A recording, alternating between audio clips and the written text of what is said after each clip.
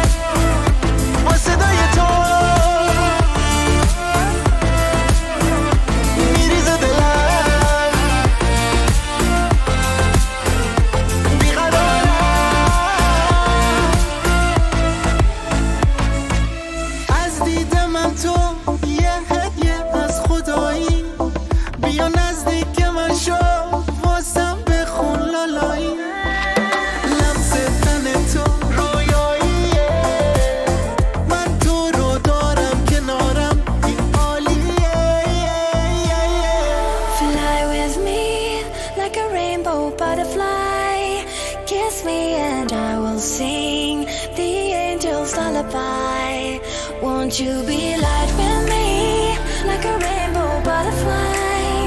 Believe and you will see all the colors in the sky.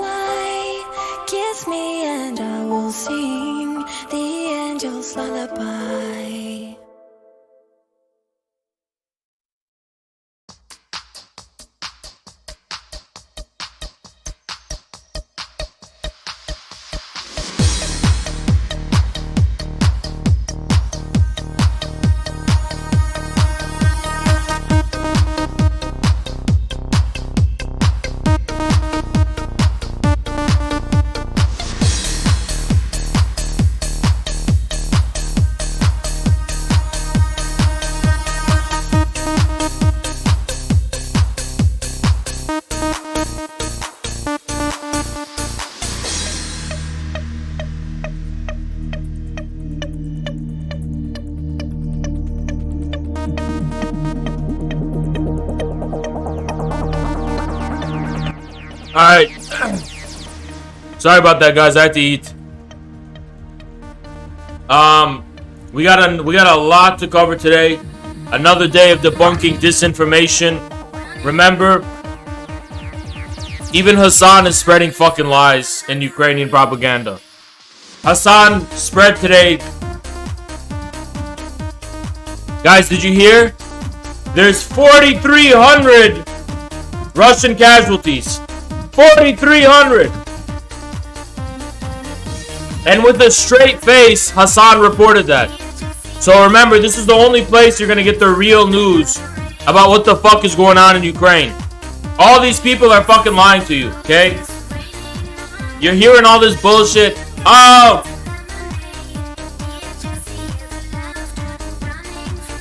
Oh my god!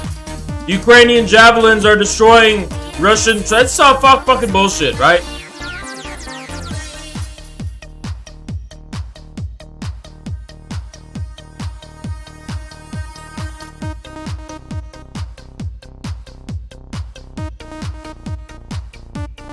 First of all, let's check up the updated map.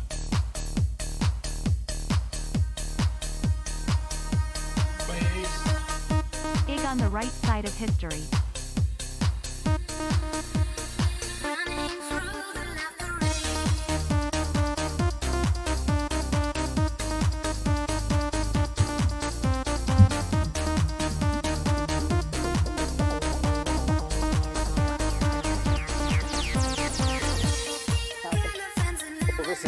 situation across.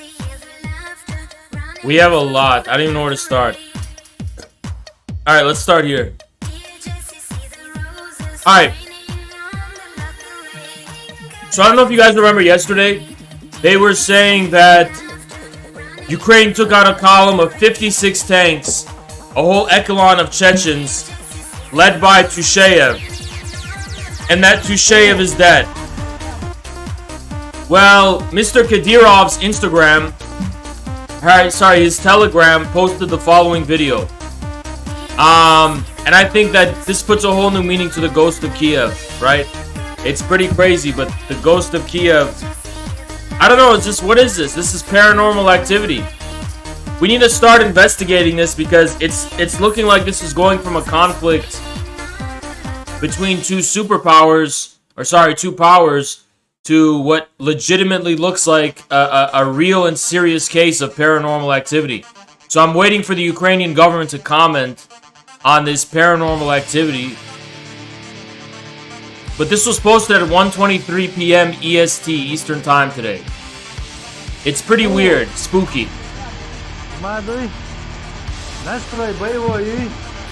Maybe this is a new column, right, that they sent afterwards, right? Just wait for it. It's getting a little spooky. Whoa! Whoa! Look who it is! Look who it is!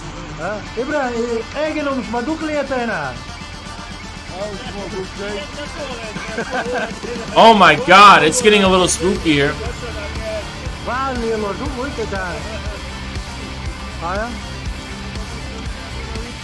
Maybe it's just the guy who looks like him, right? Let's wait.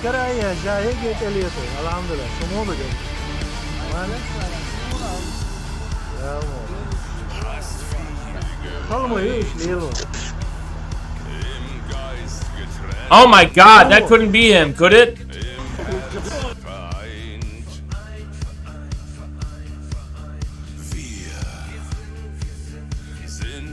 How could it be? Didn't Dylan Burns and Vosh say that he died? I don't know what happened. I guess, oh, you know what it was? You know what it was? I know what it was. He had a chug jug, so his health was like really low, like 1 HP, but he took a chug jug and he revived his health. That must have been it. Must have been it. I know this is beating a dead horse, but in case you needed extra confirmation, we have another ghost. It's getting spooky in Ukraine. It's getting really spooky in Ukraine. We're just... Look, Vosh, Dylan Burns are relevant. They all reported on someone's death. So... Oh my god, this is scary. This was one of the alleged Snake Island defenders who sacrificed their life. And here he is reacting to President Zelensky declaring that he died. This is President Zelensky. He's watching on the phone, and Zelensky's literally giving a speech commemorating and mourning the dead Snake Island 13. And this is one of them. Yeah, there's a lot of ghosts all over. You know, Ukraine's a really spooky place. It's like they're starting to call it the land of curses and ghosts, and there's a ooh, the ghost of Kiev, the ghost of the Snake Island 13, the ghost of Tusheyev. There's all these ghosts in Ukraine, and I don't know what's going on. Він навіть не знав, що на Зміїному острові була ще й морська піхота. Крім того. So, this is the, they were actually captured peacefully. This is one of them watching Zelensky's speech, where he already talks of their funeral for propaganda purposes. So not only did he mourn them, Zelensky talked about their funeral. I mean, this is kind of awkward. I mean, you know, they always say, what would it be like to attend your own funeral? And I think we're looking at one of those situations. I think this guy is having the privilege of being able to be one of the first people in history to attend their own funeral. Якщо нас похоронили, значить нас і думали похоронити. Свято ми підняли руки вверх, покидали оружие, нас на пірсі построїли. I think this warrants a new tweet. What do you guys think? I like that name, Spookraina.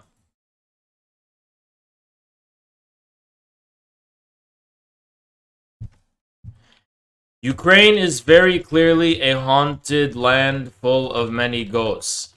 From the ghost of Kiev, the Ukrainian Reaper, the ghost of Tusheyev, and the Chechen, and his haunted 50s, and his, what's a good word?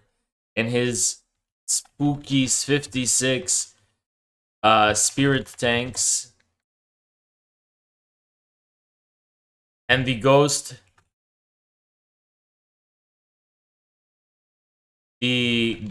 of, I'll say, the 13 Snake Island poltergeist. Let's boot up.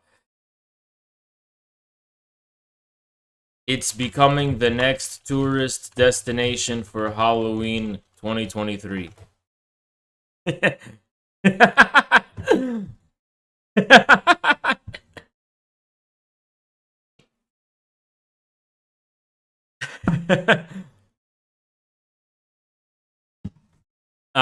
Brilliant tweet. I'm gonna just clap for myself. I like that tweet. Great tweet.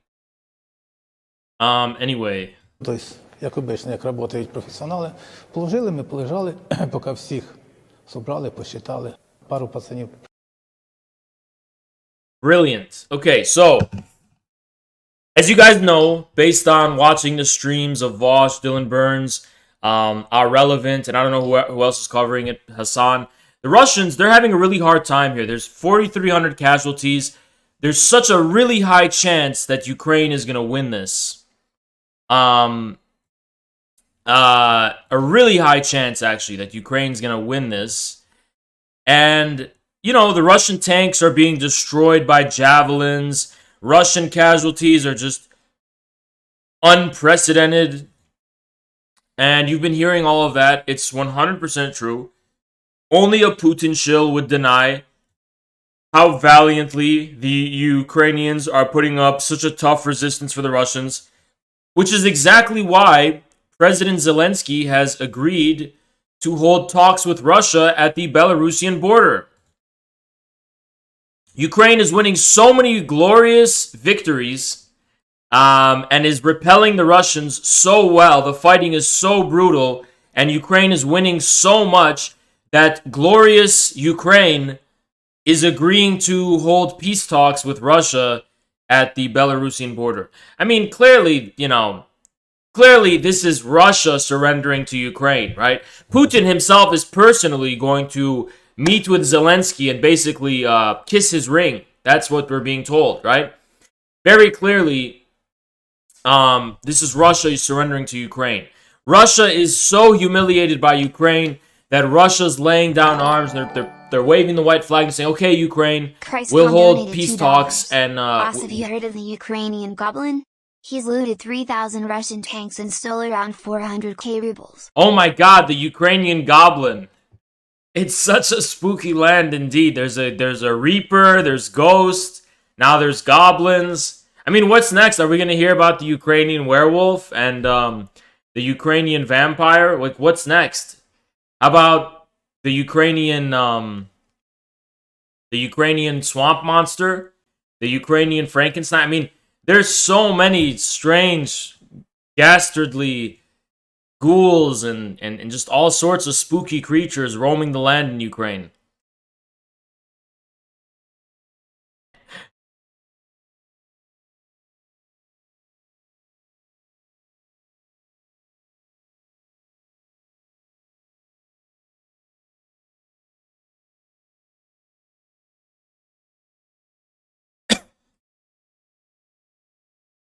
Oh my God, another one of these Avengers just dropped. Guys, don't tell Vosh and Dylan Burns, okay? A lone soldier from Ukraine has single-handedly destroyed 43 Russian missile strikes on his own, armed with nothing but a slingshot and stones. He is known to locals as the Guardian of Kiev. Holy shit. Unbelievable. This is definitely true. And only a Putin shill would be skeptical of this, okay? Only a Putin shill would be skeptical, okay? This is clearly 100% true. I mean, come on. What do you? How do Putin's boots taste, huh? You fucking shill. Oh, you're gonna deny this? How do Putin's boots taste? Bet they taste good, huh? Bet that authoritarian Russian boot is doing well for you, isn't it? Huh? Putin's boots must really taste good, huh?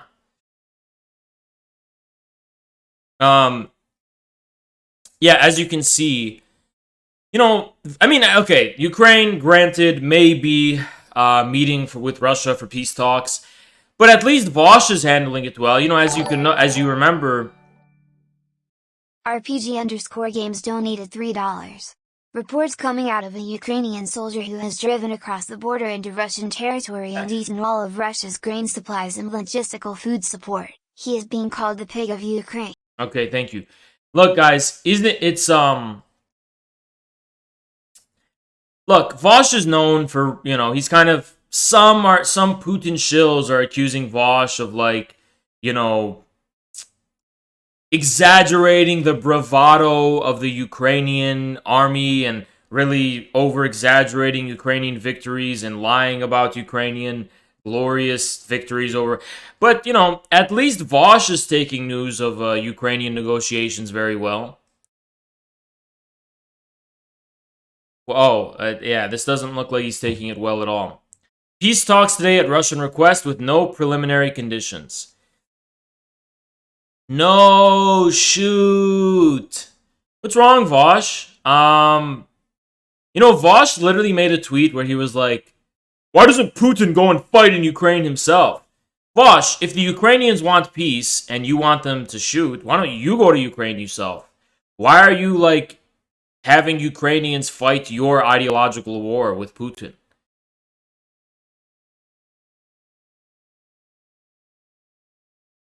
Let me blow my nose.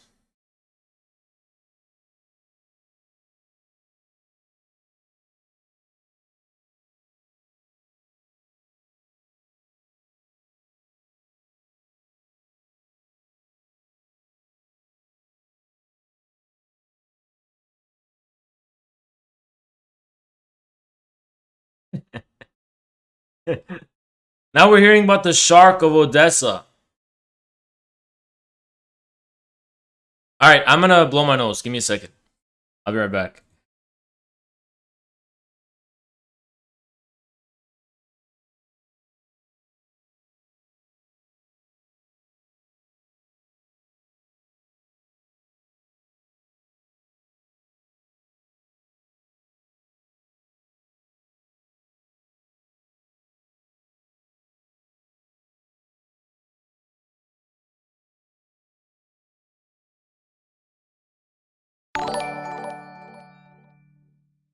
Vintage donated $5.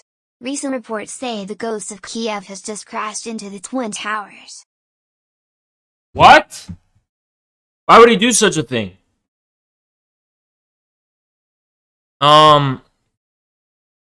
Ukraine says it'll hold talks Russia at the border with Belarus near the Chernobyl exclusion zone.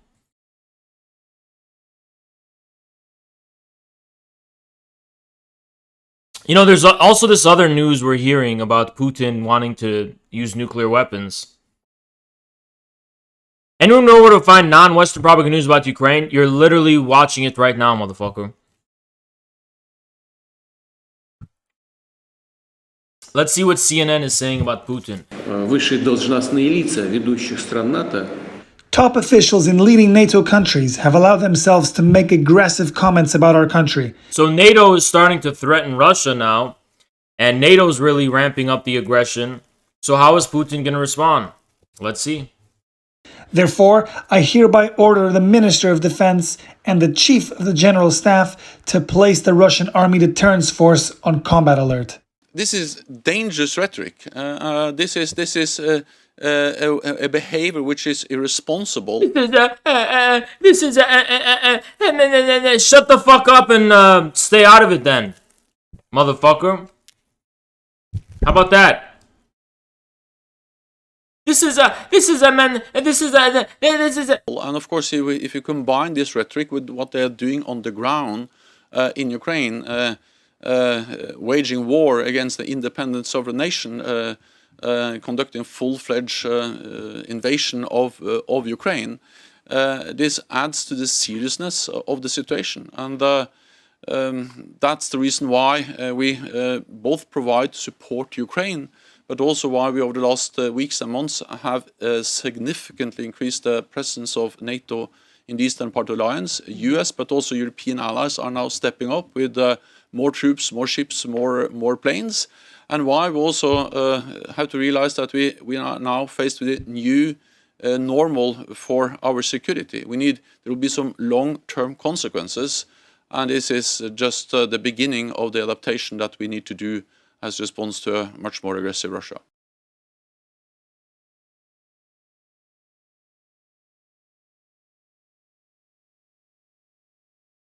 We have White House Press this video Secretary in showing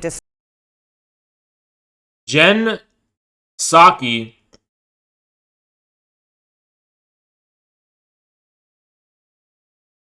manufactured threats. This is the pattern. He's manufacturing threats that don't exist in order to justify further aggression. So what are the comments that Putin did this in response to? He's putting his nuclear deterrent force on high alert. I mean, is Putin this really bad aggressor? Well, we're going to talk about the double standards.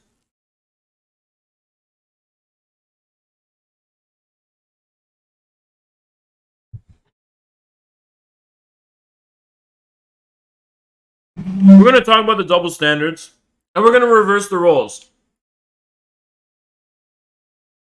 Would you support the annexation of Finland?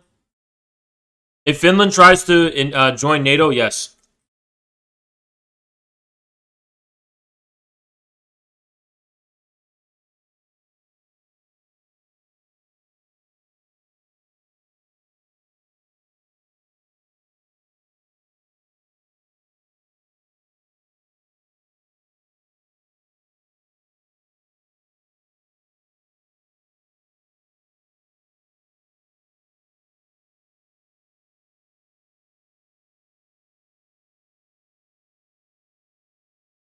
I'm going to explain it to you in simple terms.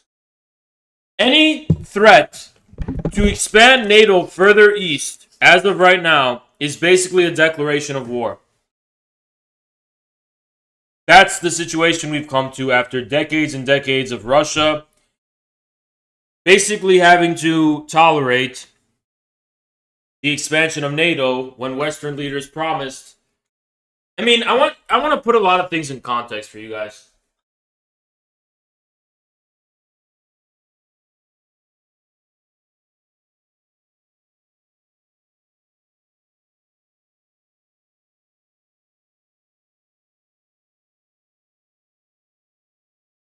So when we had the Soviet Union and the Eastern Bloc, okay,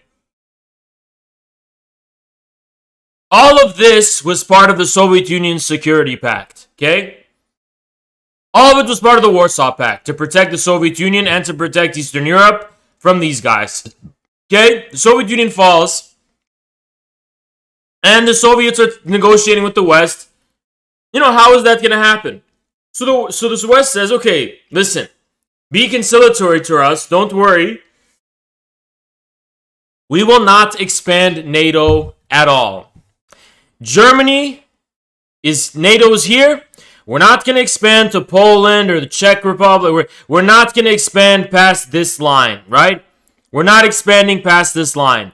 So what did NATO do? They decided to go whoop, and they went all the way here, right? So they're literally at the fucking doorstep of the former Soviet Union. Actually, they're more than at the doorstep. They've taken former Soviet states, and Ukraine was the final frontier. So this is where Russia said, motherfuckers, you lied, you expanded it all the way fucking here. We are not letting you expand here into Ukraine. This is our limit. You know? The West wants to keep pushing and pushing and pushing until they have all of this, right? They want all of this. And then, once they have all of this, Russia will be completely at the mercy of the West. So it's pretty much that simple. That's what's going on.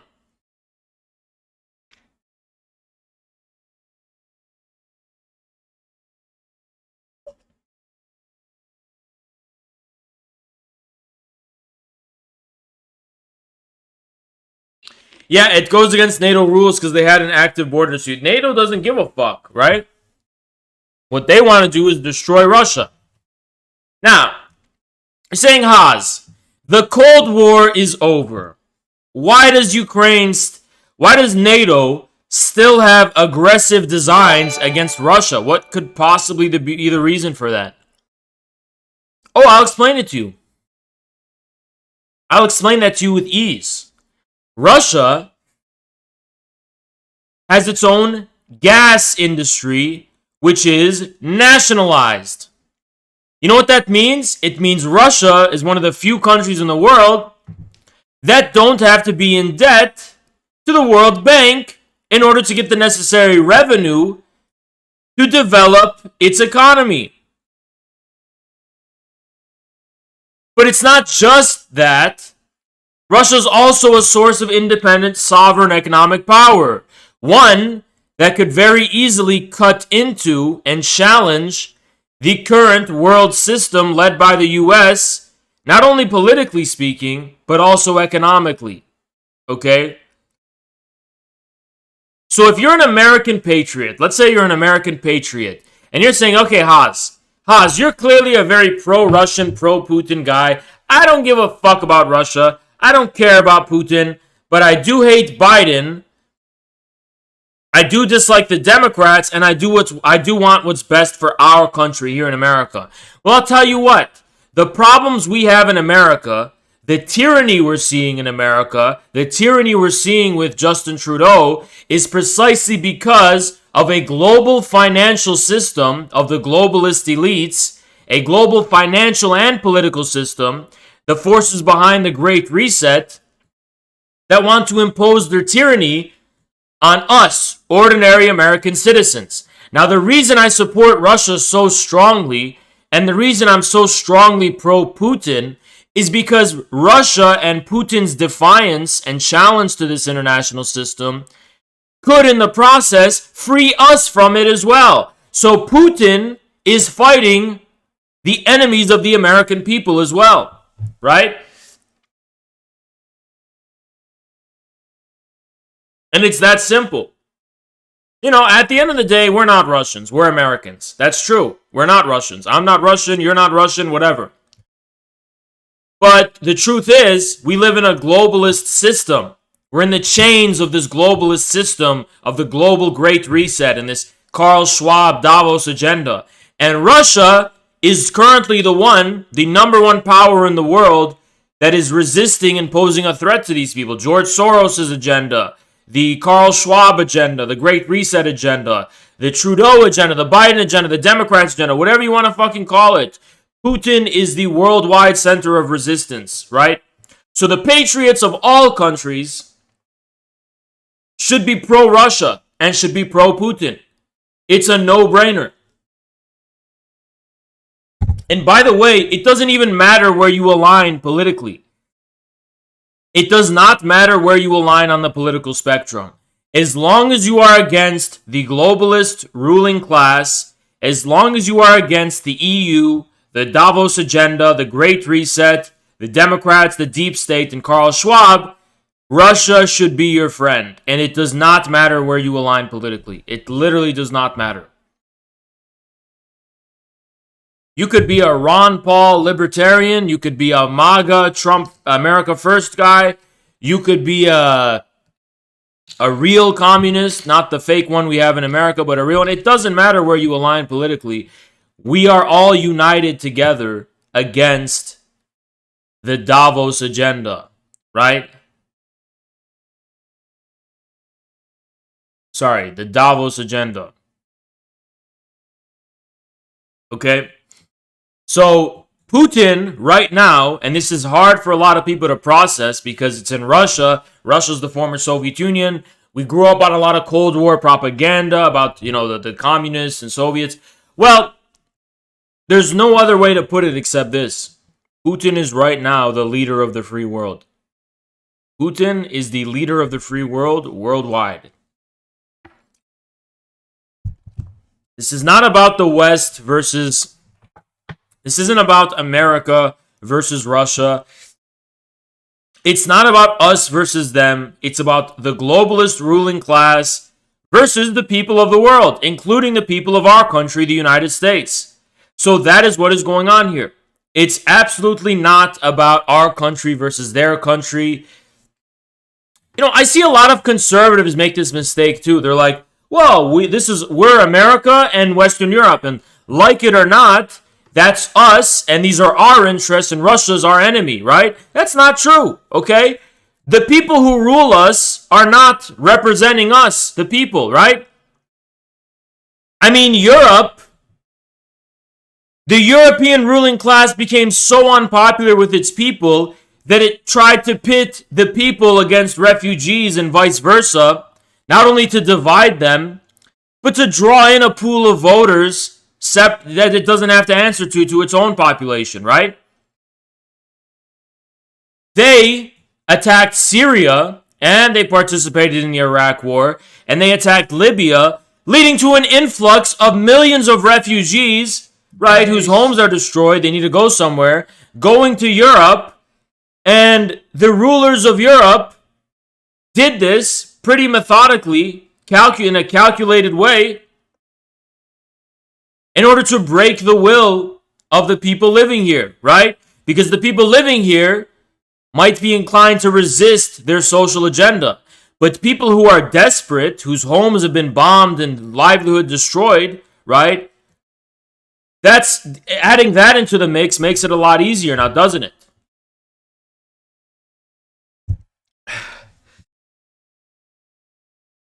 Speak of the devil, Ukraine is also now importing foreign fighters from Al-Qaeda's Free Syrian Army to fight in Ukraine alongside the neo-Nazi Azov battalion. So in Ukraine, you have literal neo-Nazis, and I'm talking about the real type neo-Nazis, like the ones who, for example, who call Chechens orcs, right? Here's something I don't know if it's going to be reported in the politically correct media, right? CNN. Now, mind you, I don't know if you ever watched CNN recently, right? But every 2 seconds, CNN is reporting to us that racism is the number one problem in the entire world, and whatever. Right? It's the worst thing ever. Absolutely the worst thing ever, right? Racism is our number one problem as a country. There's so much racism. We should all feel very, very guilty about everything, our past. We need to take down statues and think about the legacy of racism. Well, this is Ukraine, right? The current champions of the liberal left cause. Now, if you go on Twitter, you're going to notice every single one of these liberal lefties are waving that Ukrainian flag. They got the Ukrainian flag in their name. Everyone is waving that Ukrainian flag. Well, here's the actual National Guard of Ukraine, the official National Guard of Ukraine. You can see their blue check right here. Azov fighters, and if you don't know what the Azov fighters are, it's the fighters of the neo-Nazi Azov battalion, greased their bullocks with lard, which is pork, because Muslims, they're prohibited from consuming pork, against Kadyrov's orcs, orcs? That seems pretty racist to me. I mean, Kadyrov is the leader of Chechnya, and they're calling them orcs. You think CNN's going to report on that? Do you think CNN's going to talk about the complete barbaric racism of the Ukrainian National Guard? Really? They're not? Why not? I mean, CNN's always telling us about the racism in our country. They're always telling us about, oh, you know, everything's racist, this is racist, that's racist, race. All of a sudden, they're not that interested in race anymore when they're literally backing neo-Nazis who are calling Chechens orcs in Ukraine. Interesting. That's very interesting. There's actually a nice book. It's called The Last Ring Bearer, and it's written by a Russian author. And in this book, the orcs are actually the good guys, and the Middle Earth are the bad guys, so it's interesting. To address followers asking why Russia hasn't used yet in Ukraine, some live combat examples in Syria. Oh boy, we're about to deep dive into all the copium that people are saying that Russia's weak, Russia's ill-equipped, Russia's incapable. Well, you're going to see some footage of what Russia was using in Syria that they clearly have not been using in Ukraine. So give me 1 second. I got to blow my nose.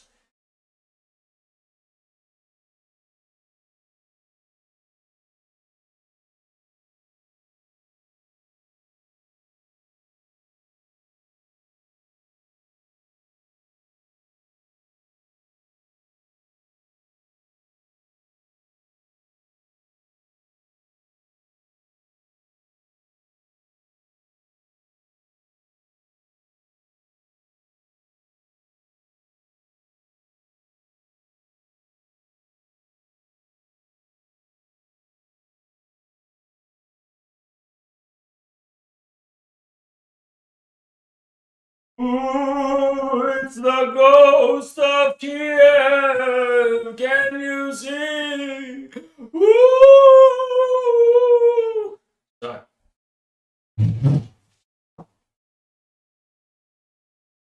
Watch out for bad footage. Sure, I'll vet everything.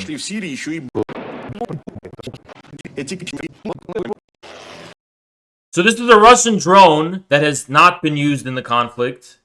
It's a Russian drone that has not been used. You can see it right here. Has not been used in the conflict. Let's look at some more toys they aren't using. Al-Qaeda got shredded by Syria by Russia. Yeah, this is crazy. Yeah, these are crazy drone technology. This is considered one of the most legendary helicopter attacks caught on camera. We're going to be very careful not to show footage of anyone dying or anything like that. But you're just going to be able to see the helicopter in the distance. Russia is not using this helicopter. They're not using this helicopter, okay? In Ukraine. Oh, God. Heavy payloads. So this is a Russian Lancelet. And they're not using it in the Ukraine conflict at all. They used it in Syria. And this thing hit a Turkish TB2, right? Spetsnaz operatives. Combat footage in Syria.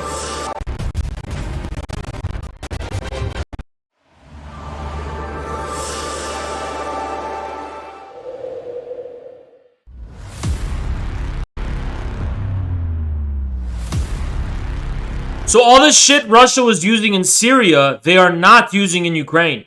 I've seen so many threads saying that Russia's too broke and they don't have the resources and, you know, their budget, they have budget. There's nothing like that. Look at what they were using in Ukraine. You think Russia, what? They just ran out of all that. What happened to all the stuff they used in Syria, I mean? You think it's all gone? No, they're just not using it in Ukraine because they don't want to actually intimidate Ukrainian citizens and, you know, appear as this alien invading force. If NATO gets involved, there is a contingency for Iran to attack Israel. Oplix, can you please post that in Post it in the fact-checking thing, because that's what I look at the most. Post it in the fact-checking thing in my Discord about the Iranian contingency to attack Israel in case of a NATO attack.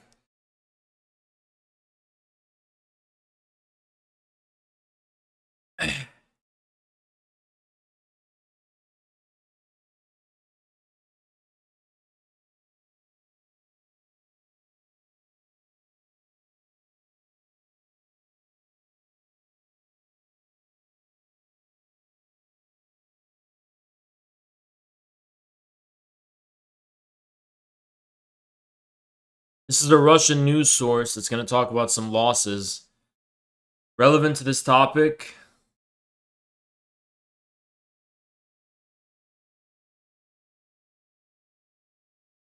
My partner of 18 years is a Russian-speaking Ukrainian Jewish woman who was born in Odessa and grew up to the age of 17.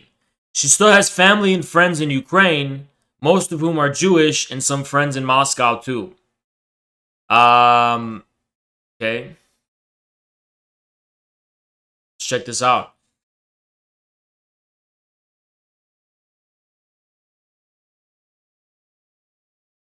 She's been emotionally drained, depressed, and unable to eat. She spoke with her relatives in Odessa, and they said that while they could hear bombing in the distance, life was going on as normal there. People were getting out, getting food, walking, and driving.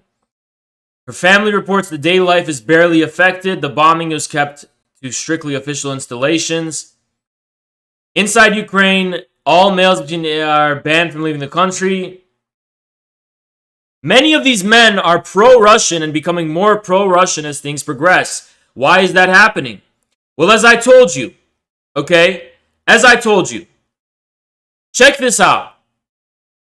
Many of the males between 18 and 16 are pro-Russian and becoming more pro-Russian as things progress. Why? Because Ukrainian public opinion is nowhere as near anti-Russian as you would expect based on what you're seeing in Reddit and on Twitter.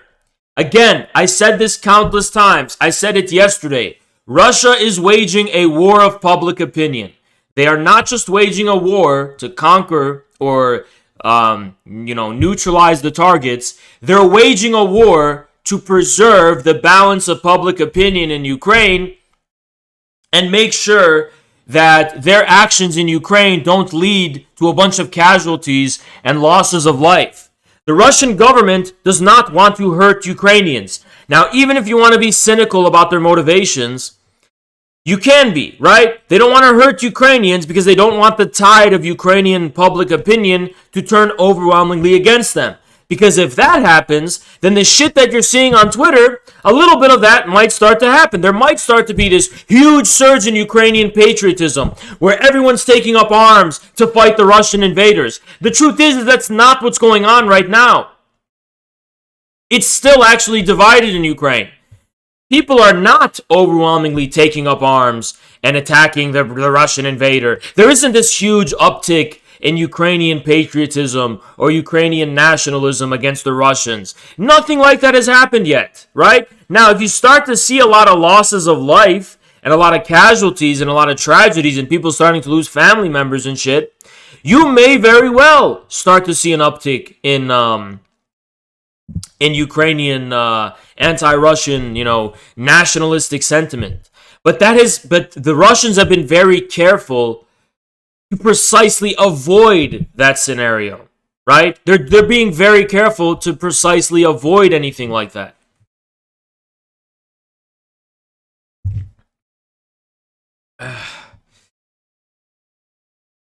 And by the way, I doubt this is a pro-Putin. They have NATO equals, they don't like NATO, but this is very clearly a leftist, okay? So this isn't someone who I would expect to lie about this. She continues, there have always been a rift between Eastern and Western Ukraine, with Western Ukraine seeing itself as more European and non-Slavic. Now, I want to remind you guys of this map. You look at Western Ukraine, and I'm talking about the Polish, historically Polish, Lviv, and so on. Russia isn't touching these, right? Lutsk, Lviv. There's barely any activity going on here, right? Everything is mostly being confined to Eastern Ukraine. And in Kharkiv and in Odessa,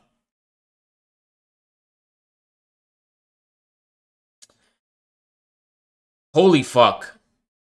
Give me a second.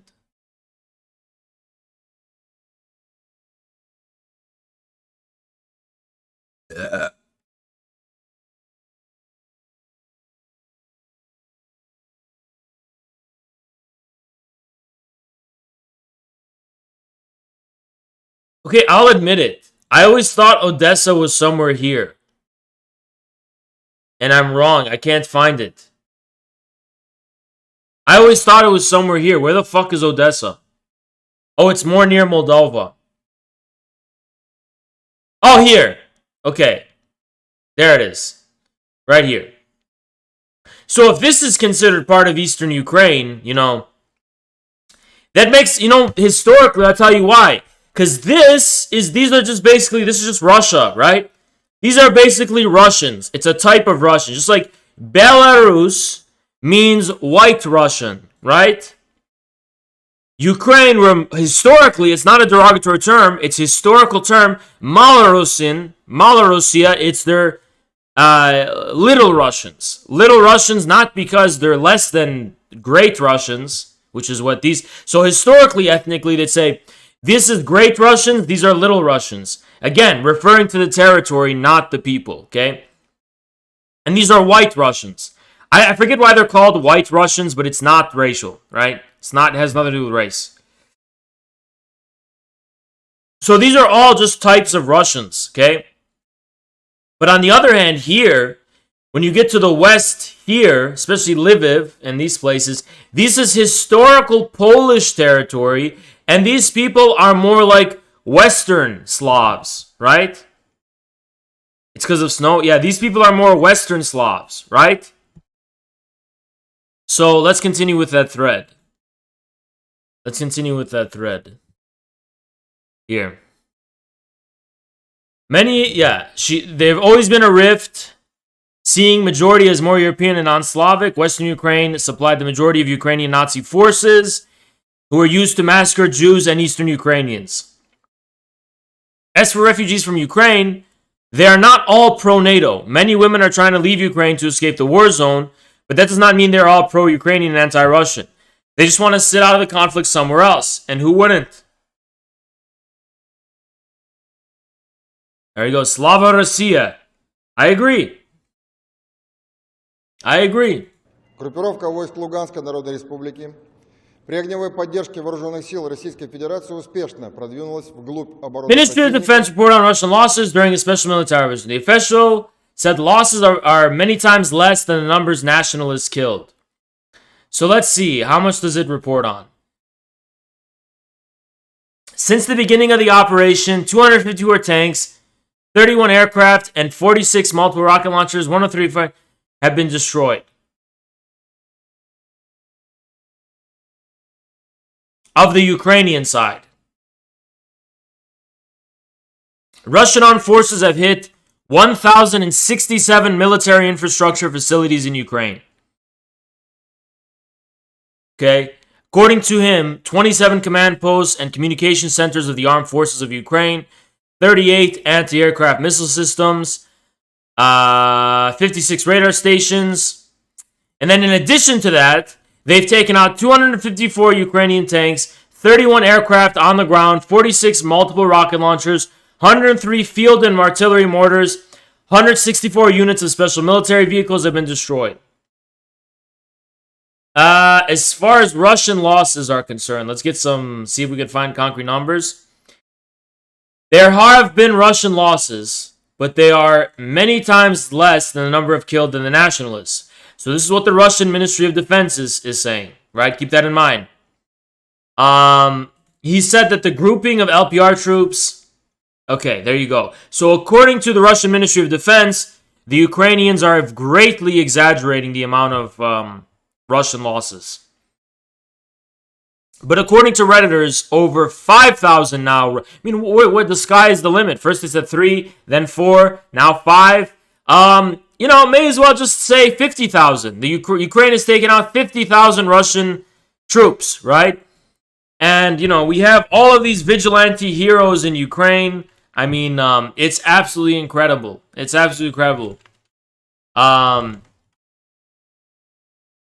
They're saying that there's a convening of Ukrainian heroes. And this is actually footage of this is the Ukrainian Reaper and the Ghost of Ukraine meeting up together to team up. They're taking out hundreds of Russians every day by the scores. So here's a real photo of some of the Ukrainian freedom fighters and military operation units that are decimating Russian tanks. And they've got, you know, they hold javelins in their hand. And this is absolutely incredible, right? Absolutely incredible. Show of strength on part of the Ukrainian resistance. Please, someone show this to Vaush.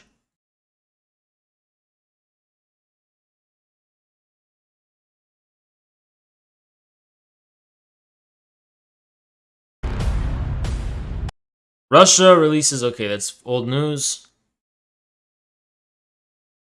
Okay, this is from earlier today. EU states to provide Ukraine with fighter jets. Now, what's mysterious about this, he points it out, is that Ukrainian pilots are not trained for the Eurofighters, right? They're only trained for Russian jets. So American or European jets would not be flown by Ukrainians. So what does that mean, right? That they're going to be flying those jets. Well, Putin stated that all those who provide destructive capability to the Ukrainian military will also be targeted. So, you want to know why Putin has initiated his deterrence, his nuclear deterrence? Everyone's freaking out, right? Vaush said some really stupid shit. I'll point it out, right? What Vaush said, really stupid, by the way, to say this. He said, how do people claiming Putin is acting defensively explain that he's threatening nuclear war because a non-nuclear country he invaded is managing to repel his attacks? First of all, that Ukraine is not repelling Russian attacks, and Putin is not threatening nuclear war against Ukraine. His nuclear deterrence order was for NATO and the NATO countries, right? Because NATO is threatening to get involved. Now, if you think this is a rash decision, when North Korea tests a missile thousands of miles away from our territory, we Americans start freaking out. We go ballistic. We freak out. Right? And we have our own nuclear. Oh, let's nuke North Korea. Should we nuke North Korea? All this shit, right? This is Russia, and they're being circled. They're being threatened and encircled and attacked by NATO, by Poland, and all these other NATO states. And we're gonna get to those freedom-loving Polish and other Eastern European NATO countries, and we're gonna learn about how they treat what a rainbow of Reddit those countries are, right? But specifically speaking, imagine if America was in Russia's shoes. Imagine if all this shit was happening in Mexico. You don't think we'd get our nuclear deterrence ready? You don't think we would overreact? We would do way more than what Putin's doing right now. Really try and think about it. Try and think about if the roles were reversed and it was the United States who was in Russia's shoes. We fucking go to war with people thousands of miles away. We invaded Iraq. We're going ballistic over Venezuela. We don't even recognize the government of Venezuela. We still think John Guaido is president. Venezuela's pretty far away. Right? Well, think about how close countries like Poland and the Baltic countries are to Russia, and Bulgaria. How close are those countries to Russia? And Romania. Those countries, they are being cringe. Those countries are pretty close to Russia. They're also part of a military alliance which was literally formed to destroy Russia. I mean, after World War II, Operation Unthinkable, they were actually going to nuke the Soviet Union and slaughter the people of the Soviet Union. That's the context that formed NATO, okay? You don't think Russia has any reason to activate its nuclear deterrence options when NATO is starting to saber rattle in this crucial time? They're not playing around. They're not going to be playing around, right? We see abolish NATO is trending on Twitter. And you want to know why abolish NATO is trending? Because the US astroturfing bots are trying to test public opinion. They're like, okay, what if we push back against this? Oh, it's popular. So we're getting the public to start being more pro-NATO now, right? The public used to be anti-NATO. Now the public's becoming pro-NATO, right? 11,000 likes.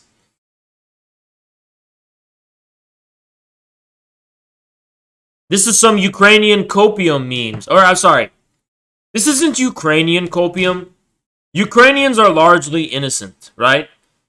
This is Western copium. This is made for Westerners. Okay? This is clearly made for Westerners. Our tanks have ERA, APS, and cage armor. You're not supposed to destroy them with infantry portable weapons. And then, yeah. It's total cope. The javelins are not as effective as they're being made out to be. You're not seeing these overwhelming Russian losses. You're not seeing this fucking bullshit they're reporting because there's no fucking evidence of it, right? There's no evidence of it.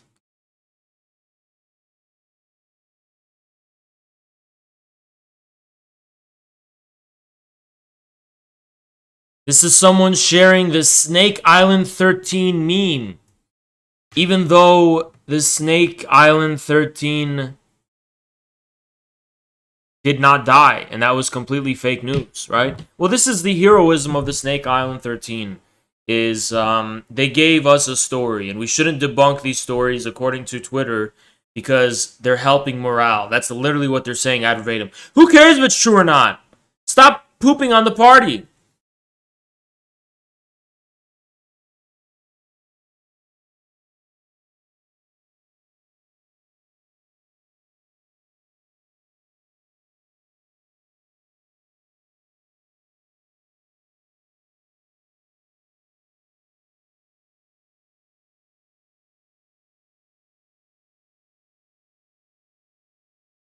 You know, I think the closest thing to the ghost of Ukraine, the ghost of Kiev, it might just be a Ku Klux Klan garb, right? That looks like a ghost.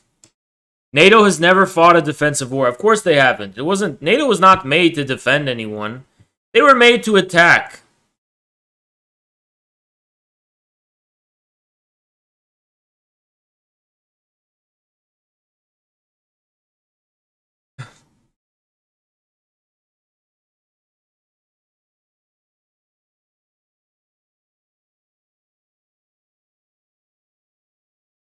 Here's a live look at Kiev from Fox News. Apparently they're trying to say that Kiev repelled Russian attacks. So let me explain something to you guys, right? This is what you really want to keep your focus on. Nobody's fucking getting repelled, okay? There's a number of assumptions people are making.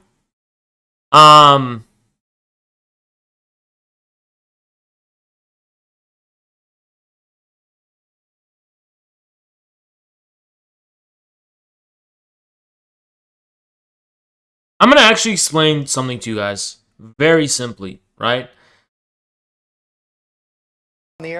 This is going to be like very simple. I'm going to break it down for you, right? Some base libertarian accounts, nice. Yeah, I told you about crisscross theory. Let me tell you guys something, right? I'm going to explain this to you very, very carefully, okay?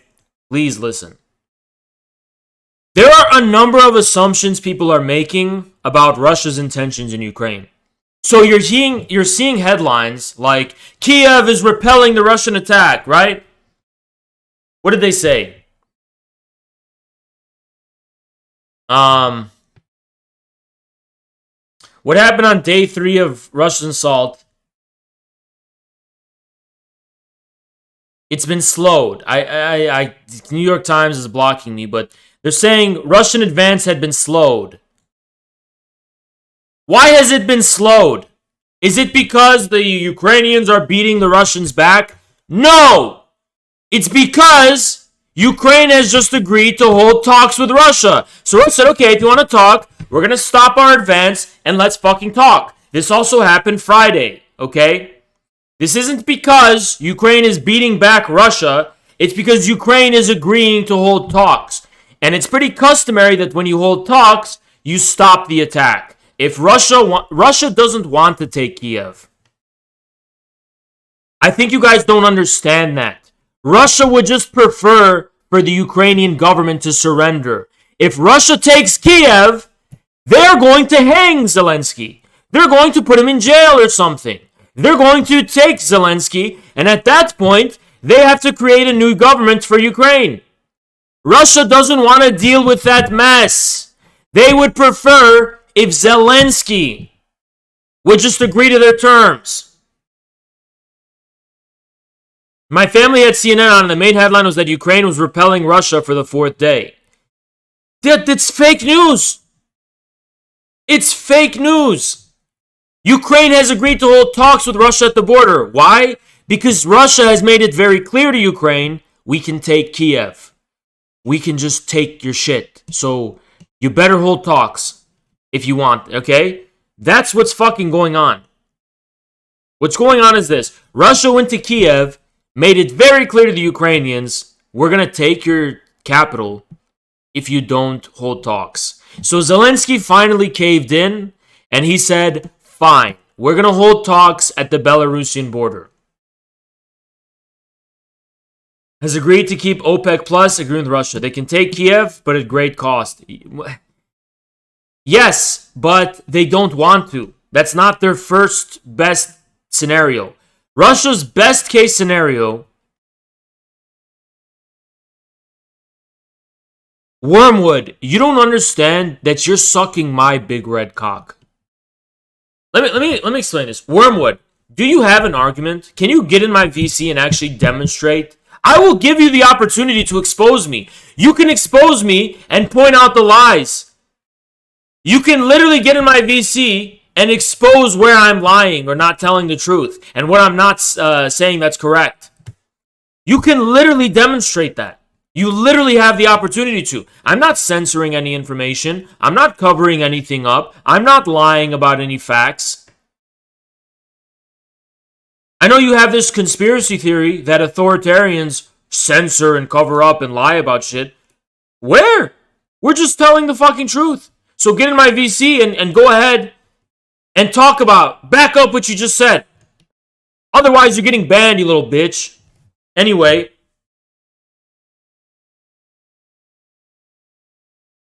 Russia's best case scenario is for the Ukrainian government to just agree to the terms of peace Russia laid out. That's the best case scenario for Russia. That way, Russia doesn't have to depose the Ukrainian government. Because look, has anyone ever thought about this? Has anyone ever even thought about this? Have you ever thought about the fact that Russia doesn't really have... Probably doesn't... maybe it does. It's just... What's Russia's plan? Isn't over yet. She is still stuck at the border after a night out in the cold. What is Russia's plan? Right? What is their actual plan for when they win? What are they going to do? Are they going to make a new government? No, they don't want to do any of that shit. They just want the fucking regime change. But that's a nightmare. They don't want to have to fucking do that, right? They would just prefer the existing government to cooperate.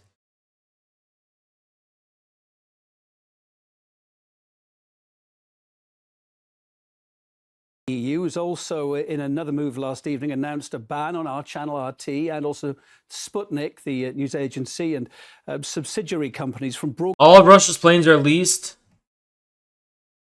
You mean the passenger planes?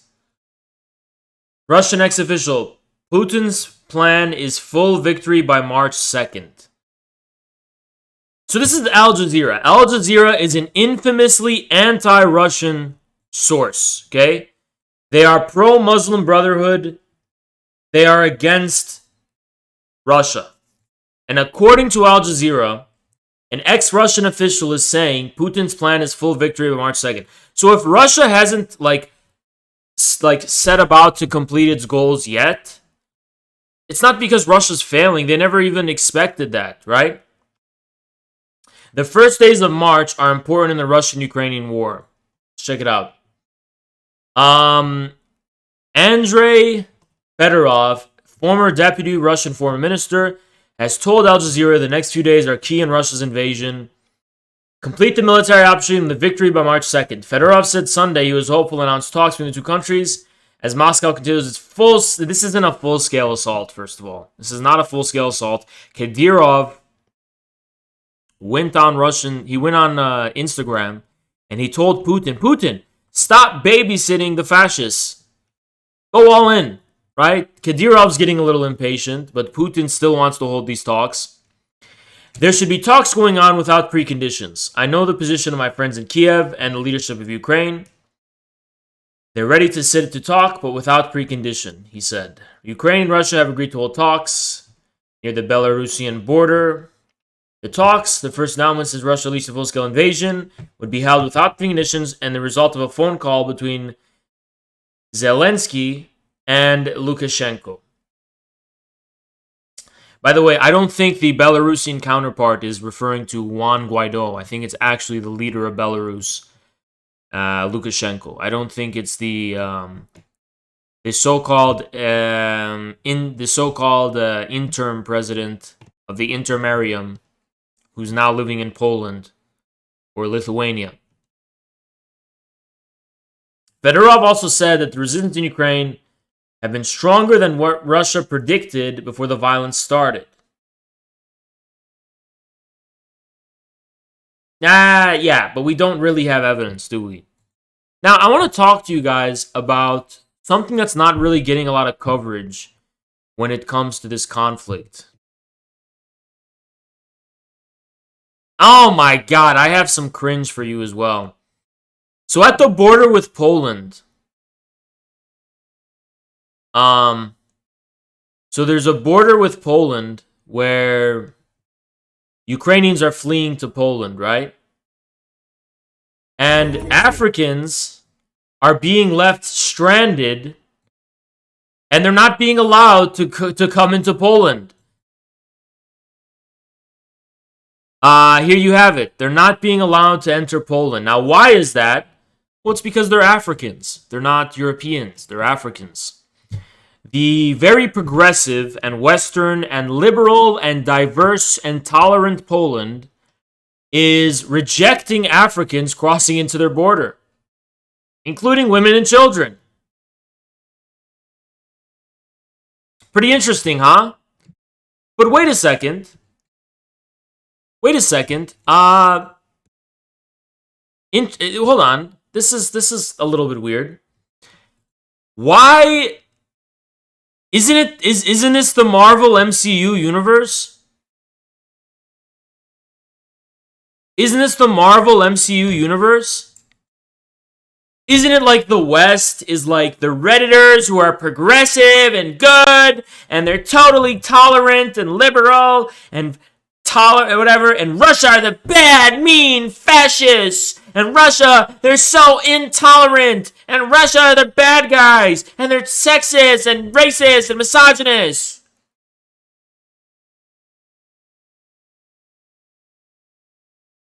Well, since this is the Avengers, this is the Marvel Cinematic Universe, this would be like, and Poland in this cinematic universe, Poland is like the Hawkeye of the Avengers, right? He's like the Hawkeye. Well, this is like the equivalent of Hawkeye right in the middle of the Avengers, just dropping the N-word. That's what's going on. Hawkeye is just saying the N-word with no filter. And the audience like, huh? What do you, Hawkeye? That's what's going on, right? But you're not seeing anyone reporting on this. You're not seeing anyone reporting on good old Poland, good old-fashioned Poland, rejecting African migrants at its border. They're super anti-immigrant and considered pretty far-right in the EU. Wait, but Poland's the good guys, right? Because they're against Russia. Without Poland, there is no West Ukraine aspiration. I mean, without Poland, there's no Belarusian protests. There's no dream of an EU Ukraine. Poland is at the center of it all. Poland's the one that wants to reestablish the intermarium and the Polish-Lithuanian Commonwealth. Poland is the fucking reason Ukrainians consider themselves more westernized. And yet, it's pretty clear that Poland is like a viciously racist country. Probably the most racist country in Europe. As a matter of fact. And I have some cringe. Now, a lot of you guys have the Haas. Why do you hate New York? Or why do you dislike New York? What's your problem with New York? And what about it bothers you, right? This is exactly what bothers me about New York. This is exactly why I strongly dislike it. And I'm about, okay, hold your cringe. Hold your cringe. Hold your cringe. Western journalists going mask off. Okay, give me a sec. This is... Alright, we're gonna watch that after. But hold your cringe. So, SNL ditches the jokes in a solemn show opener. You know what I fucking hate? I really just hate when liberals go solemn. This is what they did after Trump was elected. They're always joking. See, listen. The liberals of America, they've always been blasphemers. They love joking about mocking Christians, and they love joking about mocking conservatives, and they love joking about mocking people's religions and mocking faith and mocking culture and mocking people, right? But they themselves have their own little religion. They have their own little pagan satanic religion where they'll ditch the jokes and we're going to go a little solemn to honor Ukraine. Oh, the liberal agenda. We're going to get a little solemn here. We're going to take it serious. No, I'm still making fun of you, motherfuckers. I'm making fun of you. We're going to go solemn. This is the liberal mentality. We're going solemn. We're going solemn. I'm going solemn to honor Ukraine. This is super serious, guys. Super serial, guys. It's super serious, guys. Take it seriously. You better take us seriously, guys. This is super sad and serious. You know, when liberals stop being ironic and start taking shit seriously, it's actually terrifying. Because there you see their, like, full religious thing. Like, they're fully religious. Like, they have this, like, fanatical religion of, like, liberal values. Like, behind all of that joking and all of that lighthearted comedy, there's, like, there's, like, this fucking cultish, liberal, just fanaticism of just, behind all of that.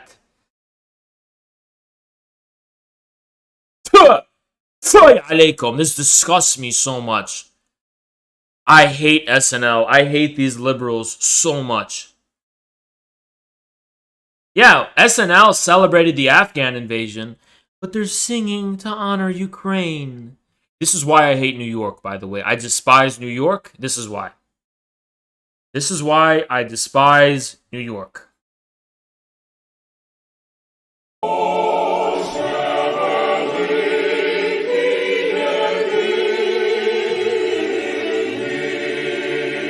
Ukrainian chorus of New York.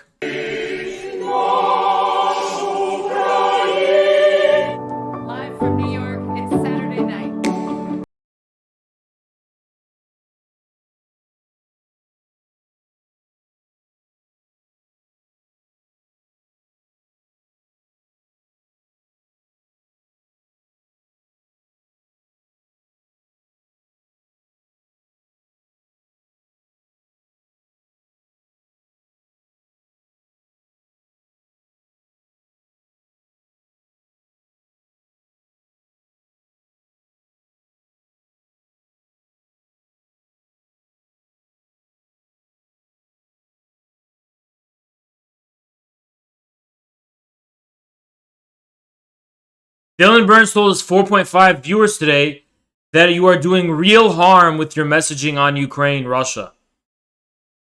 I'm doing harm, but he's actually lying. You haven't caught me in one lie. He's actually lied, right?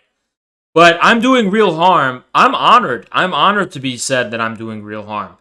I don't know if you guys understand. I'm literally the enemy of that person. We're not on the same team. I am on Russia's side. You understand?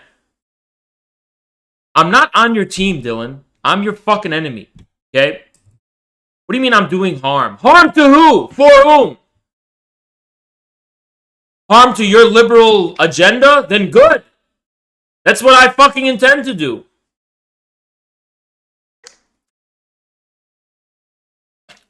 How's it doing real harm? What? I'm the only pro-Russian voice on Twitch. I am literally the only voice on Twitch telling the truth about this.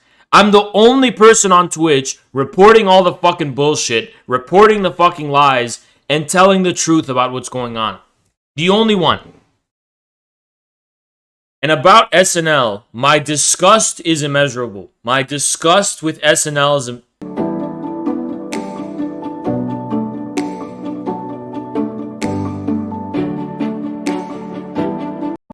grateful to be here tonight after a very complicated year. It is wonderful to be in a place that's always emphasized sobriety and mental health. Wow, this place is amazing. Well, congratulations, John, and let me be the first person to say, who are you? Are you guys aware that these are Satanists? Do you guys know these people literally worship Lucifer? And they actually have pagan rituals and perform Thelema sex magic? These are actual Satanists. And ritual child abuse is all but confirmed. Fully. The connections are definitely there, though. These are people who were friends with Jeffrey Epstein. Dylan is watching Zelensky's speech with tears in his eyes. Oh my god. You know what? Are these people feds, or are they federal agents? Or are they fed? Or are they actually this naive where they're projecting all of their hopes and dreams onto this foreign country? And the only reason they get away with it is because the country is foreign enough for them to not know enough about it, for them to be able to project all of their liberal hopes and dreams on it. A Russian girl I'm talking with told me that her 13-year-old sister was kicked out of her WhatsApp class group and blocked by half her class. Their parents told their kid to say so in Germany. Yeah, there's a giant ramp up of Hitlerite anti-Russian racism in Germany. So I want you guys to know something a little bit about history, right? Historically speaking, Germany and Russia went to war in World War II. And Germany was never able to lash out its feelings of revenge against Russia for Russia humiliating the Nazis and defeating Nazism.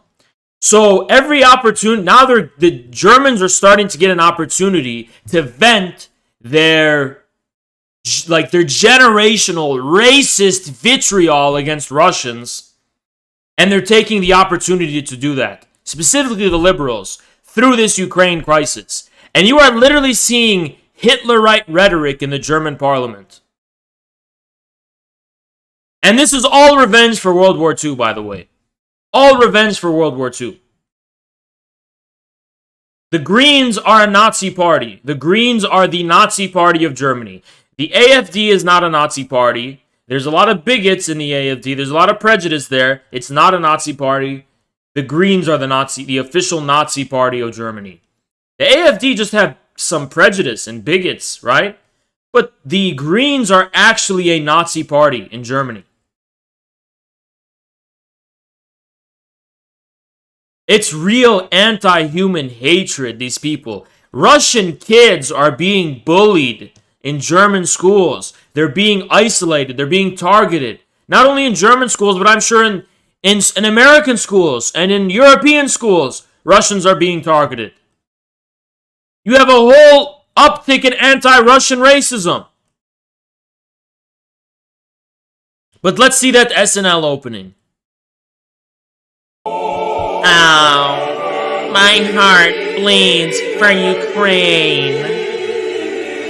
Oh, Ukraine. My heart bleeds for Ukraine. Saturday night. Look how self-righteous they look. Look how self-righteous these women. Look how self-righteous her face. Look at her face. Russia, you're doing a lot of bad things, Russia. You're doing a lot of harm, Russia. I'm holding out for Ukraine. I'm holding out for Ukraine. I'm really holding out. I'm really holding out for Ukraine. Fuck SNL! Fuck SNL! Compilation of Western journalists on the crisis. Let's actually check this out. I'm sure this is golden. This has got to be golden. But this isn't a place, with all due respect, like Iraq or Afghanistan, that has seen conflict raging for decades. This is a relatively civilized, relatively European, I have to choose those words carefully too, city. We saw this one. Expect that or hope that it's going to happen. It's very emotional for me because I see European people with blue eyes and blonde hair being killed, children being killed every day. Look, this is like the 10th time that Ukrainian propagandists have not known what propaganda to give to Westerners. Like, oh yeah, Westerners, you're a bunch of racists like us too, right? So let me just mask off with you. No, listen. Someone tell this guy. Hold on, guy. Hey, listen. Listen. What's his name? Let's just say his name is Igor. Oh, no, Igor, listen. We hide our racism in the West. We're not openly racist. You cannot say this publicly. Oh, okay, my bad. I was assuming you were honest about it like me, like my friends in the Azov battalion. We are honest about it. No, Igor, we in the West, we hide our racism. We pretend we're not racist. Oh, okay, I understand. I'm sorry, I understand. Yeah, Igor, it makes you look really bad, and Putin's apologists really are benefiting. Why? Well, Putin's apologists are saying that you're a bunch of, neo-Nazi racists. We are racist. We don't want foreigners in our country. And also, the real bad guy of World War II was the Soviets. That was Stalin, of course. And to the West, they were not so bad, in that conflict, if you know what I mean. No, Igor, you can't say that. Come on. You're going to lose public opinion. What do you mean I'm going to lose a public opinion? What do you mean I will lose public opinion? Igor, you can't post videos on Twitter calling Chechens orcs and saying that you're going to dip bullets in pig's fat and that the Azov battalion is going to do it. Igor, how many times did we tell you? Stop talking about the Azov battalion. Just pretend they're a marginal force.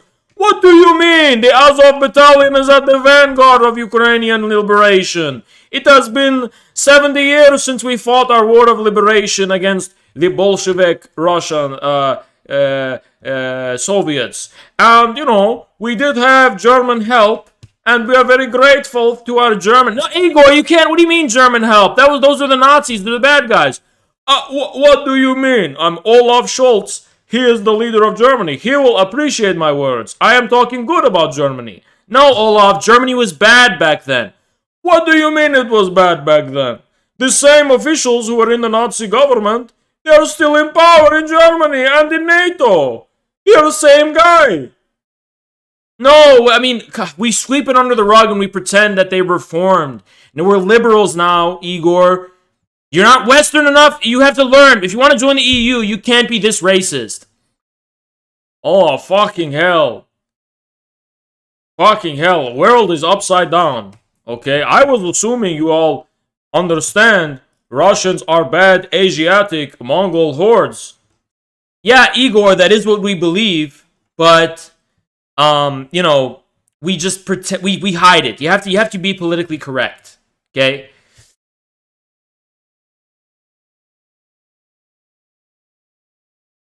I mean, it's pretty fucking clear. Like the optics PR of Ukrainian propagandists, they have no idea how bad they look when they're trying to talk to Westerners.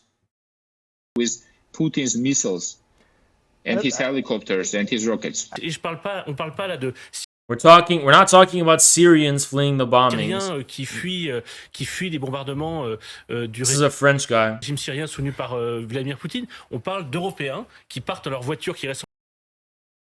Motherfucker, and I'm talking about eggs, scrambled and over easy. Because you should not be talking about race when this is the one guy that can unite humanity. If you just change his tone, he could literally be any... This is the most like multiracial guy on earth. And you want to know why? It's because of his bald head, he just looks like a default guy. You look like the default guy on a character creation screen. And except the skin tone, I mean, you just look like a pretty default guy, okay? There's nothing particularly European about you. You just look like an egg, okay? You just look like an egg. You look like the RuneScape default character. You look like the default character creator in a fucking 2006 video game for the PlayStation 2, and you're out here talking about they're Europeans, they're not Syrians, they're like us. Motherfucker, everyone's like you. Holy shit!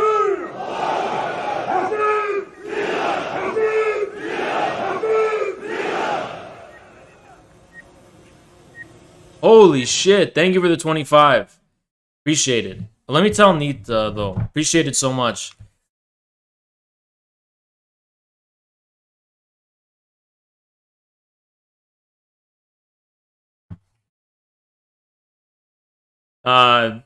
Thank you 1000% so much. Appreciate it.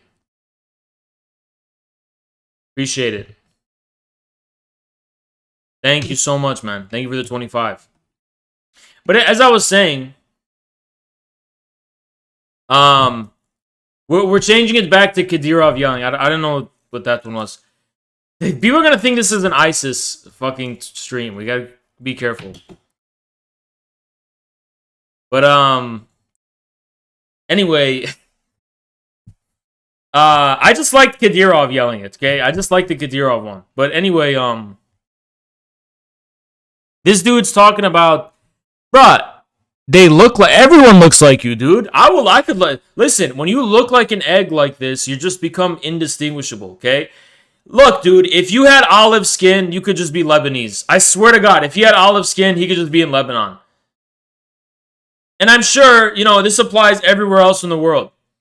Dude, you could probably fit in with Pacific Islander natives.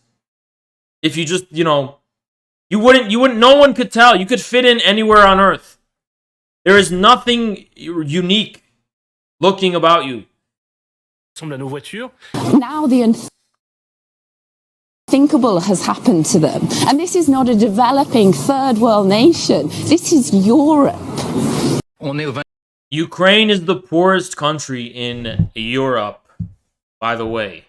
It pretty much is a developing third world country. I mean, I can't see how, like, okay, if Egypt is not a develop, I mean, so, you know what I mean? 21e siècle, on est dans une ville européenne et on a des tirs de missiles de croisière comme si on était en Irak ou en Afghanistan. You know, the reason I love French racists the most is because they manage to, French racists are the best. Because French racists do the following.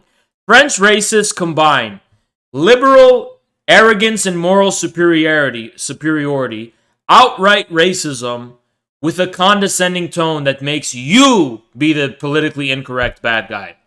You know, American racists, those are just, they're like, hey, I don't give a fuck. What are your names? Saddam Hussein? Get out of my country. I don't give a fuck what those politically correct liberals think. Well, they're, you know, at least they're just being honest. They're just like, you know, just completely politically incorrect no filter, whatever. When French people are being racist, they literally still have that politically correct filter. So they're like, you know, the European values are superior to your values. The Muslims, you are not civilized, and you must learn our superior European values. I will when you are not civilized as a European. Oh, what's so much better about you? You must understand about Europe.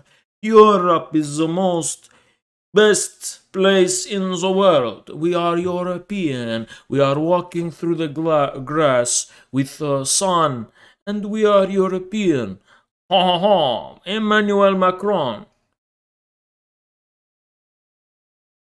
French racists are just fucking like, they're poetically racist while being politically correct and while being like liberal, condescending assholes.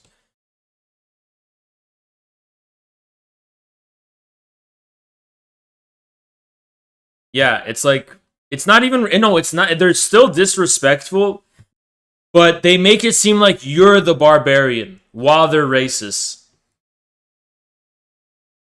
Afghanistan, vous imaginez? Yeah, I mean, look. See, remember that Mongol video where I was like, I could be way more racist than you? That's why racism doesn't hurt my feelings.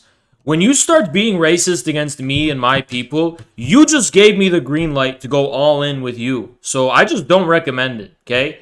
And I can't do it on Twitch. I'd never do it on Twitch. But, you know, like, let's say some French liberals started to be racist toward me. Let's just say in offline VC, the whole country of France would declare war on me. Because, look, you want to play that game, we can play that game. And I have a lot of things I keep bottled up, okay? There's a lot of things that I keep to myself, okay? But these French liberal racists, they need to start humbling themselves because, please don't, I don't want to air your dirty laundry. I don't want to air your dirty laundry. So let's just not talk about racism. I'd prefer we don't talk about it. These are not refugees from Syria. These are refugees from Ukraine. These are Christians. They are white. LMAO! Do you guys remember that? What's that fucking footage of Lindsay Lohan in Russia with the refugees? You guys remember Lindsay Lohan in Russia? This is golden. I don't know why it reminds me of this. There's like a Syrian family in Russia, and they were outside, and Lindsay Lohan found them. Hey everyone, I just want to show you a family that I met. That's a Syrian refugee family that I'm really worried about in Paris. I'm going to introduce you to them. Marcella, tell me your story so I can help you. Wanna come tell them? It's like she's trying to sound Arabic, but she can't speak Arabic. She's making like these weird noises. Watch. What do you need? What do you need? Do you want to stay in a hotel tonight? Do you want to watch movies? Yeah. It'd be so cool, right? To watch a movie on TV or a computer? Yeah. Let's go. Let me take them, let them sleep. Come with me, you and me come. Just come. Just come with me. Not your husband. Just you and your kids. You shouldn't be sleeping on the floor. But you're a good little boy. And this is not fair. You should not have them on the floor. You should be a hardworking woman. I'm freezing right now. And you should be doing what you do for your children so they have a better life. No, this is dirty. Leave it. No. I will get you new. I will get you new. No. Leave it. Dirty. It's wet. Leave. Come. No, we go to... Guys. No, нет. And خلاص. Guys, you're going the wrong way. My car's here. Come. Look what's happening. They're trafficking children. Shut up. I won't leave until I take you. What kind of Arabic does she speak? What is this fucking Arabic? Now I know who you are. Don't fuck with me. Give me your hand. Give me your hand.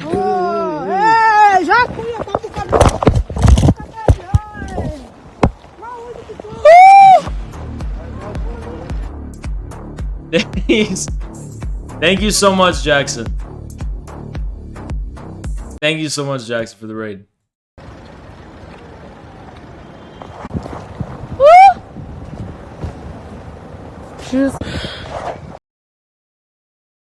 I'm like in shock right now.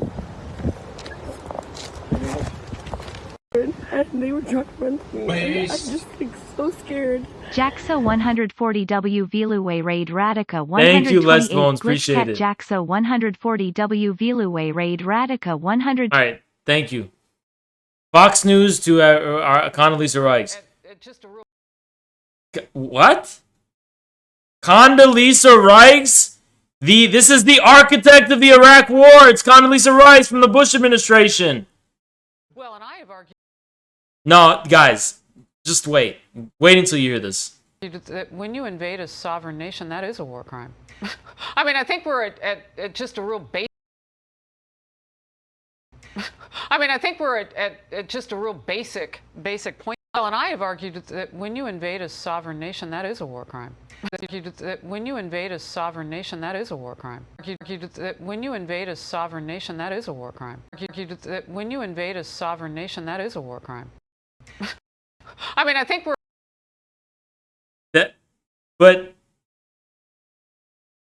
but that's Condoleezza Rice.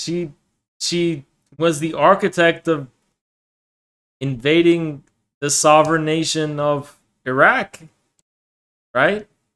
We're at just a real basic point there. Well, I'd agree. It is certainly against every principle of international law and international order, and that's why. It's against it's against what? What is it against? What is she talking about? What is it against? It's against every what? Really? Sure. Really? It's against every principle. Really? Really? Really? Is that so? Why throwing the book at them now in terms of economic sanctions and punishments is also a part of it. And I think the world is there. Certainly NATO is there. He's managed to unite NATO in ways that I didn't think I would ever see again after the end of the Cold War. Really? Yeah. Well, and I thank you, Sad Boy. Hannibal Appreciate Lecter criticizing your diet I've plan. argued that when you invade a sovereign nation, that is a war crime. That's really interesting. From Condoleezza Rice. From Condoleezza Rice, ladies and gentlemen. What time is it in Russia? Russia time. Sorry, Ukraine time. Russia's a big-ass place. Ukraine time. 4 a.m. It's 5 a.m. When does Putin and Zelensky sleep? Like, when do they sleep? Oh, Jackson made a video, by the way, guys. He made a video compiling the tragedies of Snake Island. It's tragic. So their last words were, "This is it. Russian warship, go F yourself." That is so beautiful. That is so poetic. And so beautiful. And so moving. And so touching. Put yourself in that position. You know you're going to die. Go fuck yourself. Go F yourself. Those 13 men are dead. Those 13 men are dead. And they died heroes. Psych! Huh? She's not a lesbian for peace, she turned lesbian. Push a P. Push a P. On capital P, I write the president, count president. Push a P.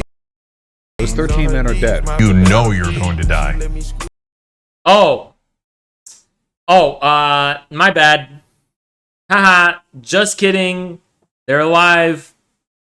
It was all a joke. There's something I pointed out. It's a little weird and a little spooky, but anarcho-Ukrainian nationalism is rising. So what's spooky about this is what I said, right? I said this. I was like, hold on, wait a second. Hold up.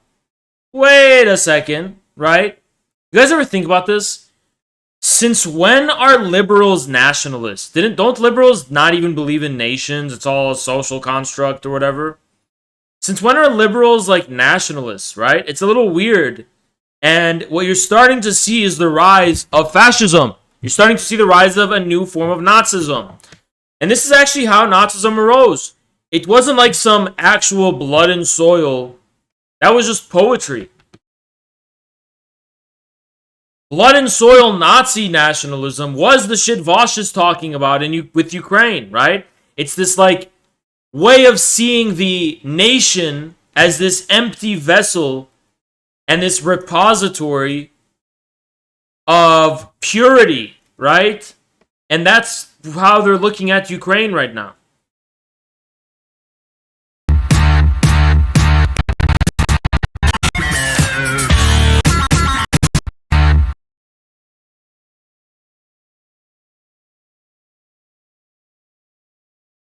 Nationalism existed for 200 years. Fascism is much lower. I'm not saying all of nationalism is fascist. I'm saying the particular type of nationalism that they're getting fanatical about, which is a civilizational nationalism in which they consider themselves the repository of Western values and the repository of liberal values, that is fascist, actually. A nationalism according to which the nation is a frontier of civilization outside of which lie barbaric hordes and orcs and, Oriental despots, that is fucking fascist. That's literally what fascism was. So yeah, that actually is fascist. That is definitely and certainly fascist, okay? That is most definitely and most certainly fascist. There's no doubt about that. Okay? Let's continue.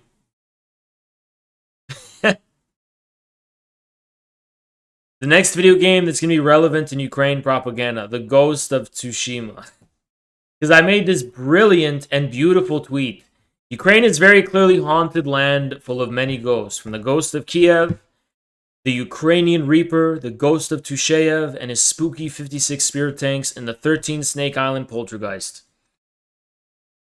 Now, it's not like my 2 cents matters, but do you want to know my opinion about how this is being handled by Russia?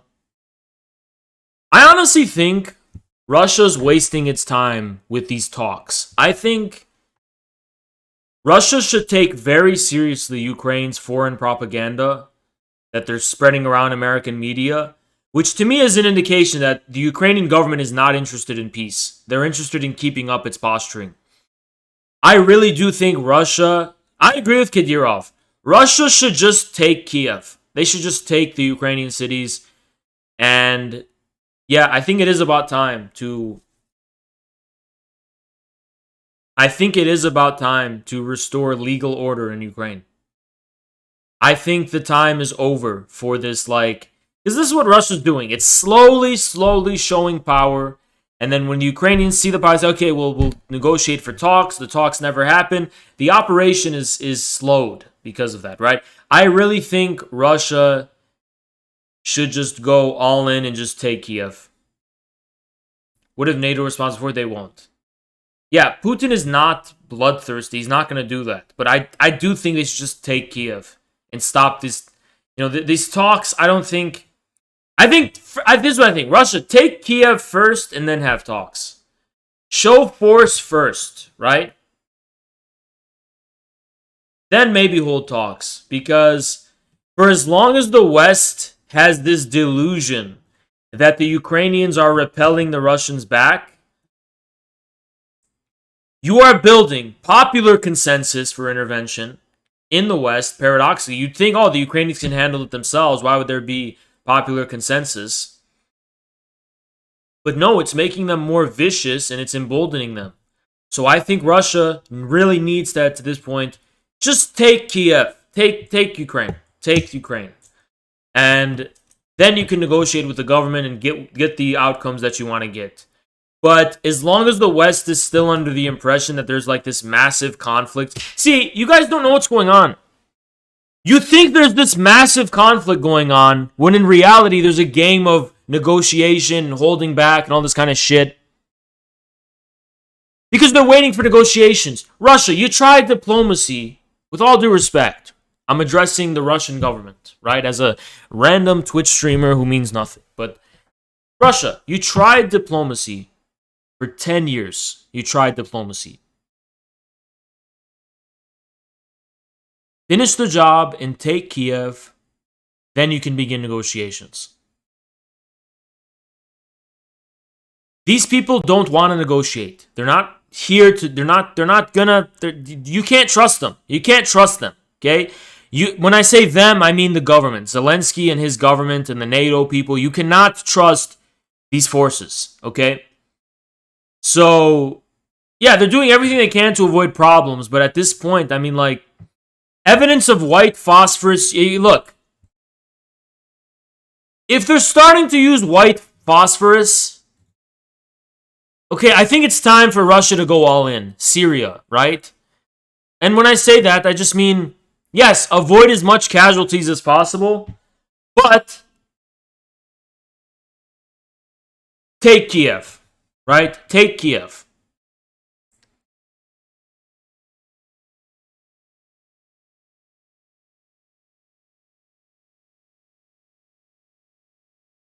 Aftermath of white phosphorus being used. Chemical weapons.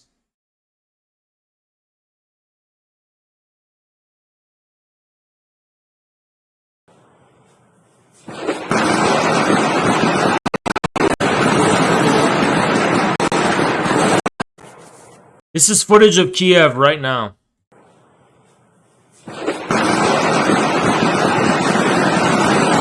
You see there's a firefight going on right there. Apparently this is Kiev right now. Ahmed! Holy fuck!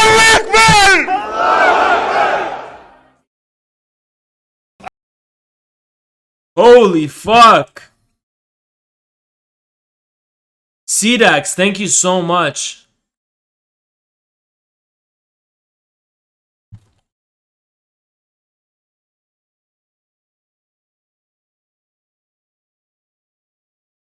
Thank you so much, CDAX, for the 50. Holy fuck. Thank you so much. Thank you so much. Aren't the talks supposed to take place tomorrow? Yeah. I'm not exactly sure. Thank you so much, CDAX. Appreciate you, man. Appreciate you. Holy fuck. Very related WikiLeaks entry. Okay, there's a few things I want to show you guys. So right now, this is Mariupol. Mariupol is a city right here. Russia has it all surrounded. It's all surrounded. There's nowhere to go. It's all surrounded. There's nothing. Look.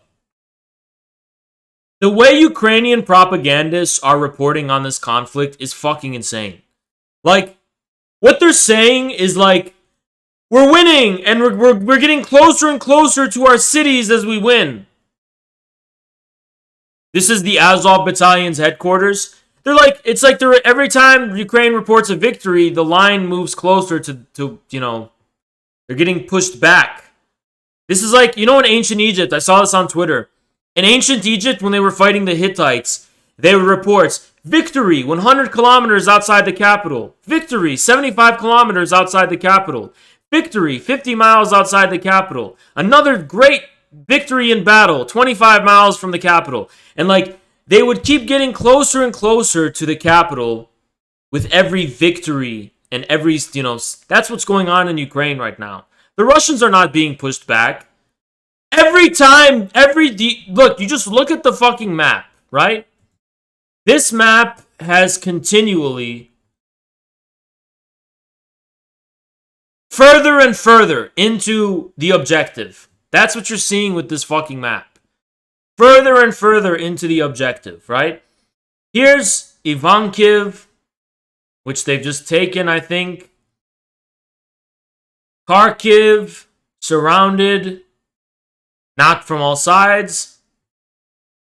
Kiev. Oh, okay, the Russians are being supposedly pushed back here, right? That's what we're supposed to believe. It's a crock of shit. It's a crock of shit, okay? C-14 freaks talking about their plan destroys the narrative that the Azov plan... I saw that, dude. I saw that. Hold on, we have a WikiLeaks cable. Niet means Niet. Russia's NATO enlargement red lines. Hold on, give me a second.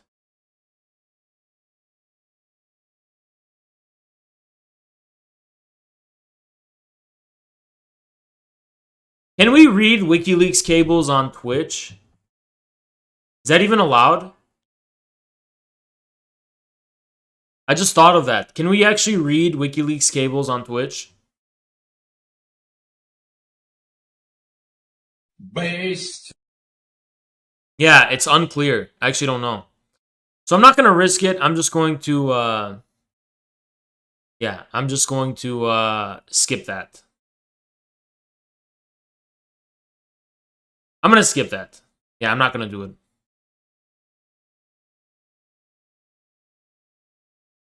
But if a news outlet reported on it, then we can cover it, right? No, we have to wait for an official news outlet to have covered it, and then we can.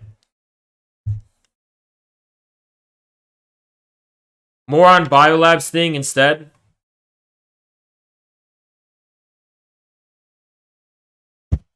Okay, this is really weird.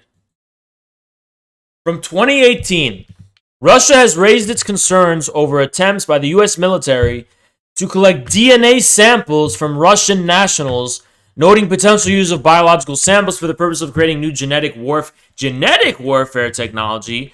Uh-oh.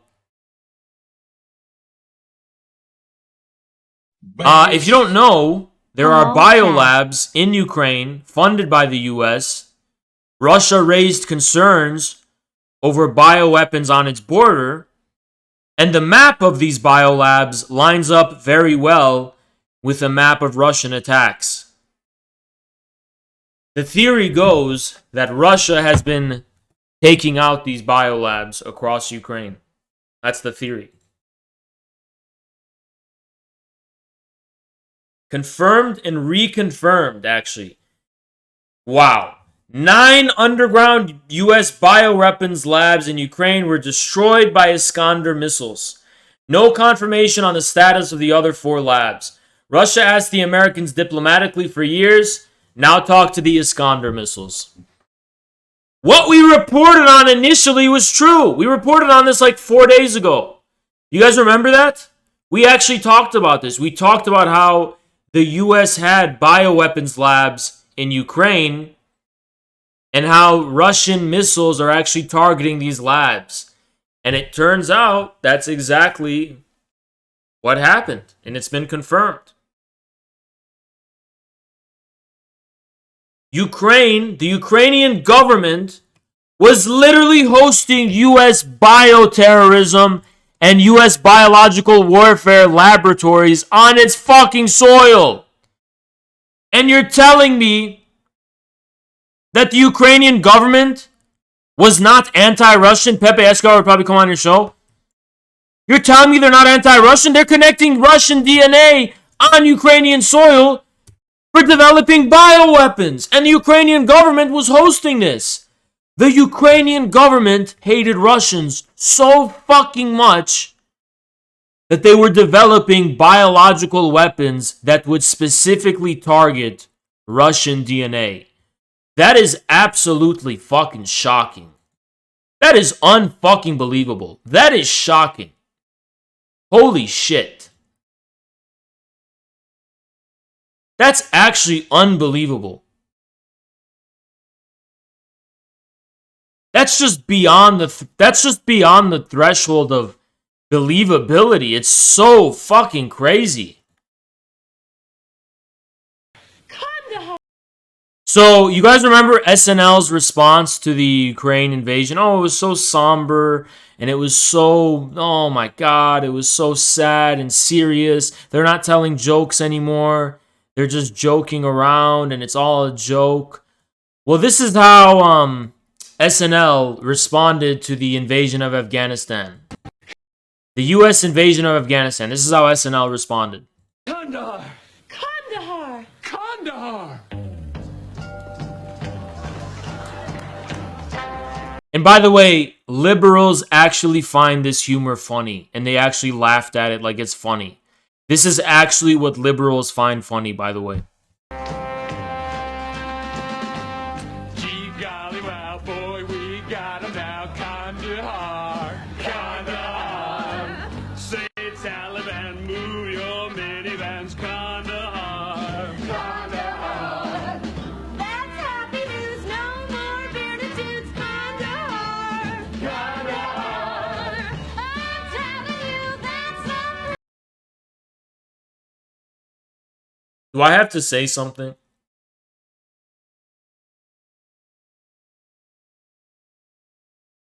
I'm going to get in trouble if I say it, so I'm not going to say it. But I will really get in trouble. I will literally get in so much trouble, okay?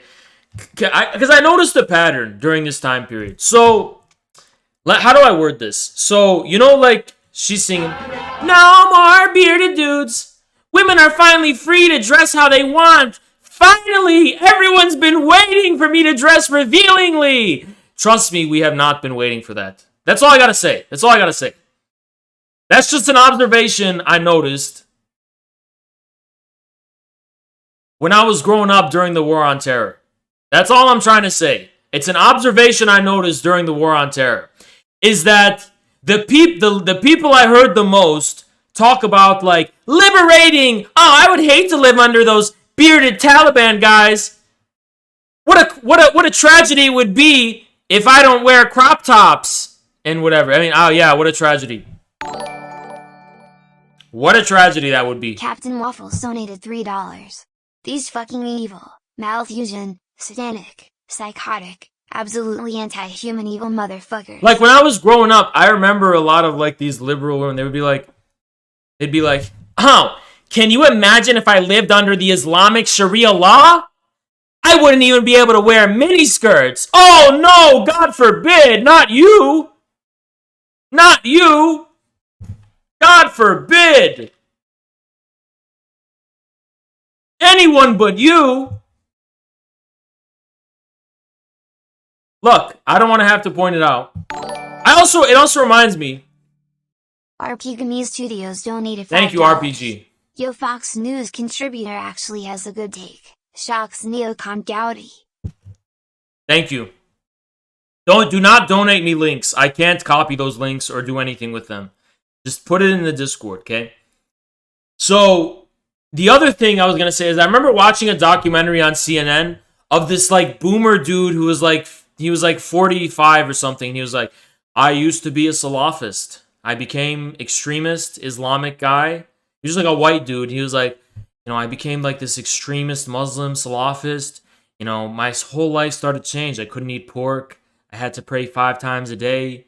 I couldn't wear shorts shorter than my knees. And I was like, oh, wait, dude. You know, come on, man. I mean, do you have to wear shorts shorter? But do you have to wear shorts above your knees? Ain't nobody's asking for that. I don't think anyone wants you to wear shorts above your knees, bro. You should cover those knees up. Okay? You know, look, I'm just saying, a lot of this anti-Muslim, you know, liberal propaganda is done by people like, I feel like they're coping. Like, I have to repress myself. If it wasn't for Islamic radicalism, no, I mean, you know, I think, you know, you don't really have to repress. I think there's some things should be repressed. You know, some things should be repressed. That's all I'm gonna say. Anyway.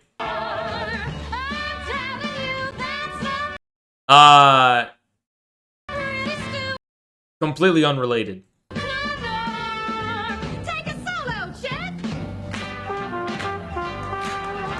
These are such free people. These are the free Westerners. We're so jealous. The free Western values of liberalism.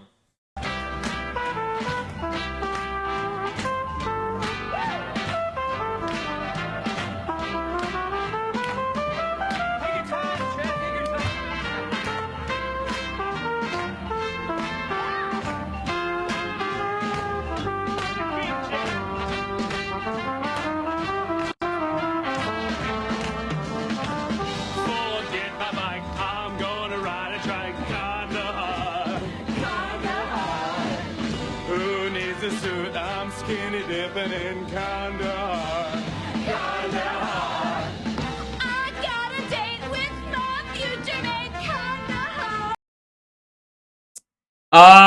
Maybe the Taliban, I mean, never mind. Can't say anything. But, you know, anyway, we're not gonna talk about that. Anyway, let's continue. Broadcasting in the bloc, which received a swift response from our editor-in-chief, Margarita Simonian. The peoples and entities that are going to be subject to restrictive measures, political figures who hold key role of the Putin system in Russia, both the ones who disseminate propaganda, propagandists, and military. He's talking about fucking propaganda. Dude, go on. What are you talking about? What are you saying? Propaganda? What? Disseminate propaganda, propagandist Putin system in Russia, both the ones who disseminate. We are witnessing, like, the complete hypocrisy of the open society. They are saying, so this is what they used to say. They used to say, listen, we just want to combat fake news propaganda. We just want truth. We want an open society of truth. Okay. Now they're saying, we don't want the enemy's propaganda, but Ukraine's propaganda is okay. Well, why? On what, based on what values do you defend propaganda? Well, the values of freedom and open...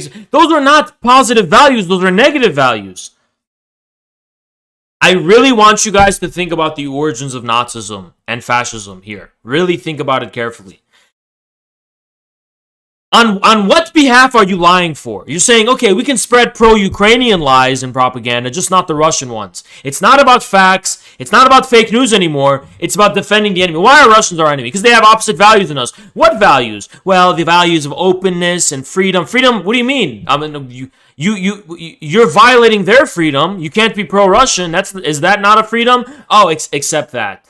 So the freedom to do what? To consume Marvel? And effectively what they're telling us is, in the West, we are defending the sacred values of having the freedom to consume Marvel, Disney, and Apple, and to have this is a very dangerous time. A very, like, the freedom to have a self-enclosed way of life based on pure negativity, and that's it, no substance. I mean, what is it that defines the West to defend here? We're being pro-Ukrainian, anti-Russian. Why? Why are we lying on behalf of Ukraine? Why is that okay? Well, because Ukraine doesn't... You're clearly not defending the truth. You're defending Ukraine at the expense of the truth. So why? If it's not about the truth, what is it about? We want Ukraine to beat Russia. Why? Because we prefer Ukraine's system over Russia's system. What aspects of Ukraine's system do you prefer that Russia's system doesn't have? Well, freedom of speech, freedom. Well, Ukraine's curtailed all of those things. Well, that's just against the people we don't like. So what is it that you do like? And that, when they start defining themselves on that basis, they're going to say, we like our Aryan blood, and we like our Aryan values, and our European civilization, and our blonde hair, and our blue eyes. That's literally what the Germans said. That's how they responded to that question. And that's what we're starting to see in Western Europe and America. That's what you're going to start to see. Now, it's probably not going to be a one-for-one version of Nazi racialism, but it's going to be a new form of civilizational Nazism, right? Which is going to have a black face of a Black Lives Matter, token actor or something, and an LGBT woke spin, right? It's going to have blue hair, LGBT person of color is going to represent Western Nazism. And it is no less vicious a form of Nazism. Keep that in mind. It's no less vicious. Aesthetically different, but no less vicious. And barbaric. These are really barbaric people. They're killers. They don't mind killing. They don't mind shedding blood. They don't mind hurting even civilians. These are really cold, brutal killers, right?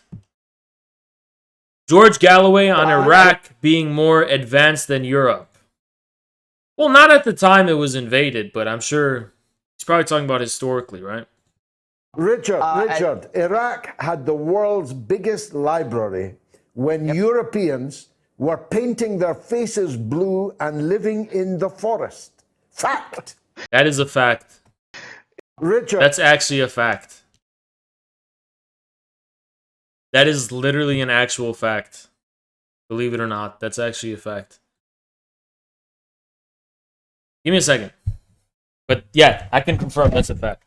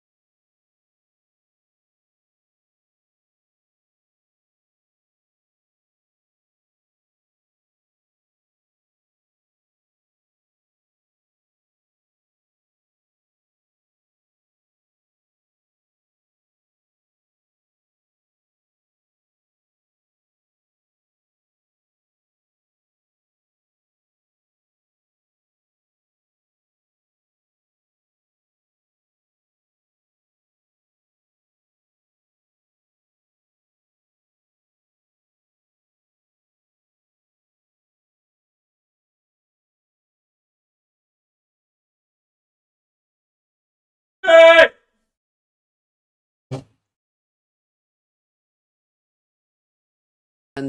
Propagandist and military. We are going to ban Russia Today and Sputnik. They're banning Russia Today and Sputnik and Infrared from broadcasting in the Union. And we are also going to ban us from Infrared.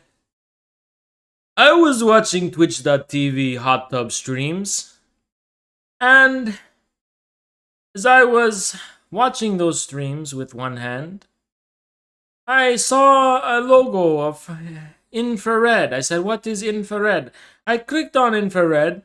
There was a hairy Syrian refugee with a big beard, potential extremist, anti-European, yelling at the microphone and spreading pro-Russian propaganda. We cannot have that in Europe. We cannot have that in Europe. We are banning it from Europe. Along with Russia Today and Sputnik. We are banning it from Europe. This is not in favor of European values.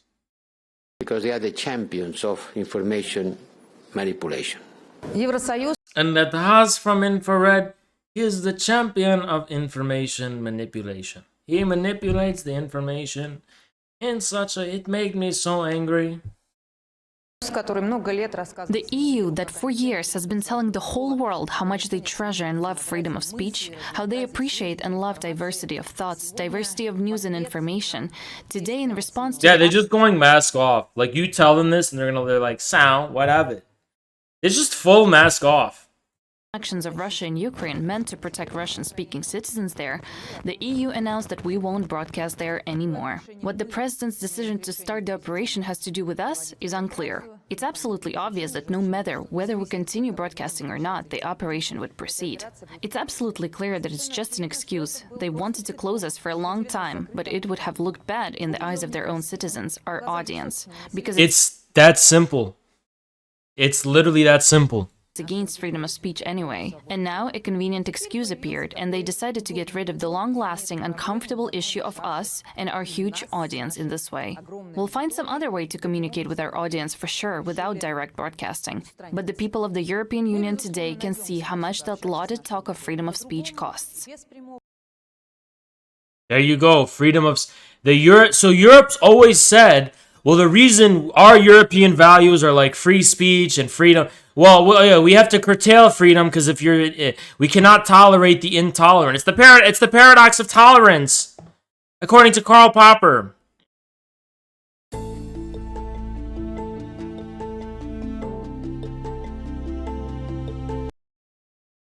It's the paradox of tolerance. We cannot tolerate the intolerant. NATO is literally playing the victim in front of our eyes. Of course they are. Russian propaganda cannot be tolerated. To do with President. So you're getting this picture, right? You're getting this fucking picture that they're painting, right? So the picture is basically this. It's that we are the open society, we represent the truth, we represent openness, and Russia represents a specific closed ideology and nationalism and whatever the fuck, right? What do we represent? What does the West actually represent? The freedom to do what? Clearly not talk good about Russia, so the freedom to do what? The freedom to do what?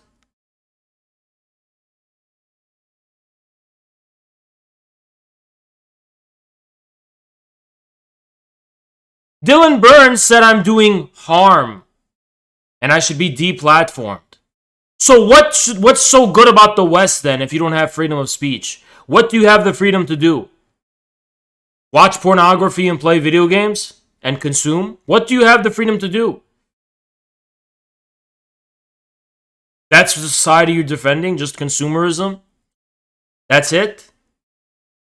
Yeah, Destiny said the same about Jackson. So what does Western freedom actually mean? That's my question. What does the West represent? And we are getting increasingly close to the point where it's become very clear that the West simply represents abstract negation.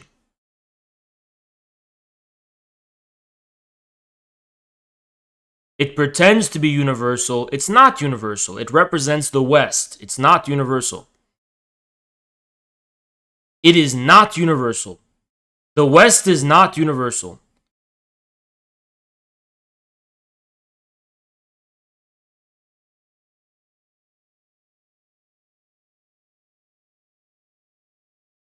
It represents something specific.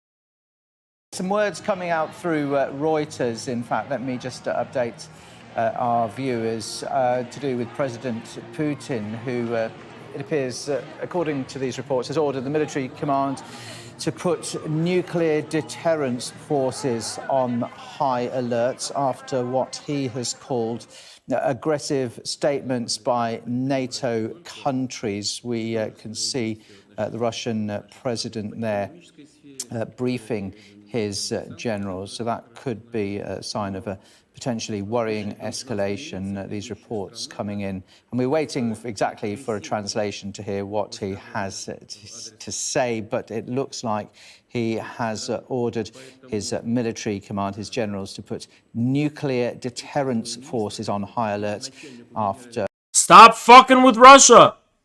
It's a nuclear power! I don't know what NATO in the West is thinking. Russia's a nuclear power. Stop fucking with Russia.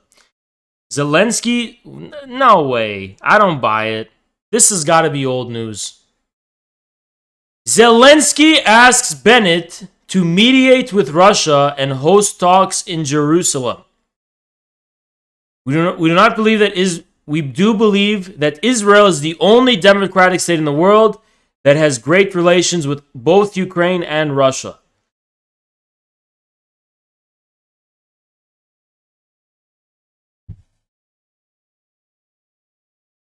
Want to know why?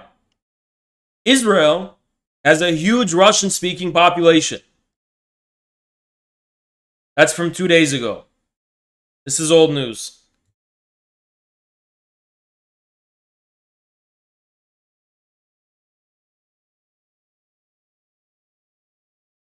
What he calls various statements by NATO countries. So clearly to do with continuing tensions and increasing tensions, and if so, that would signal a dramatic and worrying escalation in the conflict with Ukraine. What Russia wants from Ukraine and why Zelensky is evil? What is this? So today is Saturday, February 26th, and it's the third day of the invasion. This guy's name is Coach Red Pill. Is this a pickup artist? Of Ukraine. I'll listen to what he says. How do I get pussy, dude? How do I do it? Russia. Now, people in the United States do not seem to understand what is going on insofar as Russia's invasion is concerned. Because, bro, what does this got to do with pussy, though, you know? Isn't that what you're here to do, is show me how to get my dick sucked? They keep saying that Russia is failing, which is the weirdest comment. Russia is failing because Russia hasn't taken out the infrastructure of Ukraine, hasn't hit the electrical grid, hasn't destroyed the cell phone towers or the water supply or something like that. It's just remarkable. They keep insisting that the Russians seem to advance. Oh, he used to be. Wait, this dude was a pickup artist? I don't want to insult him, but bruh, come on. And then okay, honestly, this is the best example of a pickup artist, if there was one, because if you're a pickup artist and you're actually like really good looking, then you're why would anyone listen to anything you say, right? They're clearly going to just be like, okay, it's just because of your looks. But if you look like this and you're a pickup artist and you can prove it, you'll sell a lot of those CDs or whatever you're selling, right? Retreat whenever they meet any resistance. And it's just a failure of imagination on the part of so many American commentators that they do not seem to understand what Russia is really doing with this invasion. Because you see, the American mode of war is to go to a country and destroy everything. Destroy the electrical grid, cell towers, the water supply system, everything. Just destroy the whole thing and then roll in. That's not fighting a war. That's just mopping up the total annihilation of a country. And the United States has done this repeatedly in Afghanistan, in Iraq, in Libya, in Syria, or they semi-tried to do it in Syria. I mean, it's really kind of like a despicable way of making war, right? But what are the Russians doing? Well, see, the Russians, they don't want to destroy Ukraine. No, they don't want to destroy it at all. What they want to do is they want to capture it intact, see? And they don't want to hurt the civilians. So it's more like one of those, you know, what Russia's doing, it's more like one of those, you know those things where you got to take out, there's a ship in a bottle and you got to take it out very carefully and surgically and very, very much with a lot of care and caution. That's what they're doing. They're not doing the whole thing where they just run in and just take everything. Why would they? From their point of view, if they harm civilians, they just create enemies. There you go. And so they want to capture Ukraine. U.S. intelligence calls your every move, invade so you don't look like a big pussy. Ukraine kills your soldiers and steal your gas. Yeah, that's the part where you don't have any evidence. What evidence is there for these stunning Ukrainian victories? Show us. Show us the Ukrainian victories. show us these fucking Ukrainian victories. Show them. Show us Ukraine's stunning successes in being able to take out the Russians and take their gas. Show us how the Ukrainians are doing this. Change the political leadership of Ukraine and install a political leadership that is sympathetic to Russia's security needs and is going to be a long-term ally. But they don't want to alienate the Ukrainian population. This is what I've been telling you guys. And people, my enemies say, oh, you're just coping. He's saying the same thing I told you guys. Because if they alienate the Ukrainian population, well, the Ukrainian population will eventually overthrow this puppet regime. And the Russians want to install a puppet regime. Let's not pretend otherwise. But they want to install a puppet regime whereby the Ukrainian citizens are more or less indifferent to it. They don't want to install a puppet regime after having made the lives of Ukrainians... Guys, listen to this. ...so miserable. So that's why they don't want to destroy Ukraine or harm the Ukrainian populace. They want to capture Ukraine intact. This dude's like, it's like, want to capture some pussy. Just want to capture her attention, right? Go up to her, you want to capture her attention, and that way you'll be able to have change her, the political right?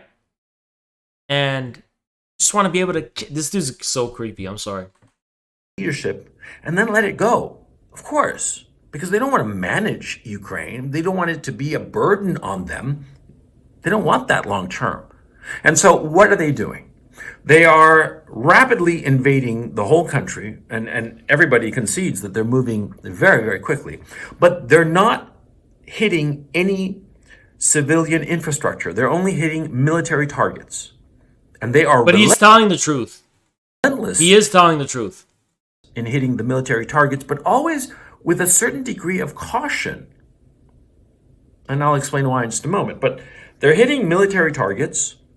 They are avoiding civilian populations and civilian infrastructure. And when they go to a city or a destination, when they encounter... He's very creepy. Any resistance from the... I don't know. What do women think of him? Ukrainian army... I never put myself in women's shoes because they don't fit. So what do women think of him? Army? Is this like a sexy man who... I honestly don't know, because there's, you know... So I learn about this dude who's pulling so much, and then I'm like, this dude's weird. He's corny, but the women love him, right? So I don't know. Do y'all like this guy? Is he does he got some magic charm I can't see? Any serious resistance, they stop and pull back. Because what are they doing? They are encircling. That's their whole strategy, and it's very simple. So I think I want to kind of like take you out, and you will be with me, and you don't have to worry about it because I'm here to capture your attention. And when I capture your attention, you will be right. You should come with me, and right here now with like where I am right now. Come with me, like capture. If you look at a map, you'd realize it. What the Russians are doing is that whenever they go to a major city like Kiev, like Kharkov, and soon enough they're going to be in Dnipro, when they get... This dude's a coomer, okay? When you become a coomer, you just become greasy, and I feel like he's just a greasy dude. To those cities, they go up Your to those... hormones become out of whack, and you just become greasy as fuck. Cities, and they meet some resistance, and then they pull back. And they allow their forces to start to surround it. I don't like how, like, his hands are so pink. You know, I don't like how his hands are so, like, you know what I mean? I don't like this. That's the strategy they're employing in Kiev. That's the strategy. He has very soft hands. It's creepy. They're employing in Kharkov. It's creepy how soft his hands are. They are encircling these cities. And once they've completely encircled them, what will they do? They'll wait. That's what they'll do.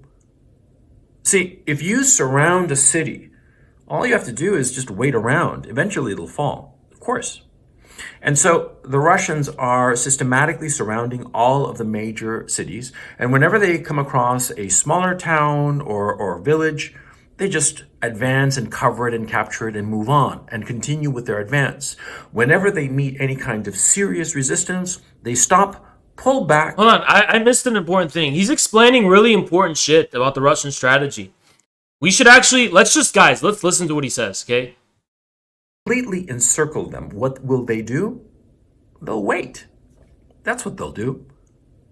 See, if you surround a city, all you have to do is just wait around. Eventually it'll fall, of course. And so the Russians are systematically surrounding all of the major cities. And whenever they come across a smaller town or village, they just advance and cover it and capture it and move on and continue with their advance. That's what I heard. Like in the smaller villages, they cooperate with the local police. And they just say, okay, we're here to keep peace, but we're not going to let enemy combatants come here. Whenever they meet any kind of serious resistance, they stop, pull back, and then encircle. One of the things... So when Russians encounter resistance, they stop, pull back, and they encircle. You know what this Russian strategy is? It's Operation Unhinged Little Brother, okay? When you have a little brother with a knife who's attacking you, you can take out the little brother, but you don't want to. So you're going to step back, encircle, wait for little brother to calm down and cool down and run out of energy, and eventually you go in and you take the knife. It's Operation Little Brother. That explains the Russian strategy. Capture intact, and people don't seem to realize this, but it's very obvious if you think about it. They are trying to capture the Ukrainian army. That's not why there hasn't been any major battles with, hundreds or thousands of casualties. It's been light skirmishes. For all intents and purposes, the Russian army is tiptoeing into Ukraine. Insofar as air power is concerned, the Russians in the first 3 hours wiped the Ukrainian skies of everything. The Russians... So they got rid of air power. Dasha from Red Scare was on an award show when one of the recipients started ranting about Ukraine and her face was hilarious. I like to... Let's see what Dasha says. Is Dasha anti-Putin? What's Dasha's? Dasha's, isn't she Catholic? She's not even Orthodox, is she? She's Western Ukrainian, right? Which is, She's pro-Russia? What? Crazy. I like to add, which is, I think is important to me, and I hope important to you, and I think as actors and performers and writers and... Warn the West against imposing tough sanctions on Moscow, noting that such measures could push Russia to a third world war. Now there's a lot of talk about the banking sector, gas, oil, SWIFT. It's worse than the war. This is pushing Russia into a third world war. Yeah. You guys, the economic shit is serious. Direct as you will be. This is a thing that's come to me about what's going on in the Ukraine. It's... Look at her face. Oh, she's not. Oh, she's anti-Putin and she's from Belarus. Truly, truly awful. Really, really awful what's happening. She literally is closing her eyes to pray. She's so funny. And it's particularly awful in terms of, I like to add, which is, I think is important to me, and I hope... What a charismatic young star. I'm just kidding. Isn't she older than me? You can see them calling for regime change. All of us must now face the reality that we will not have peace in Europe until there is regime change in Russia. This is the co-chair European Council on Foreign Relations. Then we should seek to welcome a new Russia as a partner for peace. So the reason they're saying this now is because they can get away with it. If he would have said this 1 year ago, he would have got roasted on Twitter. But now that they've demonized Putin sufficiently, they can come out and say this, right? And get away with it. The agenda is going to start going mask off. Own the Ukrainian skies. Any plane flying is Russian. Interesting perspective from Chinese reporter about the countermeasures Russia still hasn't taken. As more European countries are expected to close their airspace to Russian flights, if Moscow retaliates, intercontinental air links among North America, Europe, and Asia would be crippled, as going around Russian airspace is not financially feasible. I think Russia should just do it. But I mean, who knows?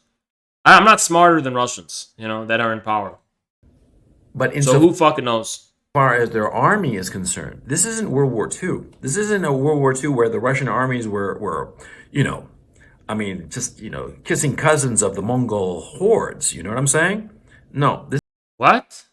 This is the modern Russian army that has the goal of capturing intact Ukraine and the Ukrainian army. Because the Russians realize that once they have captured Ukraine... What does kissing cousins mean? What does that even mean? And change the political leadership, they will need an army to protect and look after the Ukrainian state and the Ukrainian people and the Ukrainian land. They don't want to destroy the Ukrainian army. They could do that if they wanted to. They would have done that already. They own the sky. To be fair, he is telling the truth. What he's saying is like 100% facts. Besides the weird rhetoric, which I still don't really get. What he's talking about as far as the conflict is concerned is 100% facts. He's right. Yeah, just listen to what he's saying. He's really insightful about the Russian strategy. Over Ukraine. They want to take, this is what Putin even said, they want to capture and deneutralize the Ukrainian military. They are not in Ukraine to fight. They're there to capture the military. Not even the country, but the military. Their goal is to capture Ukraine, capture the Ukrainian army with as little casualties as possible to the Ukrainian. Ukrainians block the road, so Russian tanks retreat. You guys need to fucking understand this. It's Operation Little Brother is what's going on. Okay? This is Operation Little Brother.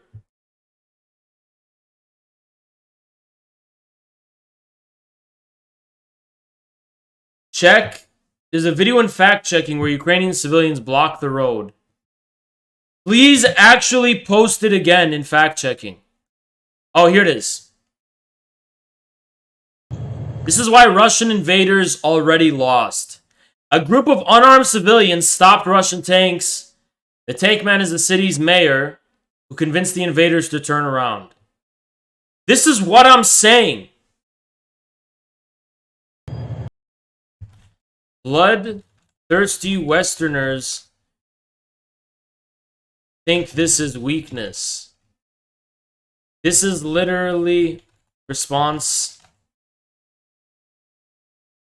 The reason people are saying Russians are routed. They aren't being routed. They just turn back because they don't want to hurt Ukrainians. You think a Russian tank is scared of unarmed civilians? Use your fucking head. Okay. That's what I've been saying though, It's not that they're scared or they're weak. It's that they're actually human. This is what humans do. Not bloodthirsty warmongers who go to Iraq and butcher. Westerners have a hard time grasping this because whenever they get a chance to slaughter people, they take it. Look at Iraq, Afghanistan, Libya, and elsewhere. For them, refusing to kill is a form of weakness. Refusing to kill only means you're too weak to. Absolute savage barbarian.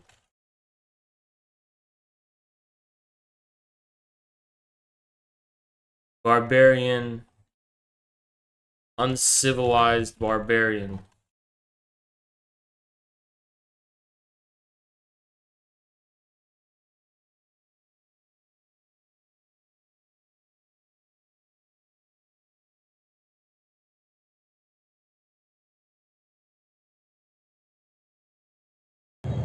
So here's an example of what the guy in the video was talking about. There's a trucker convoy headed to Kiev right now.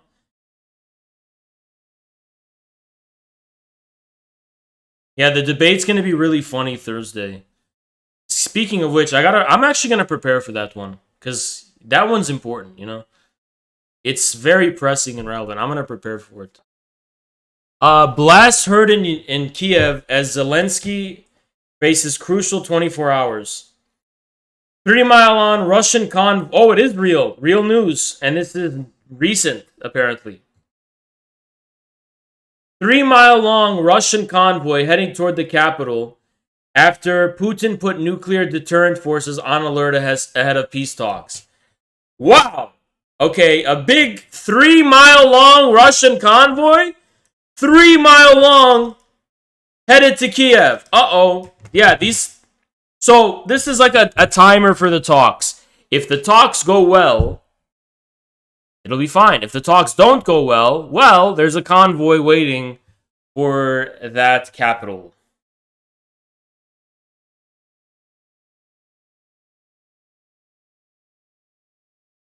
Why are people talking about... Yeah, the fucking boxer. Or the Klitschko, right? Feel like you're going too much to lose by going in all in this so early when the real tragedies of war have yet to unfold. The bad guy never shows up on the first episode. Talioons here. To me, it seems like the Ukraine situation is an example of the failure of Western liberal ideology to hold a universal seat. All of a sudden, Russia is seizing the position and developing aesthetic importance. This is dangerous to liberal... I agree. Thank you, Cal Eunice. As far as assuming a position too early, what do you mean I got too much to lose? I stand by what I'm saying and what I believe, right? If Putin surprises us by doing some horrific, completely inhuman, barbaric thing, you know, eating babies or whatever, I mean, I'll say I was wrong. I don't know what to tell you. That's how these things work. But you know what the difference between me and my opponents is that when they get disproven, they're not going to admit they were wrong about the way they were reporting this conflict. Dylan Burns and Vosh have both been giving their audience undiluted copium that Russia's in major retreat and the Russians are being routed and Russia's being destroyed and all this shit. It's complete lies, right? Guys, breaking news, we have a new character in the Ukraine cinematic universe, just dropped. People call her the Kharkiv killer for a good reason. Stealthily in the night, this 17-year-old sniper has already taken down 3 BTR-82s and 2 BTR-80s, immobilizing an entire column as they attempted to enter Kharkiv. They never saw her coming. The General Staff of Ukraine's officer says 1 billion people, 150 armor, 700. Oh my god, they've destroyed a whole Russian army. Okay, new character just dropped. Breaking news. New character in the Ukraine cinematic universe verse just dropped. If the ghost of Kiev, the Ukrainian Reaper, and the Kharkiv, the ghosts of Snake Island 13, and the Kharkiv killer have a crossover, it will be heckin' epic bacon. Cutler is panicking.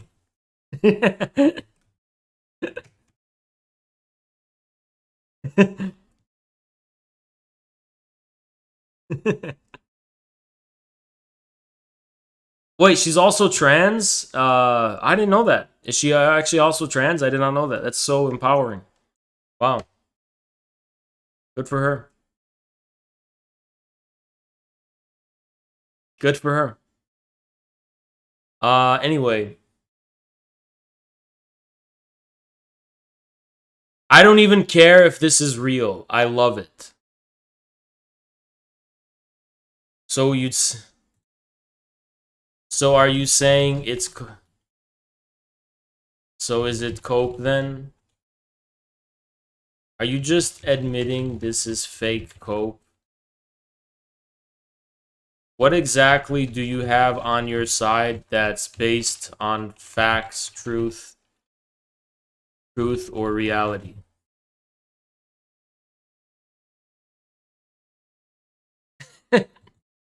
Oh my god, the Kharkiv killer. The Panther of Kharkiv has interesting patches. I have to censor this patch, I think. Ukraine army cats are trained to spot and direct location of Russian sniper laser. This is Mikhail, the Panther of Kharkiv. This guy has an Azov battalion patch, a neo-Nazi patch on his fucking military.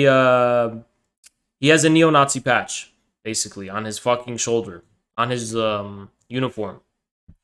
Okay, let me show you an example of Russian retreat. Let me show you an example of how the Russians are retreating, right? This is a perfect example. So you're hearing all these reports of Russians retreating, right? So this is how it's happening. Here's a Russian tank. And these are unarmed civilians. These are unarmed civilians. Russian tank, unarmed civilians. So these guys are unarmed. Honestly, if this tank wanted, it could, you know, it could completely commit war crimes here, right?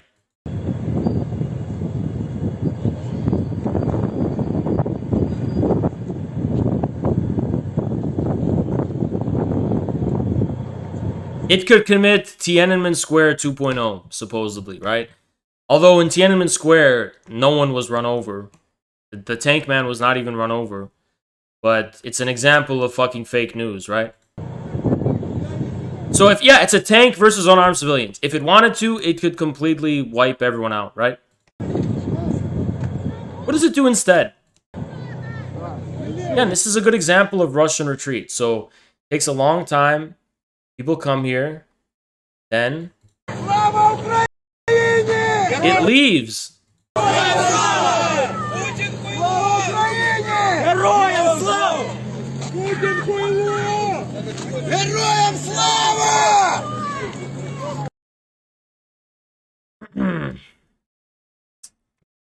Westerners literally look at this video and think it makes Russia look weak.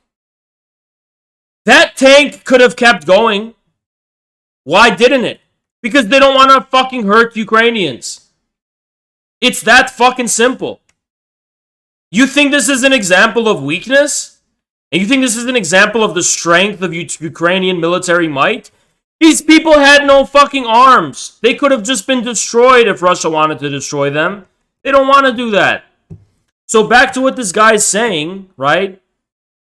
Although it's, we can't endorse this guy because he seems like he captures a little too much, you know, unwanted attention. He throws some unwanted attention. But, and, you know, this creepy guy, he's creepy, yeah, but he's telling the truth about Russia's strategy. He's telling the truth about Russia's strategy. An army. And that's why whenever they encounter resistance, and I'm going to use his hand gesture, whenever they encounter resistance, okay, they turn back because they're trying to minimize civilian casualties, and they encircle, and they wait until you stop throwing a hissy fit, and then they're going to move in and capture. They're not going to go in and fight. They don't want to fight Ukrainians. Come up against serious Ukrainian resistance, they keep consistently pulling back. And why? Is it because Ukrainian resistance is giving them a run for their money and that Russia's weaker militarily? No! It's because they don't want to fight Ukrainians in the first place because they don't want to kill Ukrainians. West, this is interpreted as the Russians are weak, which is so weird. Listen to it. Listen to this.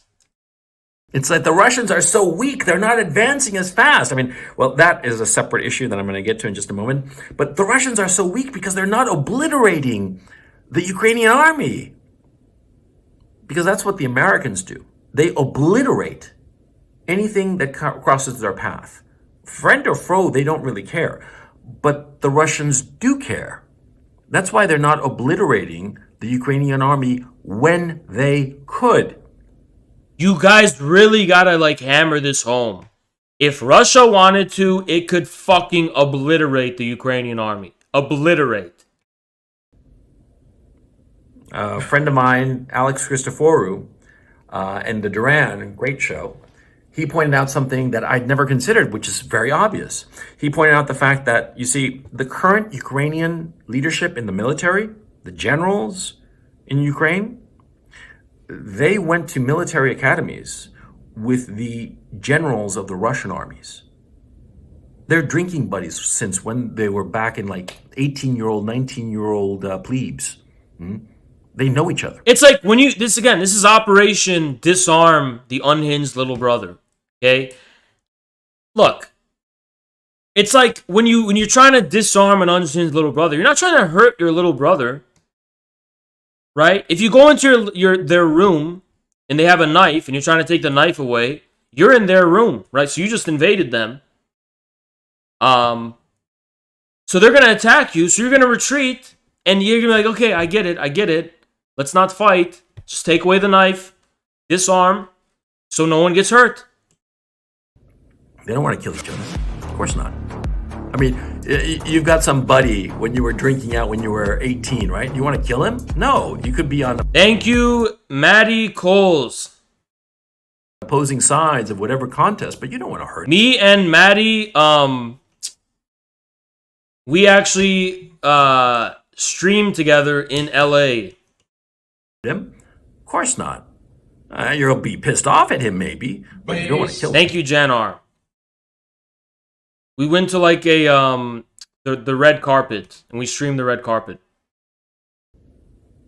The Russian in Hollywood army doesn't want to destroy the Ukrainian army. They could. He explains everything. Link, Discord, news, current events. KGB defectors. Okay, give me a second. We're gonna watch this first because this is actually a really good breakdown of the strategy. This is actually an extremely good breakdown. This is an extremely good breakdown of the strategy. Bruh, that fucking guy has nothing to do with this, okay? What does this have to do with anything? This is from 1962, dude. Why would you fucking link that to me? Have done it already in these 3 days of combat.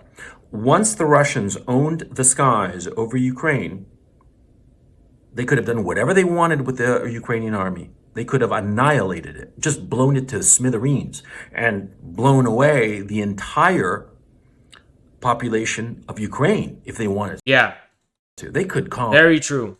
Cause a major humanitarian crisis if they wanted to, and they obviously don't. How do I know this? Because they haven't done it. They have had the opportunity for 3 days to do it, and they haven't done it.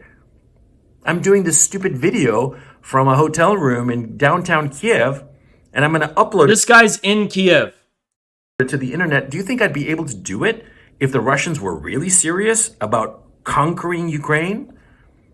They want to capture it. Understand that. And understand that you in the West, you are being goaded into this guy is creepy. He's very creepy. No doubt about that. Thinking that Putin and the Russians are like evil Antichrist. You don't understand why the Russians are invading. And your political leadership, Boris Johnson, Joe Biden.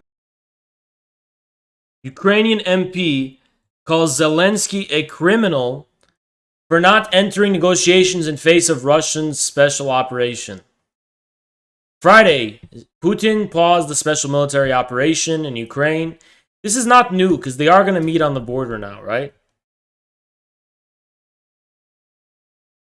He's a criminal for introducing martial law and inciting hate. Zelensky's a criminal. He knew about the start of military operation in advance, but didn't use the opportunity for negotiations. He's doing everything he can to make the evacuation of Kievans impossible. He distributed thousands of guns to Ukrainians. It was a license for murder. Referring to numerous reports that many civilians in Kiev have already suffered from what's described as banditry. Yeah, there's an increased level of criminal activity in Ukraine because all these guns were distributed out to fucking people indiscriminately. And guess what they're using it for, right? Well, not all of them, but guess what a lot of people are using those guns for, right? Crime, looting, banditry. What a fucking disaster. What a fucking nightmare, right? Absolute fucking nightmare. Absolute fucking disaster. All these people, they don't want you to understand. Of course not. They want you to just demonize, just to take the easy way out. They want you to imagine that this is a marvel. You have evidence guns are being used for crime? Yeah, guys, posted in fact-checking of looting. The looting that's been going on.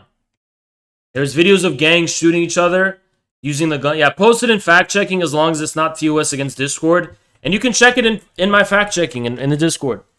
Comic book movie. And that, there are white hats and black hats. Good guys and bad guys. Yeah, we gotta kill the bad guys because we're the good guys. Yeah. I know, there's anarchists joining the Azov Battalion. Guys, should I join a Twitter space with Jackson Hinkle and Samira Khan right now? It's so naive. The Russians don't want to harm Ukraine. They would have destroyed Ukraine if they wanted to. Okay, we're going to pause that for a second. And we're going to go ahead and join this Twitter space. Where's it at? Oh, it's going to be at 11. Yeah,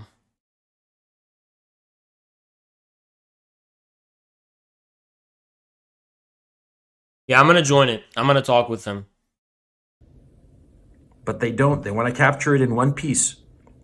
Now, it's 11. Yeah, I set a reminder on my phone. So whenever it starts to happen. Let me see. Yeah, the Twitter space hasn't begun.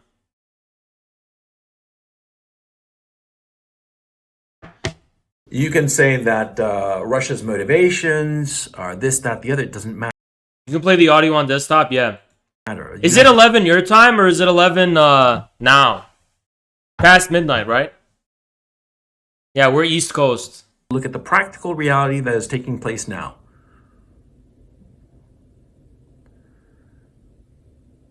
What really bothers me, and perhaps this isn't a while. Here's some example of Azov's harassment and banditry. Members of the neo-Nazi Azov battalion, which Kiev has been tolerating for decades, prevents Ukrainian civilians from fleeing and shoots men down. You can't watch that video, but there you go. That's an idea of what they've been doing. What they're doing. Wise thing for me to say while I'm still in Ukraine. I'm not going to show it. I didn't show it. Chill, okay? Yeah, that we're not showing. We are not showing that. Fuck no. Reminder though, I've been careful. Mods. I want mods to be very careful about something. Mods, do not link anything that is against Twitch's terms of service. Do not link anything in this chat against Twitch's terms of service. As a matter of fact, Volk, you need to be more careful. Because I caught that already. You need to be more careful. You understand? Antichrist. Oh, I saw this soy bullshit. Saint Raytheon of the Javelin, patron saint of slagging Russian armor. This is just cope. Again, listen to what this guy's saying. The Russians are not, they're doing this with gloves on. It's not like they're using their military might to fight Ukrainians with all their military might. They're being very careful, you know, with the beehive. They're saying, okay, they're like, Ukraine, I can tell you're very upset right now. Please calm down. Deep breaths. We're not here to hurt you. Just put down your weapons. Calm down. No! Okay, well, we'll give you some time. We're going to go back, give you some more time. Calm down, right? That's what's going on. Russell Bentley update. Okay. We're going to watch that after, and we're going to join this Twitter space with Jackson. Give me a second.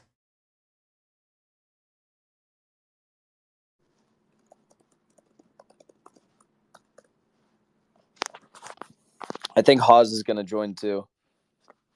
Let me text him. Yeah, I'm here.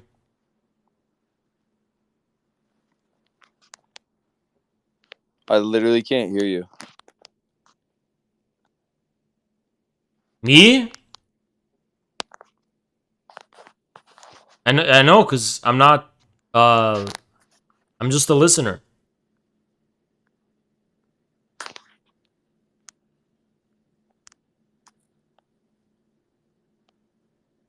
Can you guys hear me? Yeah. Haas, I just invited you to speak.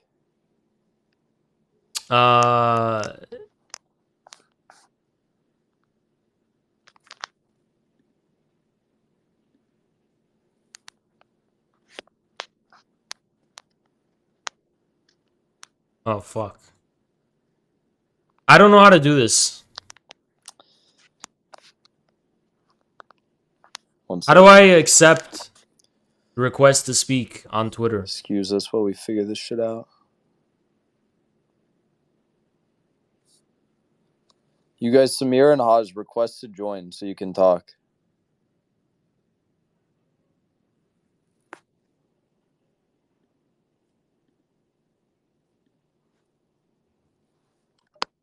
Can I talk through desktop? Oh, it has to be on the Try phone. talking. You're muted. Has to be on the phone. All right, it should be working. Yeah, I don't know what happened. It has to be on the phone. No idea what happened. Yeah, it doesn't let you Is speak Haas on the going to computer. speak as well, because he's a No. listener at the moment. I don't know. That's his problem. He's not figuring it out. Oh, he needs to join. Let me text him. He needs to join on his phone, but he's streaming it too. Yeah. Oh. On his desktop, but I think he's trying to figure out how you can join on a desktop, but you can't. I think you have to download the Twitter app. I mean, he the has desktop app. I'm not sure. I didn't know there's an app. Bro. All right. He can figure this out. Join on your phone and It's the latest. stream the audio. Okay. Gonna echo if you. He can figure this out. Join. All right. Yeah. So, what's the latest? I'm just not gonna speak because it's really trippy. It's like there's a delay and shit. It's gonna echo if you need to figure that out. All right. We're just not gonna speak in it, but we're just gonna let them speak. I don't know. I'm just not gonna speak because it's really trippy. It's like there's a delay and shit. Okay. There's no echo right now, so. Yeah, he had it muted. I wanted to do this because, well, Haas is having a boomer moment. There's so much propaganda and shit, so I want to talk about that. But also, I want to talk about like what's currently going on because there's a freedom convoy currently headed to Kiev right now, and I want to talk about that. And but Samira, I mean, if you want to give updates on all of your updates surrounding the Chechen army has been really interesting. Yeah, I've been following that aspect quite closely. Yeah, talk about that. Well, there's a lot of propaganda since like. All right, what we're going to do is I'm just going to call in on the phone, and we're going to listen to it on the phone, but not right now, okay? So we'll come back to it. We're going to come back to that. Ukraine under the Zelensky regime. What really bothers me is that the Zelensky regime has no trouble causing a humanitarian crisis. In fact, they welcome a humanitarian crisis. They would love to see dead Ukrainians. And I know this for a fact. And do you know how I know this for a fact? Because the Zelensky government has been handing out AK-47s willy-nilly to the civilian population. As I understand it, they've already handed out 10,000 AK-47s and munitions to match. Now, you see, if you've never had any kind of military experience, you, with a weapon like that, you can become extremely dangerous to all the people around you and to yourself. It takes training to operate a firearm. You have to know what you're doing. It's not a casual thing, okay? It's not like in the movies. It's very, very dangerous, and you can harm yourself before you harm anybody else. Yep, that's what I've been saying. To others. That's what I've been saying. It's incalculable. Look, you want to talk about harm reduction? Bosch and Dylan Burns are literally hyping people up and advocating people will get themselves killed. You want to know what I've been advocating? For people to fucking stay safe, stay out of harm's way, don't do crazy things, don't take up arms. Don't do this nonsense. I've been trying to stop the spread of disinformation because it's dangerous. If you think I don't care about Ukrainian lives, you should fucking think again. The whole reason I've been combating this disinformation is because this disinformation is dangerous for Ukrainian lives. Spreading jingoism is dangerous for Ukrainian lives. Don't tempt the Russians to start actually doing this with their gloves off. It's dangerous, right? So far, they've been doing it with gloves on. You start tempting them to take their gloves off because you're trying to goad them in a war of pride? Thank you, Nobuuna. Thank you so much, Nobuuna. When you start attacking the pride of Russians and you start calling them weak, oh, you're pussies, what are you trying to goad them into harming people? That's the opposite of what they're doing now, okay? They're doing this with gloves on, minimizing all civilian casualties. But you listen to Dylan Burns and Vosh, and they're cheering on these fake news stories of, oh, the javelins are destroying all the Russian tanks. Listen, this is fucking irresponsible. You're giving Ukrainians a false level of confidence about how they could fare with the Russians, and guess what that's going to fucking lead to? It's going to lead to a lot of Ukrainians getting themselves hurt. And I'm not just talking about through firefights and shit with the Russians. I'm talking about accidents. You know, war, there's a lot of accidents that happen. It turns out when you're playing with a lot of lethal fucking weapons, a lot of accidents happen, okay? Overall, I am trying to do everything I can to convey a message of de-escalation so that there's at least amount of violence possible. That's my fucking message.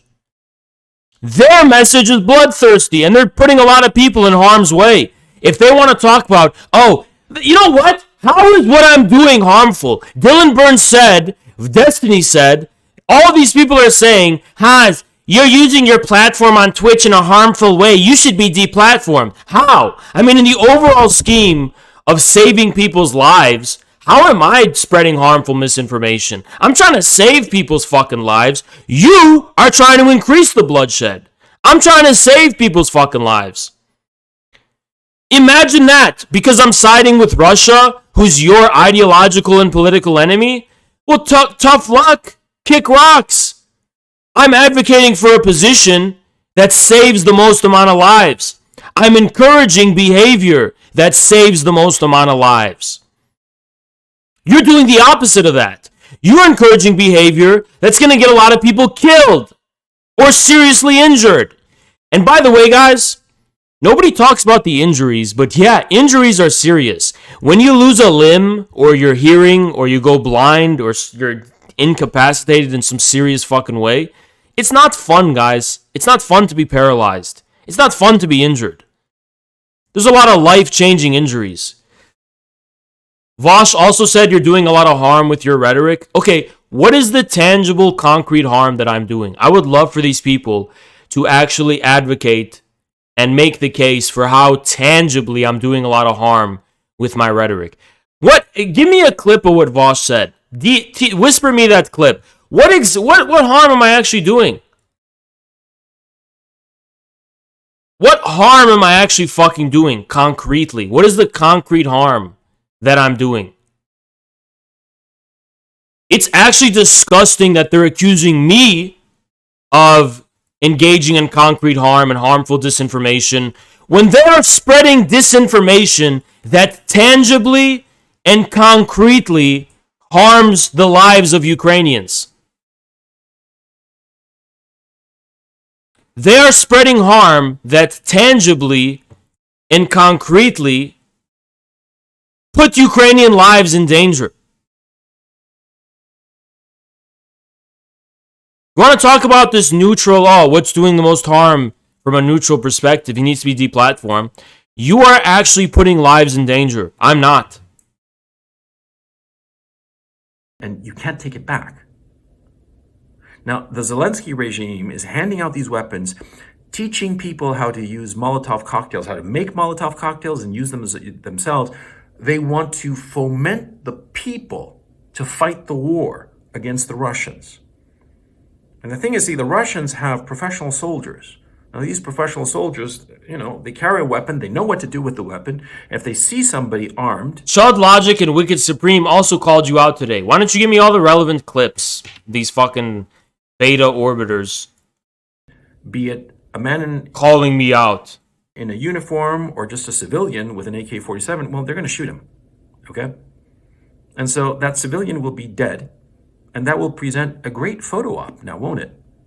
So that Zelensky can wrangle some European country or the Americans or whomever to come in and get involved in this war and potentially escalate the situation to levels that are unimaginable. The Zelensky regime is doing something frankly evil, because it is evil to put civilians, to encourage civilians to do something that incredibly dangerous and irresponsible. The Zelensky regime has also put heavy weaponry in civilian population centers. Now, these heavy weapons, howitzers and whatnot, they're dangerous.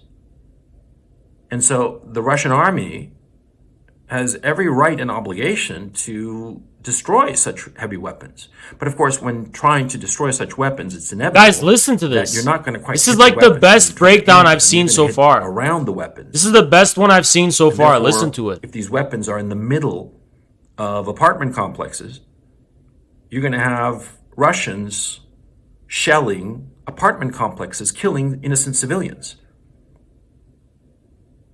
The Zelensky regime is putting these weapons in the middle of populated areas precisely because they want. That's it? No substance? I mean, what is it that defines the West to defend here? We're being pro-Ukrainian, anti-Russian. Why? Ukraine is using civilians as human shields. I know. We've seen the evidence of that. They put artillery near schools. We saw it. Why are we lying on behalf of Ukraine? Why is that okay? Well, because Ukraine doesn't... You're clearly not defending the truth. You're defending Ukraine at the expense of the truth. So why? If it's not about the truth, what is it about? We want Ukraine to beat Russia. Why? Because we prefer Ukraine's system over Russia's system. What aspects of Ukraine's system do you prefer that Russia's system doesn't have? Well, freedom of speech, freedom. Well, Ukraine's curtailed all of those things. Well, that's just against the people we don't like. So what is it that you do like? And that, when they start defining themselves on that basis, they're going to say, we like our Aryan blood, and we like our Aryan values, and our European civilization. And I'll tell you something else that the Zelensky regime is doing. They are forcibly conscripting men between the ages of 18 and 60.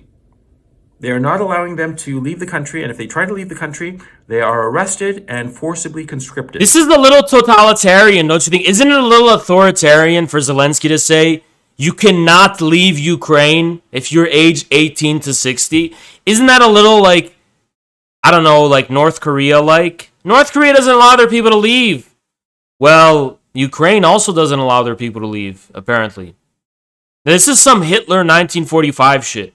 Zelensky's saying, if I can't have you, Ukraine, no one can. That is taking everyone down with him. Forcibly put into the Ukrainian army.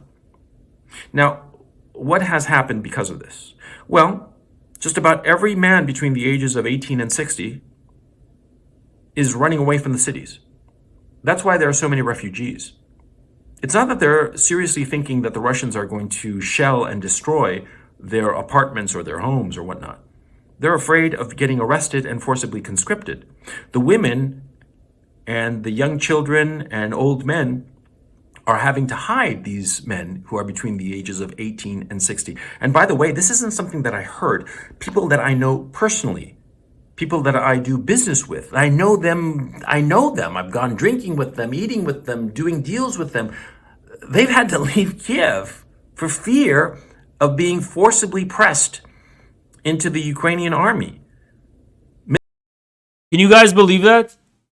Middle-aged men, farts like me, who are out of shape. Did you see the Chechen video with all the flags? Let me see. I did see this video. So this is the Chechen army, and wow, I mean, you know, they had to lie about defeating that Chechen column to boost morale. You don't want, these are the people, look, can I give you guys some advice? In life, when it comes to a street fight or an MMA fight, any type of fight, any type of like fighting, a firefight and a military, anything, please stay away from Chechens when it comes to that. Do not fight Chechens. Do not militarily or hostilely engage Chechens. You will lose. I'm just telling you that. You will lose. By the way, a lot of people mistakenly have this idea that, oh, Russia went in and destroyed the Chechens in the war. No. The Chechens were so brutal even in that war. And those were Chechen separatist terrorists, right? Who didn't represent the majority of Chechens, by the way. They put up such a tough fight. And it wasn't the Russians who terrorized the Chechens into submission. A faction of Chechens themselves took over and cracked down on all those people. It was a civil war. Right? So whoever's telling you, oh, if the Chechens are so tough, how did the Russians rein them in? That's not what happened. These Chechens are tough, okay? There's no invincible armies, but you don't want to fuck with Chechens. That's all I got to tell you. You do not want to fuck with Chechens. Fed up, fed up. Fed up, fed up, fed up, fed up, fed up, fed up. Fed up, fed up, fed up, fed up. Look, all those memes everyone's sharing on Twitter, like, this is the real deal, by the way. It's not a game. I'm saying that sincerely. This is not a game. All that shit they're sharing on Twitter. Oh, Saint Raytheon with the javelins. Oh, the Reaper of Ukraine. Motherfucker, this is real. This isn't a made-up Reddit thing. This isn't some, like, made-up shit. This is real, okay? This is actually the real deal. So, yeah. Iron Man is not going to save you from this. These people are fearless. They don't fear death. They don't care. They're completely fearless. They only care about honor. This is actually the real deal, okay?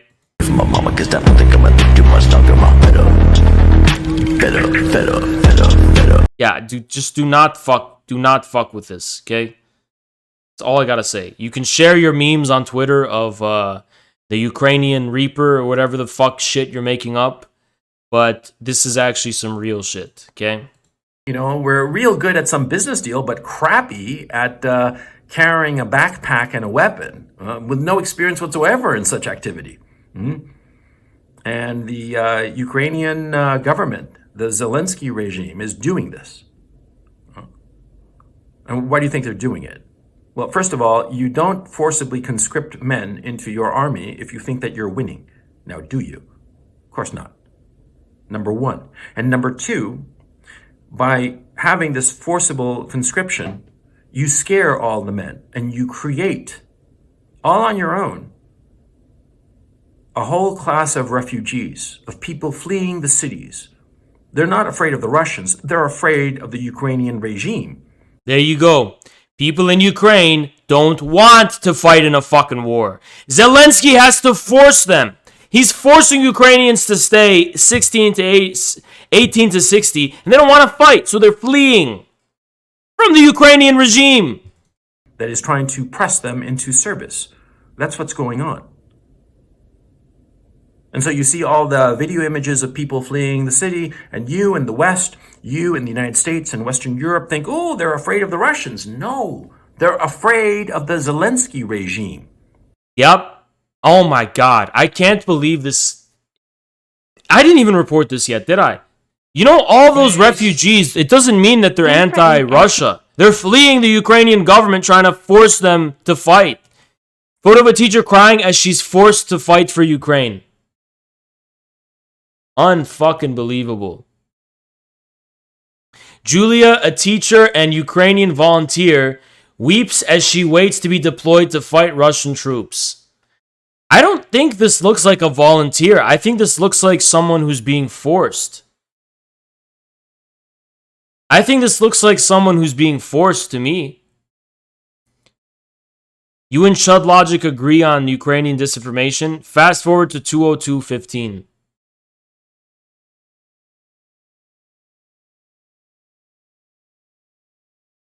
Fucking brain dead. You think that a bunch of Americans sharing misinformation about a Ukrainian fighter pilot is going to have an impact on Ukrainian soldiers on the ground in Ukraine? You're literally fucking... That's not what I said, dumbass.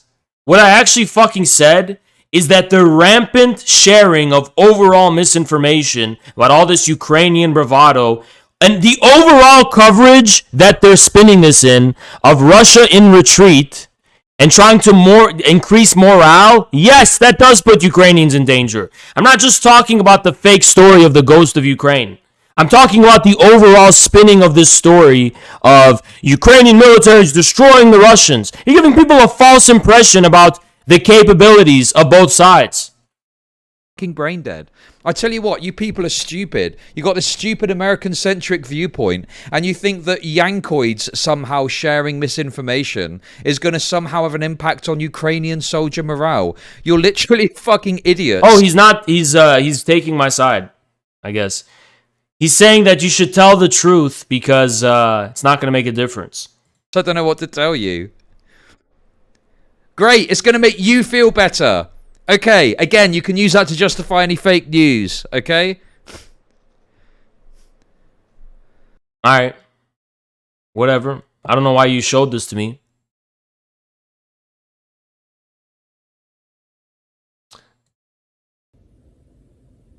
What is this? Donald Parkinson. The people treating this like an epic Marvel movie to soy out over rather than a horrible tragedy, despicable. The legendary badassery of Ukraine's President Zelensky, the badassery of border inspections from April 2021 that you're lying about is like he's on the front lines fighting. Shut the fuck up, okay? Shut the literal fuck up. Morale is high for what?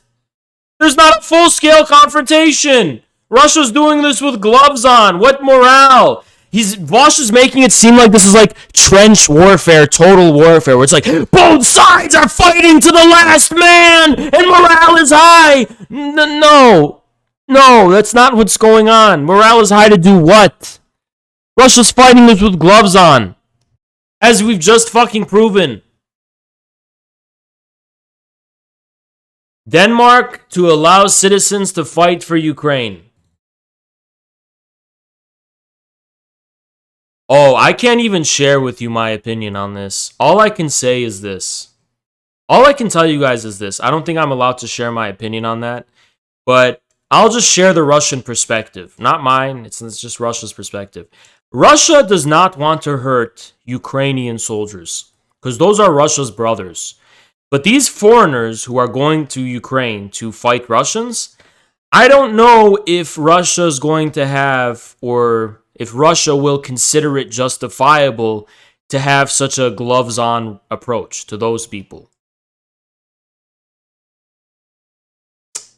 So these Danish people, I don't know. I think Russia's going to treat you as fair game, actually. Tragically, Russia's actually going to treat you like fair game and probably not show you any mercy.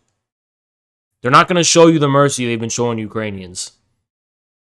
Ex-Supreme Allied NATO Commander Philip Breedlove says a no-fly zone over Ukraine is an act of war that requires attacking radar systems inside Russia, but the US should do it anyway because Ukrainians are like Roman-era Christians being thrown to the lions. then you will have a nuclear war. Putin will respond unilaterally. You will get a response. If you do this shit, if you declare war on Russia, Russia's gonna fuck you up. I don't know what else to tell you. Declare war on Russia, you're gonna get yourself fucked up. Russia is not sparing any of the volunteer militias like Azov. Yeah. So when it comes to foreigners fighting in this conflict, I doubt they're going to be spared. I really doubt they're going to get spared, or I doubt they're going to be shown any mercy. Doubt it. Really doubt it. Really very much doubt that whole thing. Just doubt it in general. Just doubt it, right? Press X to doubt. Doubt. Doubting. This is what doubting looks like. I'm doubting it. I very, very much doubt it. But who knows? Who knows, right? Anything is possible in this beautiful and mysterious world of ours, right? But the people who are advocating for a war with Russia are literally fucking psychopaths. You're literally saying you just want a nuclear war. Well, let's just go to war with Russia. Won't that mean a nuclear war? Who cares? Let's just go to war. Wait. So you're saying we should attack Russian radar systems? Yeah. Let's just go to war. Why? I mean, don't you know that's going to probably lead to the nuclear annihilation of Western Europe and North America, potentially even, and Europe, and it's just going to be a Fallout. It's going to be Fallout 4, and I don't want Fallout 4 in real life because we've seen Jason Unruhe's mods, and I don't want that to happen in real life. Okay. We don't want Jason Unruhe's mods in real life. We don't want that to come to life, okay? So I don't think we should have a world a post-apocalyptic world. I don't think we should advocate for things that will increase the likelihood of that happening. So you don't care? What's your plan? Well, you know what? I don't care. Fuck it. My wife left me anyway. And I got nothing to lose. Let's just have a nuclear war. I mean, you got to think, like, the people advocating for nuclear war with Russia, I think those are the people who are kind of down bad in life. Those are the people who are like, yeah, my wife left me. She took the kids. Fuck it. Let's go to war with Russia. I don't give a fuck. It's got to be those people. Because, I can't imagine a person who's doing well in life, successful, happy family, living life well. I can't imagine that type of person advocating for a thermonuclear war with Russia. I just can't, right? Disclose TV status. Justin, head of the Russian Orthodox Church, calls Putin's opponents evil forces and believes we must not allow dark and hostile external forces to laugh at us.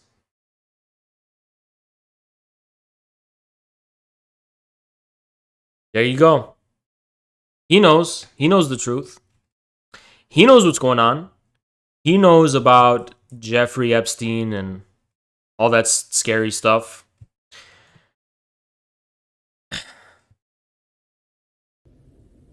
But I have to say that the issue of handing out weapons to civilians who don't know how to handle them, that is the thing I find most despicable.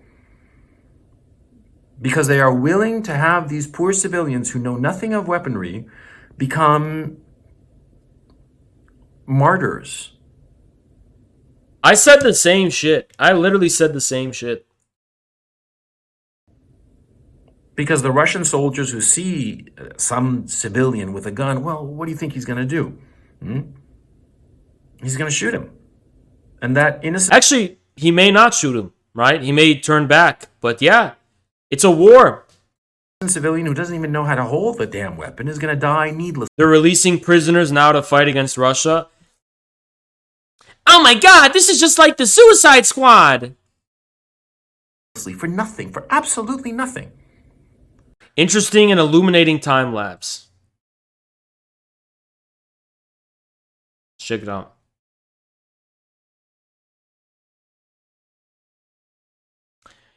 Russian column politely letting civilian Ukrainian cars pass. Yeah, imagine Americans doing this in Iraq. So this is a Russian column, and they're stopping to let the civilian cars pass. Look at this.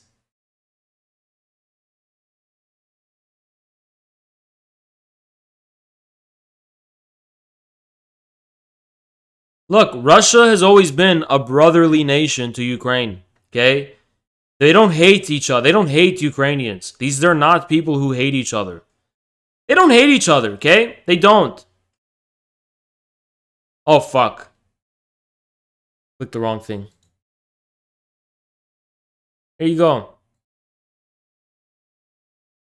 And I find that despicable. I find that truly evil. Also, Zelensky asked Yemenis tribe people for help via a speech. What? What do you mean Zelensky asked the Yemenis tribe for help?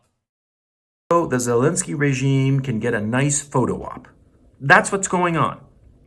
And if you want to say that the message I'm saying is pro-Russian or pro-Putin or I'm a Putin stooge or useful idiot or whatever, fine. I don't care. I mean, I don't really care your opinion, man. I don't give a fuck what you think about me. I'm telling you the truth.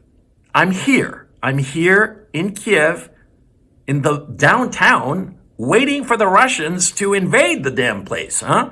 So I know what I'm talking about. None of this stuff is appearing in the mainstream media, now is it?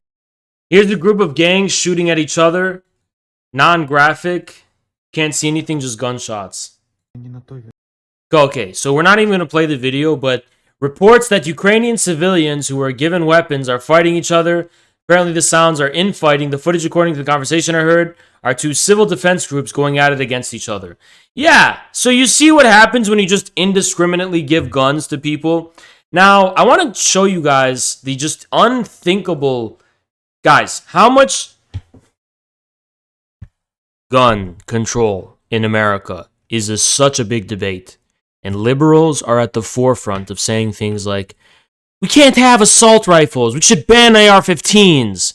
Now, to get an AR-15 in America, you got to register. You have to have a background check. You got to go, you got to do all this shit, right?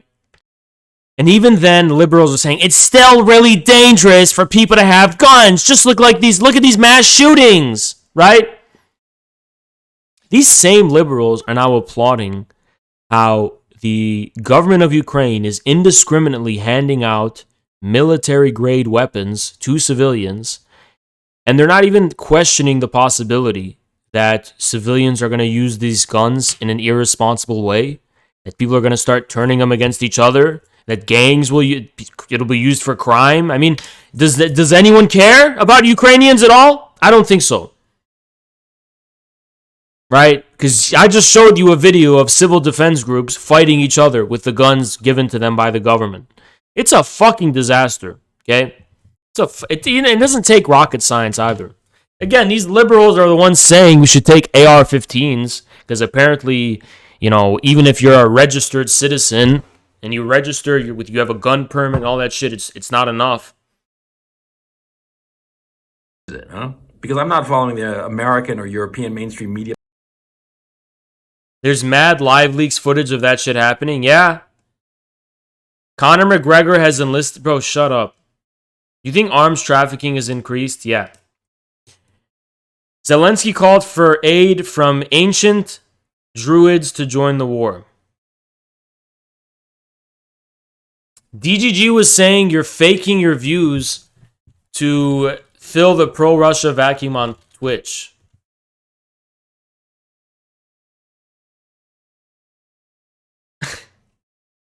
You know why that's such cope? My views are not even really high. Compared to the gravity of the situation, they're not particularly high. Look at this. Look at this fucking Look at this fucking loser, Dylan Burns. He get like, look at his views. He's like 4 times my views right now, right?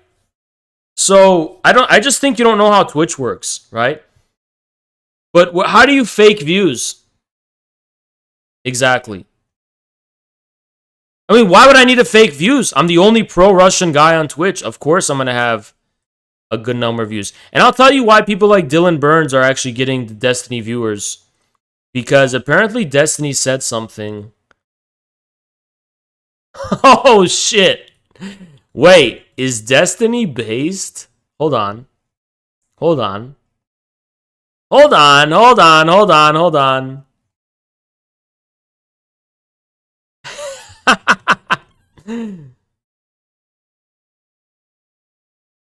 No fucking way. Hold on, I got something to show you guys.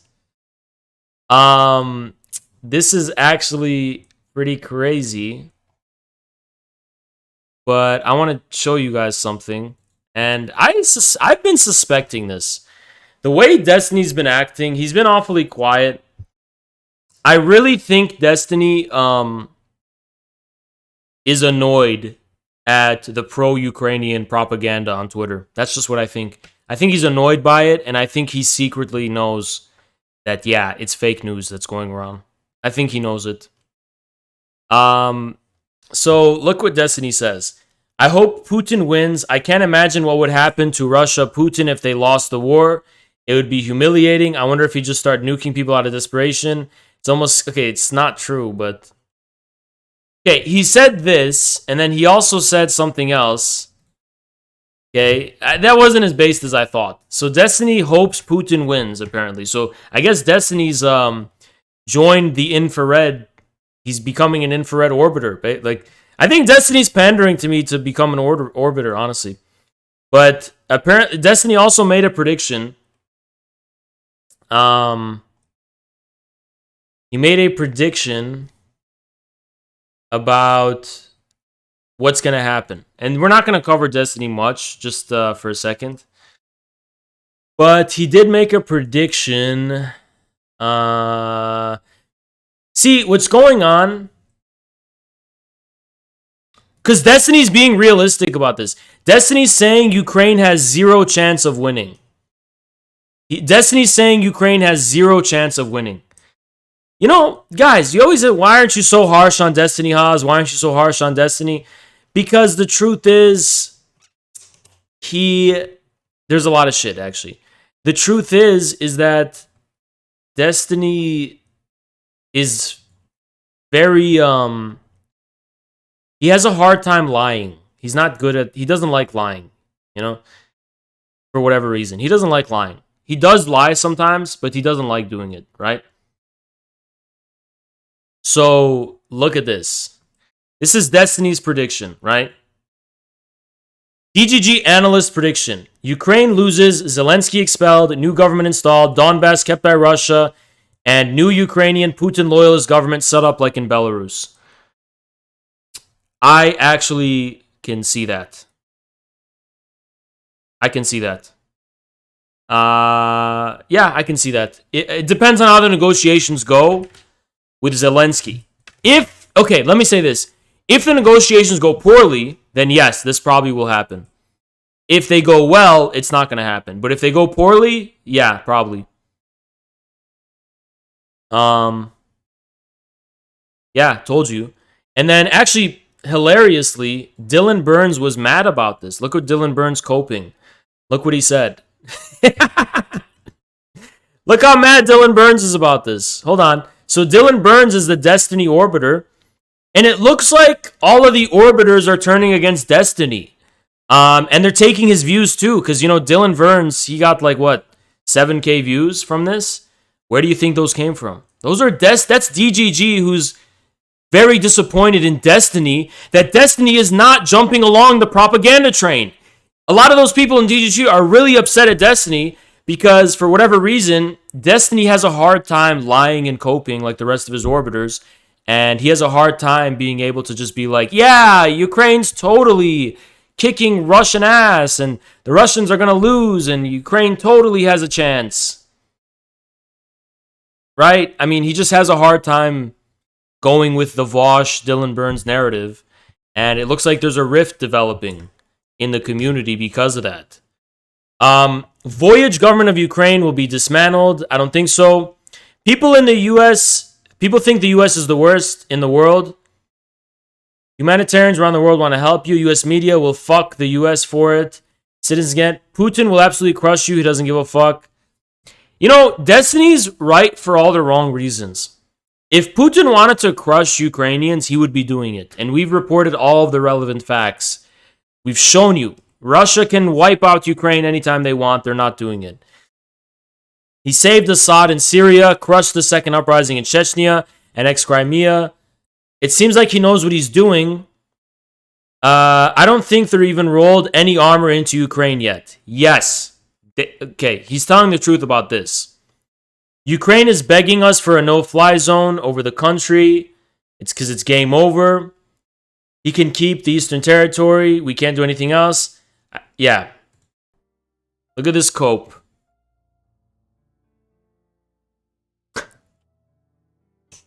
I'm gonna be honest. I think he's being more doomer. I don't think it's like guaranteed. Not to mention, like, I think Destiny is Thank you, also Morlock. overestimating, for example, like the logistics of the matter. Like you Hey, what do you know about the fucking logistics, Burns? What the fuck do you know about the logistics? can have 1 million troops, but if you don't have the logistics to support those troops, which Okay, give me a single evidence of bad Russian logistics. A few videos, one video actually on Twitter of a meme of a guy coming up to a Russian tank that was stopped along with a convoy of tanks behind it saying, we can tow you back to Moscow or whatever. There's no evidence even that tank was out of fuel, right? That's literally that's your reporting of poor Russian logistics? which has been a huge issue during their invasion of Ukraine. But based on what evidence? What evidence is there of poor Russian logistics at all?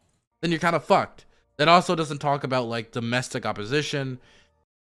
Okay, can you actually prove to me that there's a significant scale of domestic opposition? Because the highest estimate of protests in Ukraine is not even a tiny fraction of the George Floyd protests in 2020. I mean, that's a bad bar. Sorry, that's a bad bar. It's not even close to the fucking PETA protests that happened in the US. Like, it's nothing. It's literally nothing. And or the economic response, or if the oligarchs are going to stay in line. And how long the Ukrainians... Putin doesn't get his mandates from the oligarchs. A lot of people think Putin's power comes from oligarchs, and it doesn't. Putin has the power. Putin has the big stick. The oligarchs submit to him. Can drag it out for. Because there is definitely... His sovereignty doesn't come from the oligarchs. A chance... Unlike the President Zelensky, by the way. Where, like, the Russians could, in the long run, beat Ukraine. But that it becomes too costly for them to continue the operation. Does he know how much they're spending relative to their revenues and relative to what they have? Or to accept something. This is a guy who's trying to tell us Russia ran out of fuel. You know the country that supplies Europe 40% of its energy? Smaller than they wanted. The fact Russia's known for just not having a lot of fuel, you know? They're just known for that. The fact that Putin is talking with the Ukrainians, period, I think slightly indicates. What the fuck do you mean? Hold on.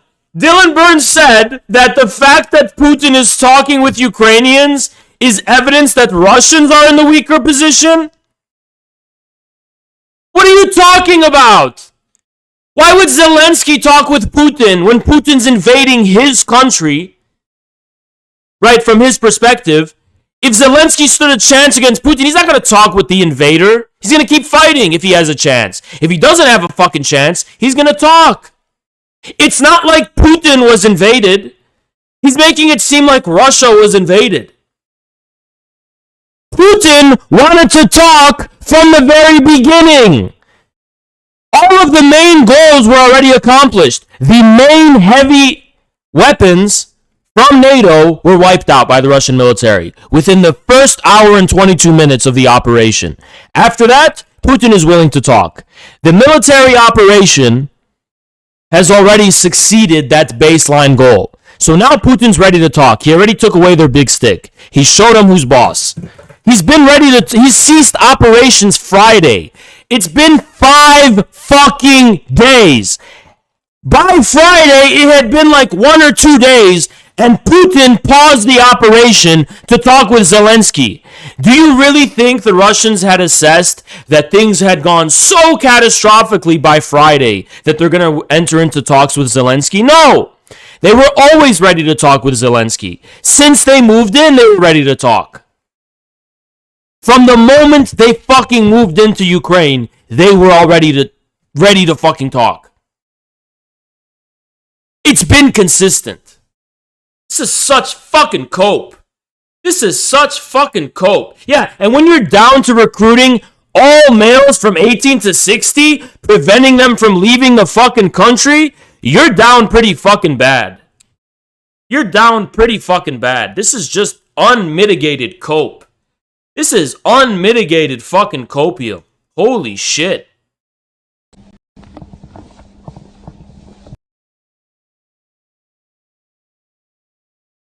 Unbelievable and unmitigated cope.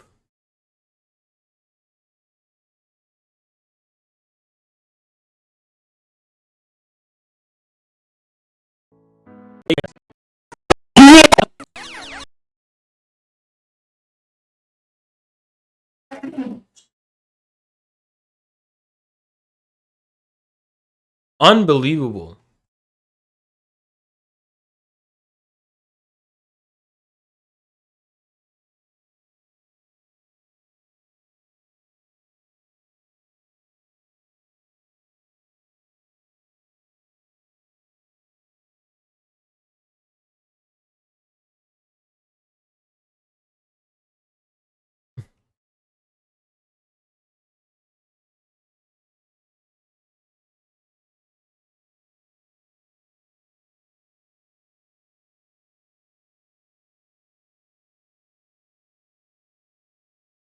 China confirms it has lifted wheat import restrictions on Russia. I mean, I don't even know why it would have those restrictions in place in the first place.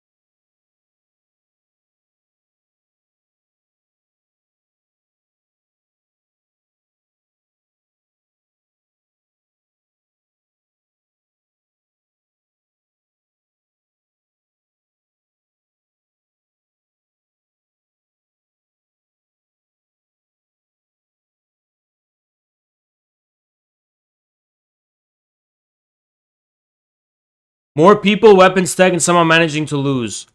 What can you give me evidence of Russia losing at all? Exactly how is Russia losing?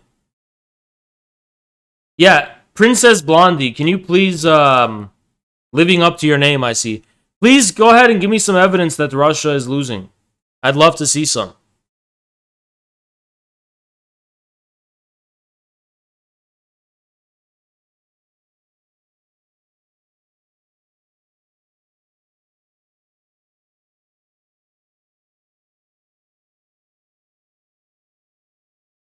Damn. Russia. See this from Hassan? So chill out. Is the ghost of Kiev fake?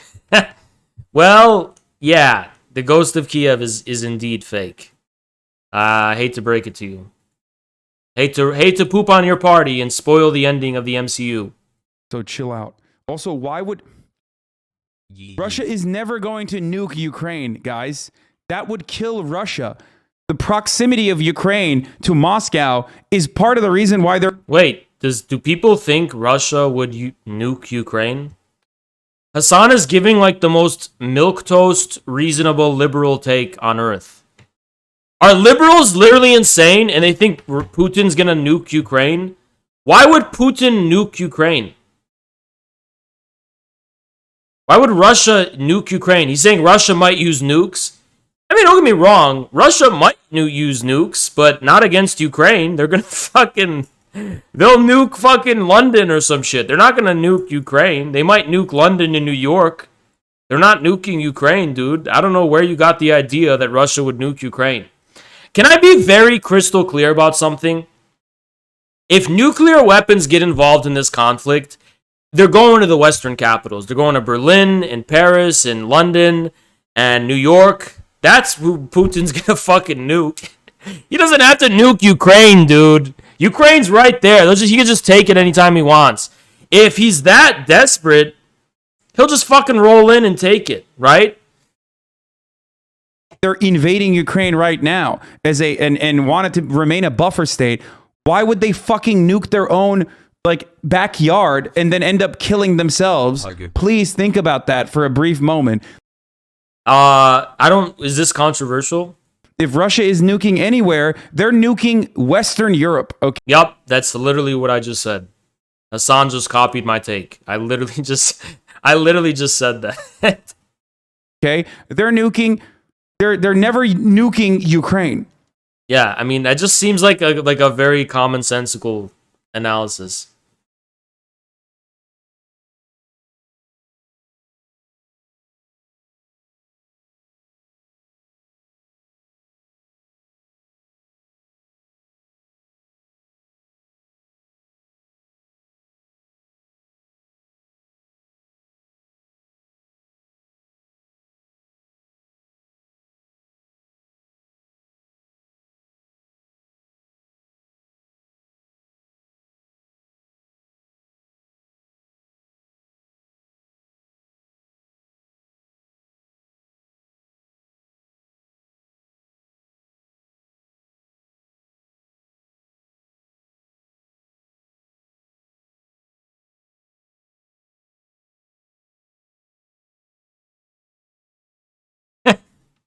All right, let's join the Twitter space. How about we do that?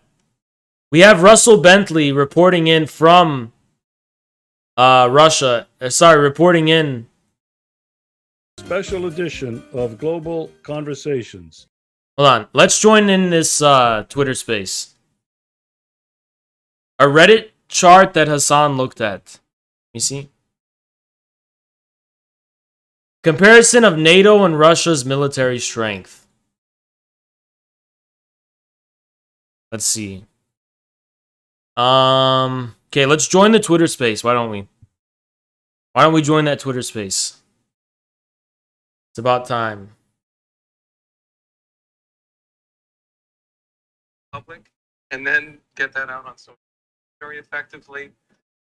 Because what I notice, I mean, we're talking about what Zelensky will do, but we all know that Ukraine is not a sovereign country. That Zelensky doesn't control it. That he takes orders. And we should recognize that it's the people who are deploying Zelensky. Oh, by the way, guys, I'm going to be debating Richard Spencer Wednesday. I'm debating Richard Spencer about Russia and Ukraine. Which was announced today.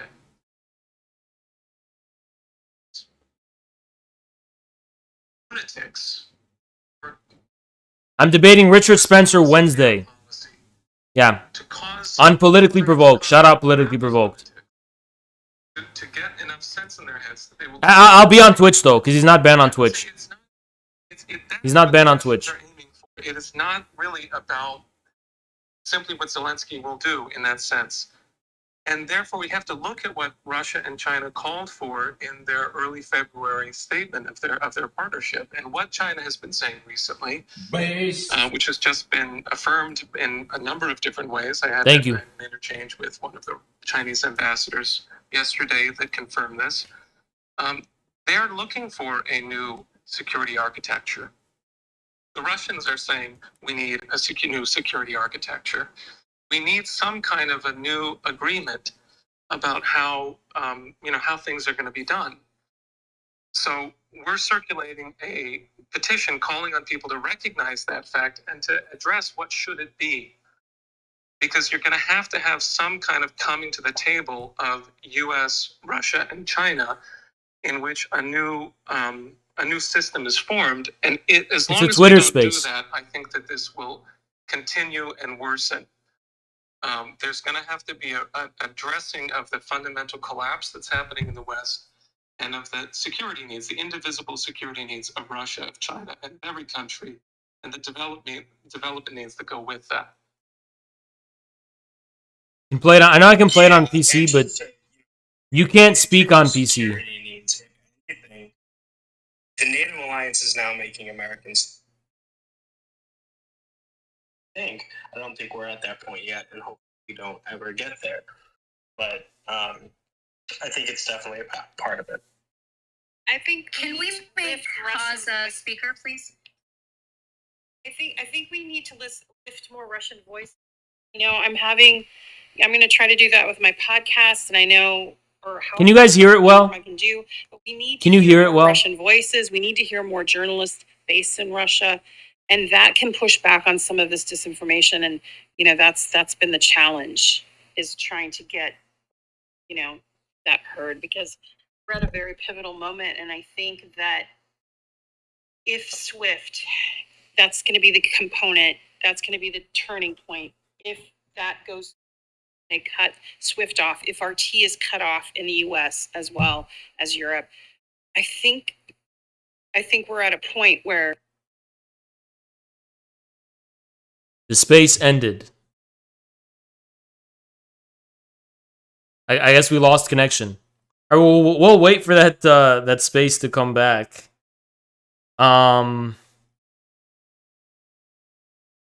We will wait for that to come back. But in the meantime, I want to show you this. This is apparently a comparison between NATO and Russia.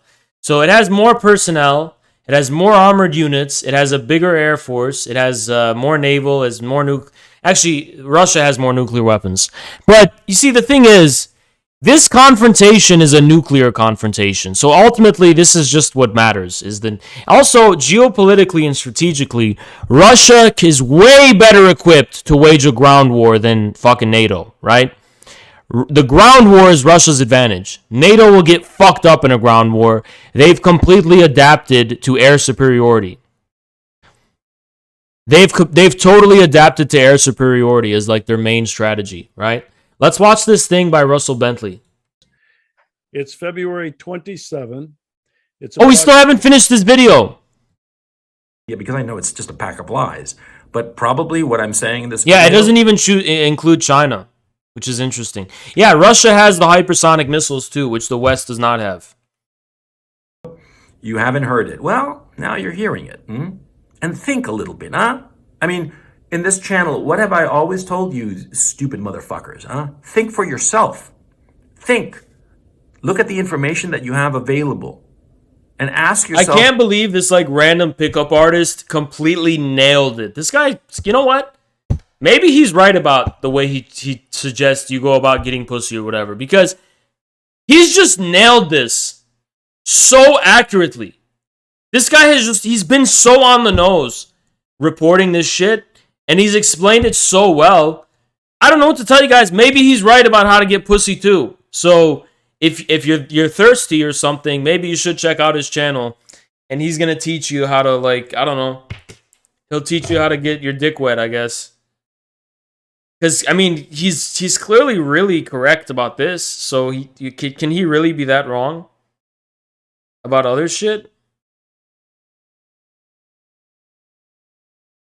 All right, I'm going to join Samira's space.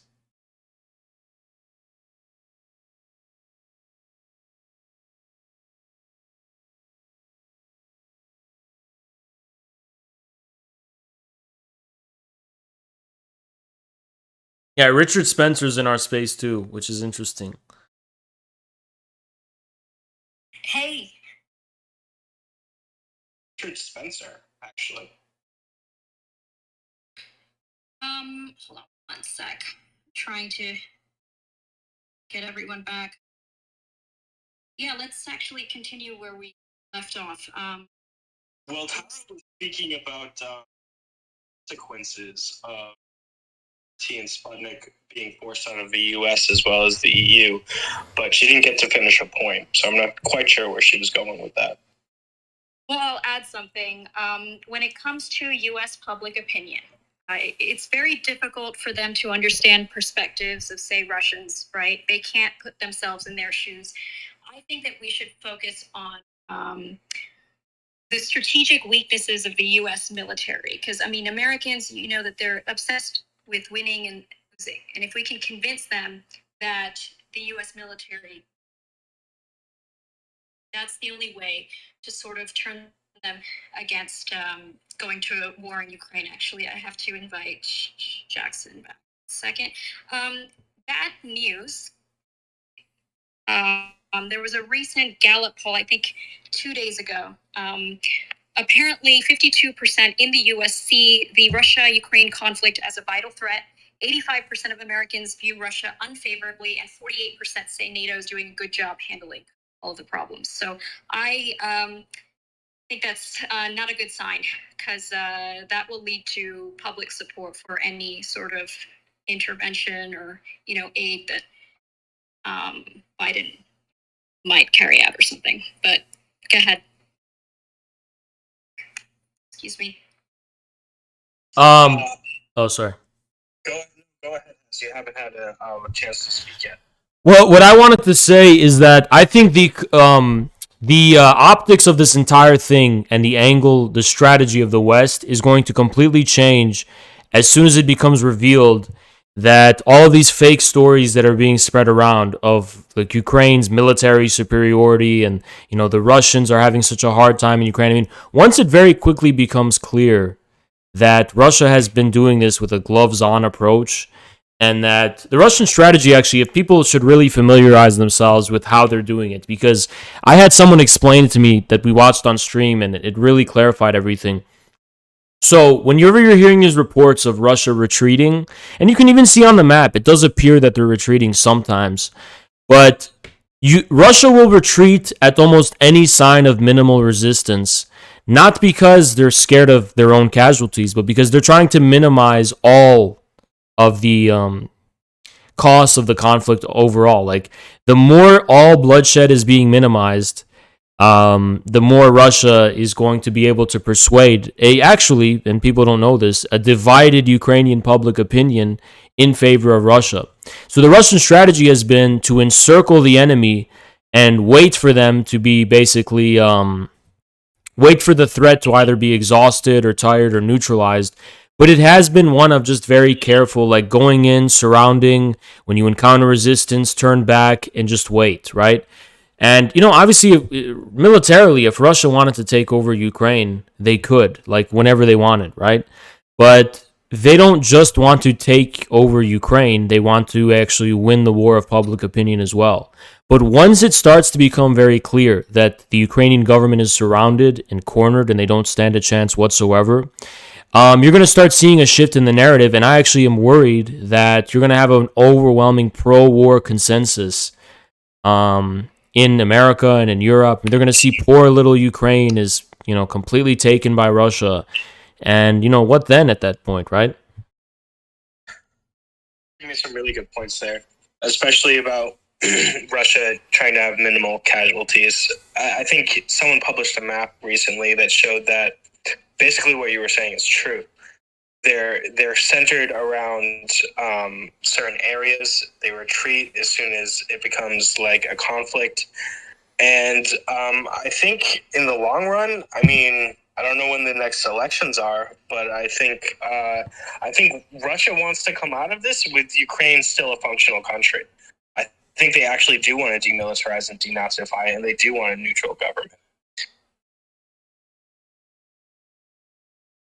Yeah, I mean, that's just clear to me, because I think Putin, I mean, if you look at how they've been handling this whole thing, it's been going so slowly, because Friday all operations were suspended because Zelensky was supposedly open to peace talks. He changed his mind. Now, for whatever mysterious reason, Zelensky wants to have peace talks again. I wonder if that's because of how great the Ukrainian resistance has been performing, right? Well, Zelensky wants to hold peace talks again, and I imagine Russia is also temporarily suspending its operations, waiting for that. So it's pretty clear to me that Russia doesn't want regime change, right? They don't want to go in and just replace the government.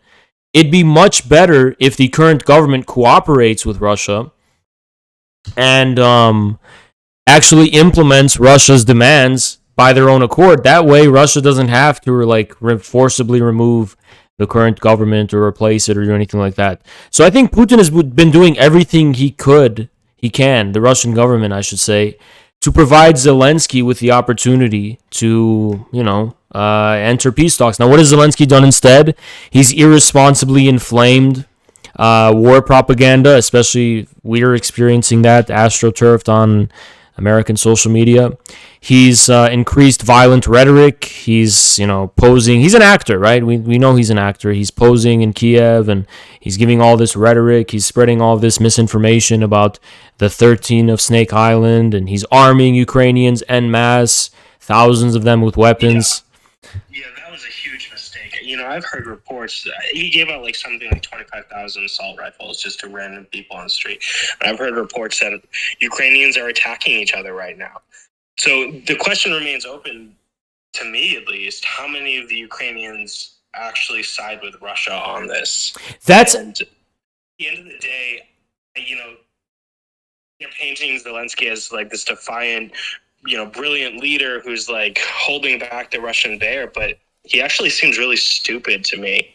A lot of I don't think that Russia is gonna use a tactic, towards the negotiations to continue much longer. I think at some point Putin is going to lose his patience, just like he did when he initially announced these special operations. Yeah, a lot of people don't know this, but Ukrainians are very divided over Russia. There is not some kind of overwhelming, Ukrainian nationalist consensus that Russia's the bad invader and we're all getting behind the Saint Raytheon with the javelin, whatever the fuck they're sharing. Look, I said this before. Vosh is more of a Ukrainian nationalist than anyone in the Azov battalion. Ukrainians are very... They're very divided over their stance toward Russia. I mean, especially Eastern Ukrainians, right? There's no anti-Russian consensus. I guess I'm not going to say that people are particularly pro-Russian, but as far as being anti-Russian is concerned, I mean, they see Russia as the space has been ended. That is actually unreal. Now that is what I call CIA interference. That's yeah. As soon as I mentioned Vosh, that's unfucking believable. Now that is what you call CIA interference, That is what you call CIA interference, okay? That is absolutely incredible. That's unbelievable. I'm going to ask them, should we just...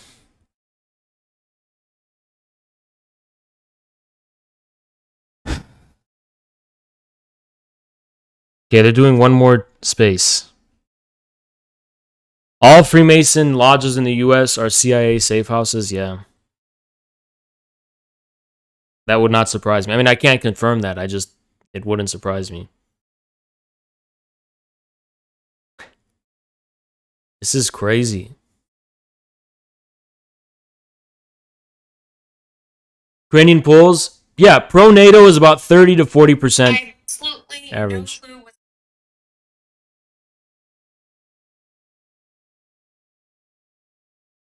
I don't want to put on too much, but you almost wonder if it's... Yeah, I know. Yeah, that's CIA interference. Definitely. It's Twitter fucking canceling our shit. Because I super wanted to hear what you were about to say, and now it's yeah, we have to start. Yeah, because it happened with Jackson first hosting the space, and then me. So that's some crazy shit. When Jackson gets on, I'll make him a co-host.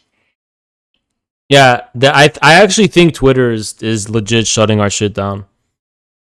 Yeah, same here. Is there any other alternative? You were saying a Discord call? Yeah, but we wouldn't be able to use Twitter. They would have to watch the stream or something. Yeah. Shit. All right, we'll try with this. Let's hope nothing happens, but please, Haz, continue. All right, yeah, so as I was saying, Vosh is more nationalistic than even the Azov battalion. The Ukrainian people, Ukrainian citizens, especially in the eastern region, see Russia as a brotherly nation, right? They don't really see Russia as that different from themselves.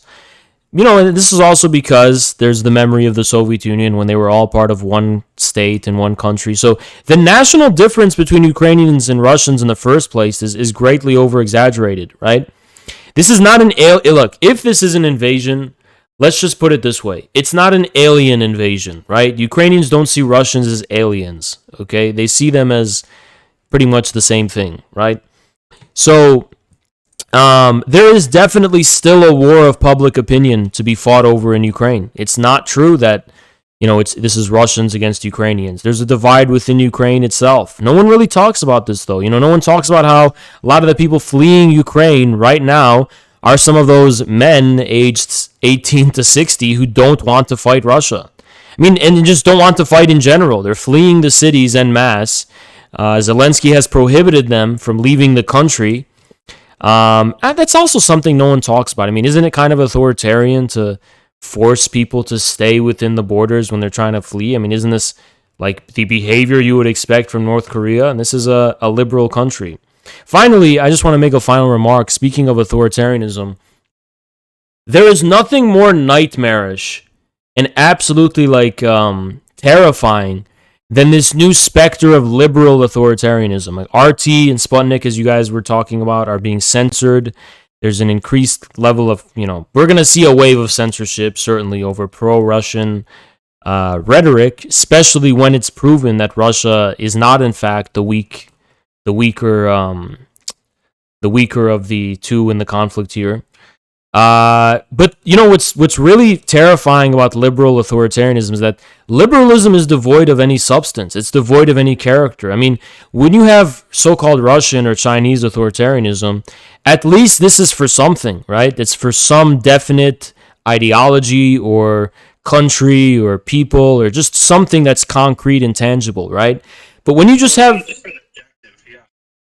when you have this liberal authoritarianism, it's like, we're going to be authoritarians for freedom. Well, the freedom to do what? Ultimately, it's the freedom to consume. The freedom to consume Reddit and video games and Marvel and whatever else. Like, what really do our freedoms amount to? And this is a question I want to pose to the anti-Russia crowd. You say that you're against Russia because Ukrainians represent Western liberty and freedom. Well, the liberty and freedom to do what exactly? Because Ukraine has clamped down on the freedom of expression and freedom of speech, and the West is starting to do that too. And the response I get is, oh yeah, we do clamp down on freedom of expression. It's just against the people we don't like. Okay, so what do you like, right? And I really think they don't have an answer to that. And the only way they're going to develop an answer to that, what do you want positively to define yourself? We're going to see a rise of neo-Nazism, right? And it's not going to be a one-for-one copy of Hitler's Germany, where it's going to be about racial purity, or it's going to have this veneer of conservatism or even necessarily nationalism.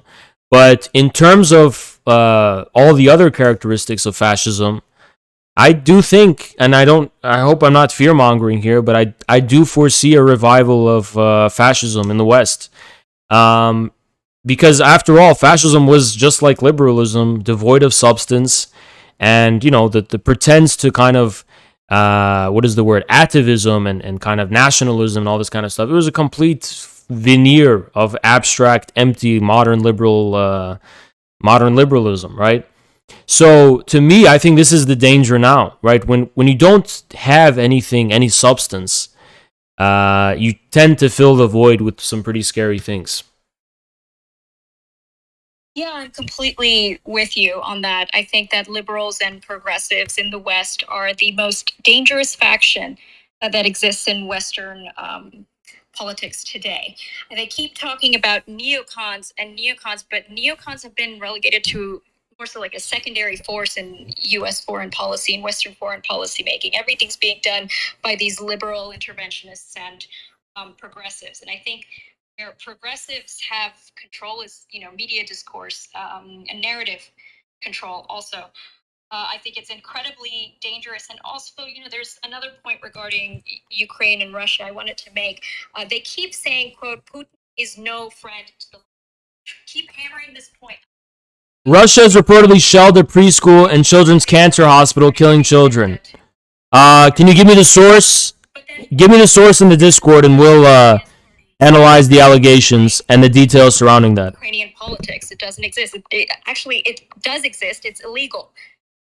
So, I mean, when they say Putin is no friend to the left, are they not saying that about Zelensky? Do they not know what the status of the left is in Ukraine? I mean, I think that's being done on purpose to make Putin seem like Hitler. And this is, like I said before, being done by... War Thunder was developed by a Russian who supports the Donbass republics. Yeah, and I think This is you're funny. completely right, both of you. One thing that is kind of a side note, and I'm not saying this is a good or a bad thing, but, on the day, I think it was the very day that Russia decided to liberate Ukraine, Biden appointed the first black woman to the Supreme Court. And I think that sort of the angle here is to, from the point of view... Azov is using human shields. It wouldn't surprise me. People to Just post the evidence. This sort of progressivism, this neo-progressivism, I don't know what you want to call it, against, the more materially based functions that you see in the East, and pit that up against sort of the identity politics that's captured so much of the left. So I think a large portion of the propaganda efforts right now are directed to keep the left divided, so that there isn't any massive backlash against their involvement in Ukraine. And, one thing that, gave me a little bit of optimism is that tonight, Abolish NATO is trending. And I think the last time I checked, it had about 26,000 tweets. So, it's not all bad, but I think that there is a very definite goal here to pit the anti-war movement against each other and against Russia.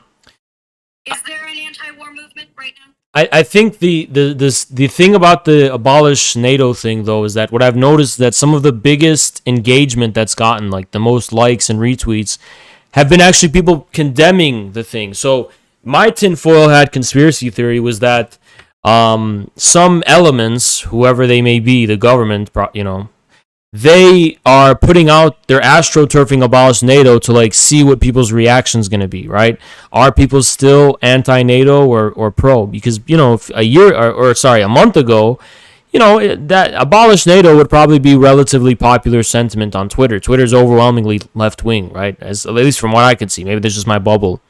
But now it's extremely unpopular. The most engagement I'm getting are tweets saying things like, oh, hashtag abolish NATO? That sounds like you're pro-Putin and you're pro-Russia. We need NATO.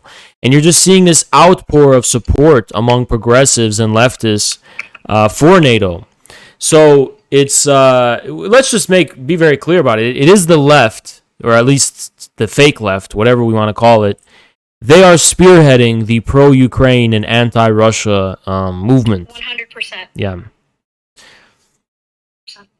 Almost so much that it's a partisan divide, right? Like the Ukraine flag is now the next Black Lives Matter, and it's the next I got vaccinated, and it's the next I wear a mask virtue signaling, right? It's the latest version. Is the people using this to talk about Palestine and Israel, and not in the sense that I would, where I would say, these are both, fascist puppet states, but in the reverse, where they're basically like, oh, we're dealing with these bombings in Ukraine just like Gaza is, and, we're so oppressed by this empire and this imperialism. And so it's really insidious. And, I saw one tweet, like the first day that it happened, from some anonymous account, no avatar, digits in their name. And it was basically like, they were talking about Ukraine getting bombed, and they kept saying, like, I feel like I'm seeing George Floyd be killed every time. I saw that. And it's just like, wow, they are really just trying to astroturf all of these movements at the same time and distort them into their pro-war, pro-NATO agenda. And I think playing both sides when something like as insidious as that is happening actually just feeds into the actual imperialism that's occurring. You know, I think I don't remember the exact quote or who said it, but you know, there comes a time where, you know, if you choose neutrality, you're choosing the side of the oppressor. Yeah, it's just interesting that you know, you look, pacifism in this context, it's so easy to adopt. It's so easy to say things like what that guy Hakeem and a few others were saying, like, oh, no war but class war, right? We should oppose the both ruling classes.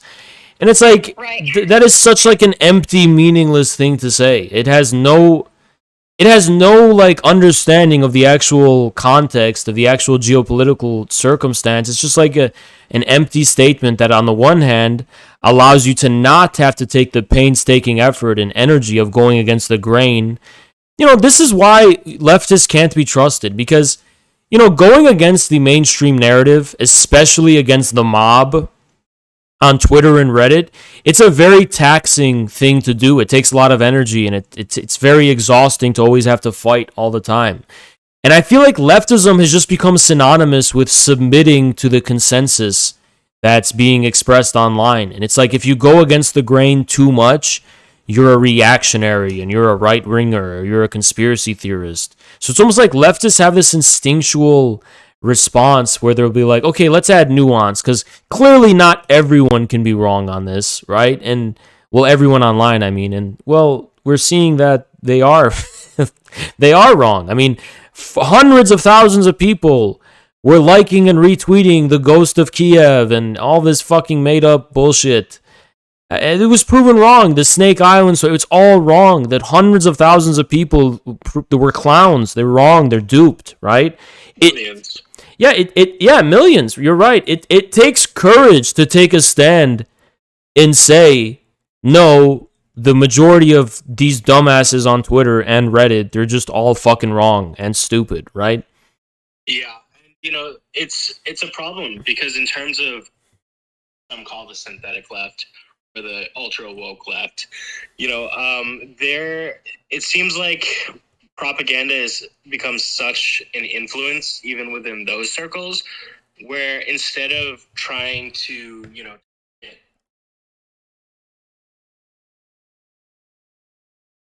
you're like, oh no, conservative, get these like,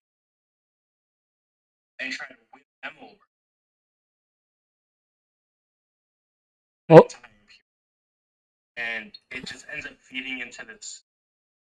Actually, it is anti-war, but it's actually distinctly pro-war. We have some breaking news. Samira, can I share the info Jackson just texted us? Yeah, I think you should read it out. Yeah. So actually, we know why the Twitter Spaces were being shut down, and if this happens one more time, we'll just move it to the stream. But someone DM'd Jackson, and what they said was, "I have reported your Twitter Space to the authorities, so don't be surprised if it keeps ending every time you start. I won't share this DM with anyone, so if you stop the propaganda, I will ask my contacts to stop investigating you." So it sounds like we were right, and that our Twitter Space is constantly getting reported, and that's why it's shutting down. Yeah, and who are these contacts? It's just weird, you know. These are, listen, I cannot tell you how many people, right?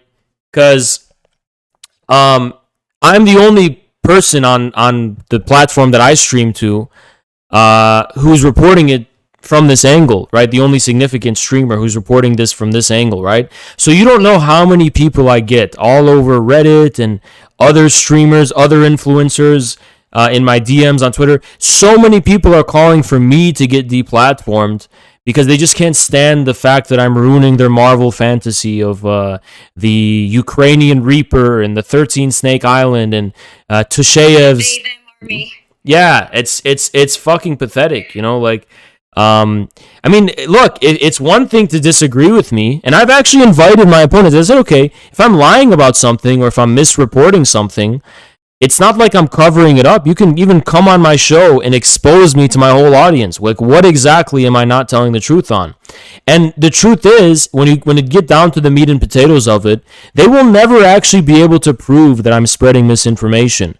They're just upset that I'm not reporting it from the ideological angle that they are, and that I've not bought into their like little fantasy of reality of Ukrainian freedom fighters and Iron Man and Batman and Superman all teaming up to repel the tyrannical Asiatic Russian Mongol hordes, right?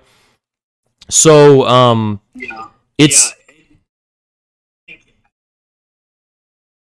Reminded of the quote by Julian Assange where he said, if lies can start a war, truth can stop it. And in a space like this, that's what you're getting. You're getting actual truth. And so, of course, they're trying to deplatform you and stop these spaces and censor us, just like they're trying to do to RT and Sputnik.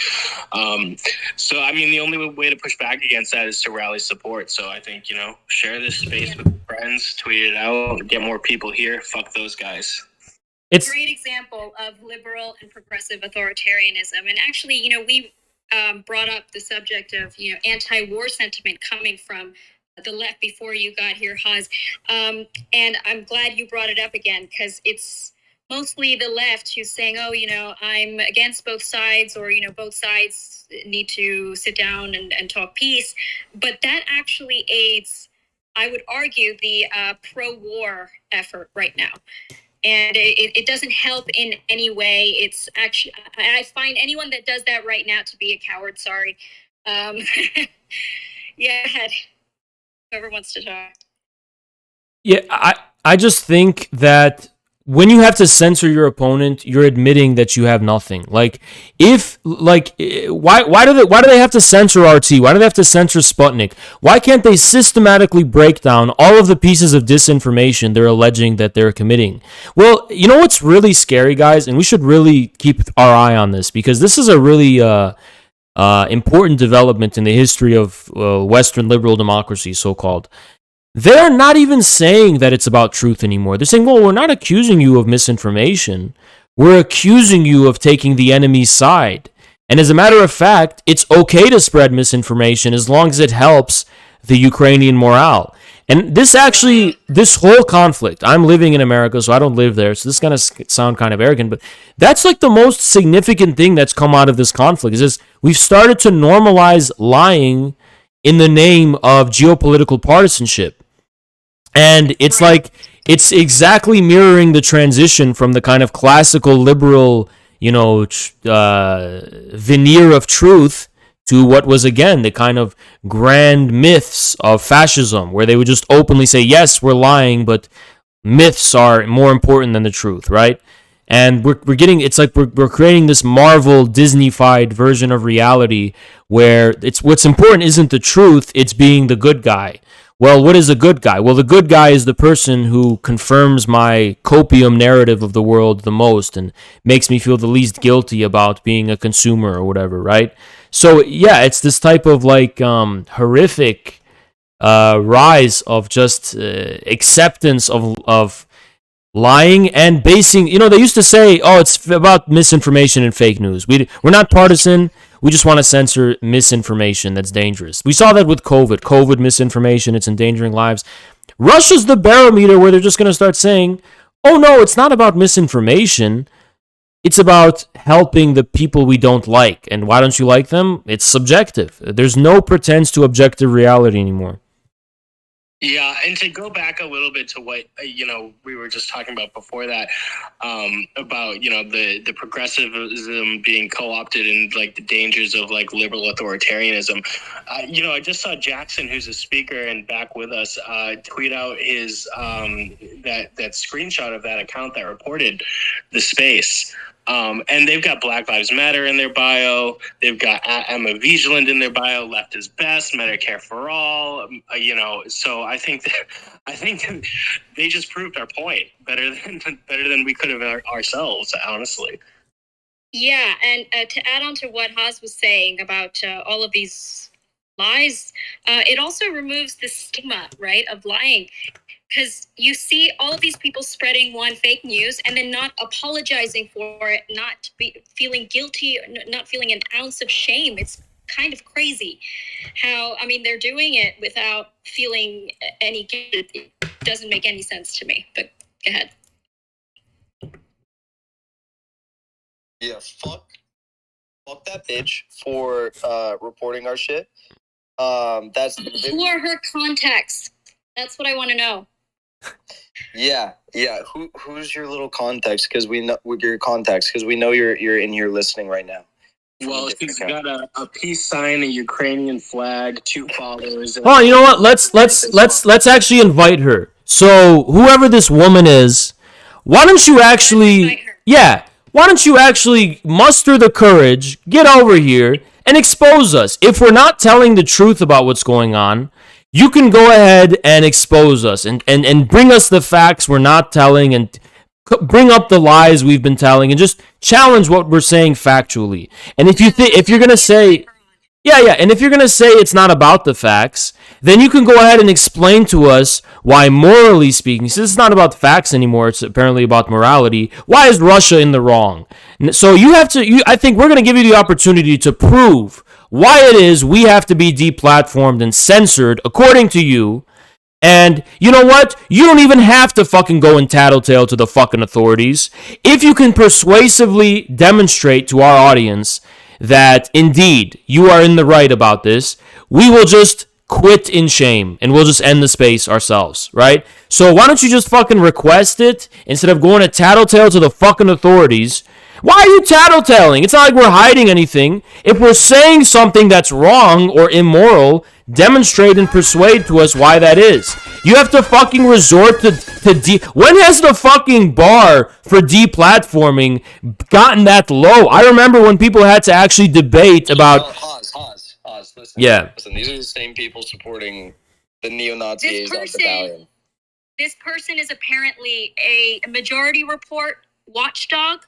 I don't know what that is, but interesting. Yeah, what I don't understand, I don't understand. TYT liberal, dude. That's what sounds it is. intimidating. But do you guys remember when we used to have debates about like, oh, should we deplatform people for being like horrifically racist and prejudiced and abusive? Should we deplatform people for saying the N-word? Should we deplatform people for harassment? Like, there was a free speech debate, and like it seems like the bar was a lot higher for what we would consider an exception to free speech, right? But now what? Because you fucking disagree with us about something happening 1,000 miles away, you're gonna go fucking tattletale us and report us? You're a fucking pussy. I can't even fucking believe it. Like, how is the bar for suspending any free speech gotten that fucking low? Oh, because it hurts your feelings that you're hearing a perspective that disagrees with you, so you have to fucking censor us and deplatform us? I remember when there would literally be fiery debates. Should we allow neo-Nazis who are calling for a second Holocaust, should we allow them to have a platform? And there would actually have to be debates about that. It wasn't even a given.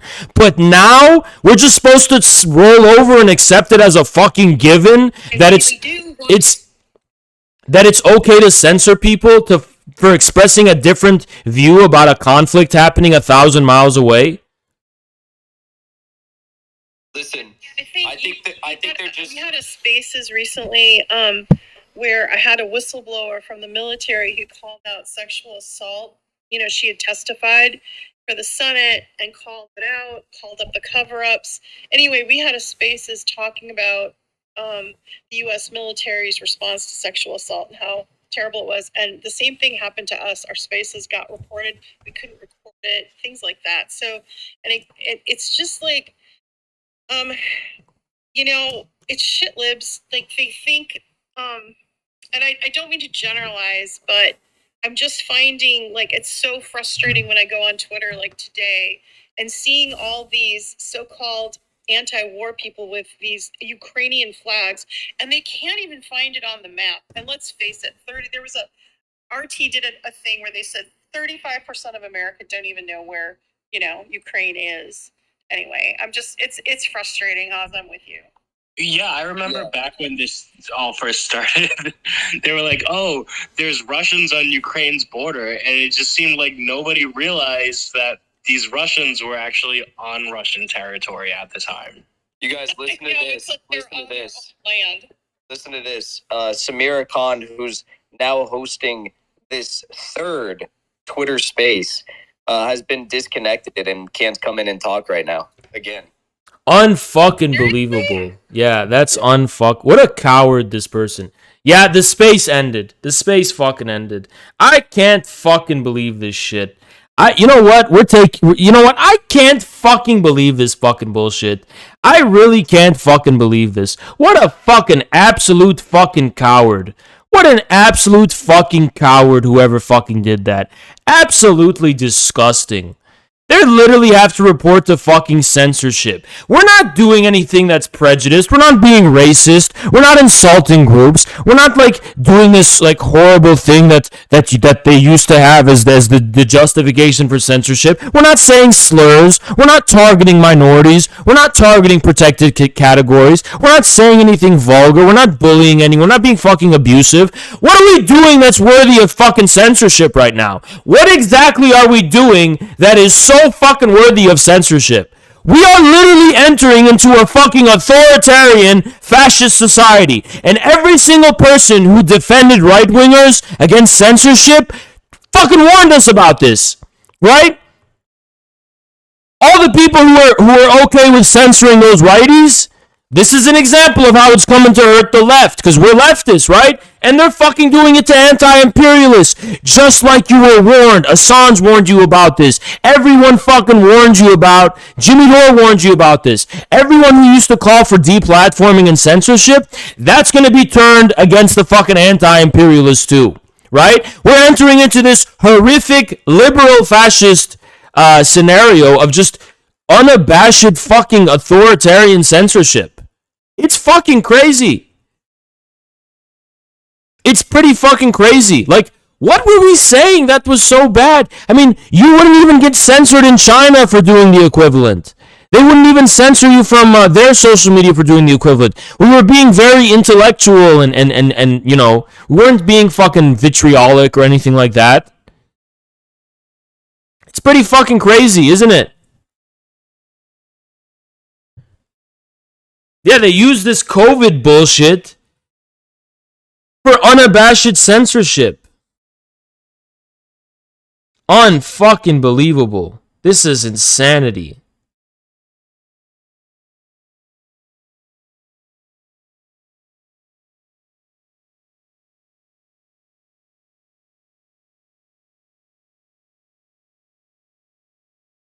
This is insanity. Insanity.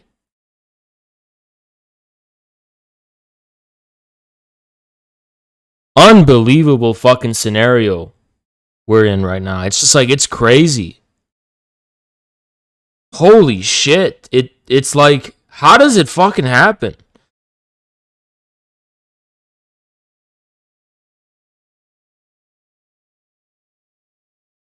Graphic. I can't show you this. Local resident committed the mistake of coming outside during the curfew. Ukrainian defenders have shot a man in the back for defying the curfew. Apparently, and Ukrainian militiamen, I'm looking at the footage now. I can't show it to you. It was sent to me. Ukrainian militiamen, defenders, have shot a man in the back in cold blood for defying their curfew.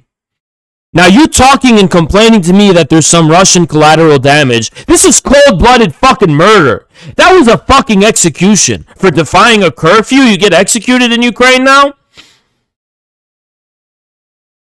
Unfucking believable.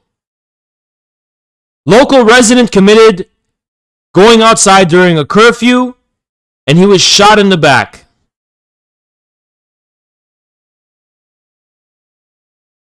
That's a war crime. That's a criminal act.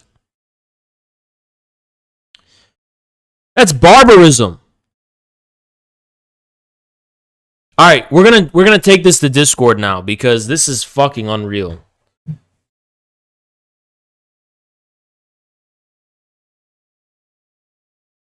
This is unreal. Let me see what Jackson and Samira are saying. Justin Trudeau is going full fascist. America is starting to go full. It's unbelievable, and it's coming from the grassroots. These are the black shirts of our time. Literal Hitlerite Nazis. These are literal Hitlerite Nazis, right? Let's call the Discord.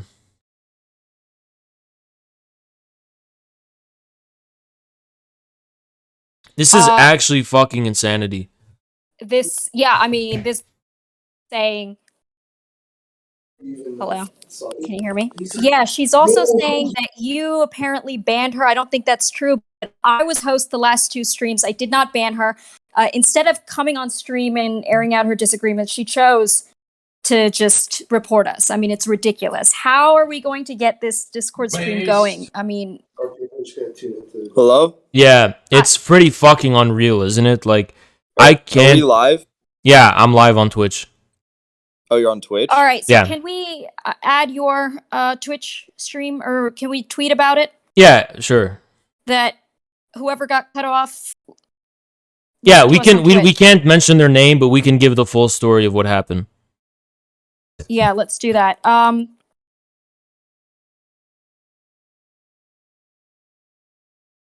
That's pretty fucking unreal. I know. And she's saying that Jackson apparently banned her. I don't think that's true. I was host. No, I blocked her. Oh, you blocked her. Okay, so On- the on last Twitter. 2 streams I did not ban her. I was actually looking for her. I wanted to speak to her. But, Yeah, she's she more than decided welcome to come on to the to this Discord. Let's put a tweet out inviting everyone to Discord, Twitch. But can we invite people to speak? Is that possible? I guess yeah, we could.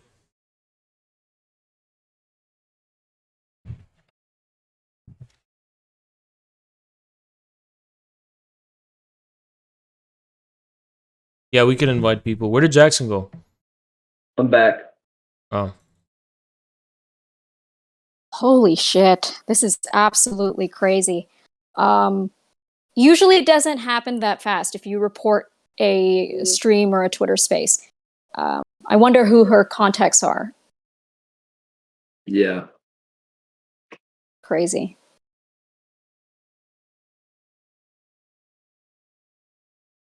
I think Ben Rubenstein wants to speak. Who else? Ace.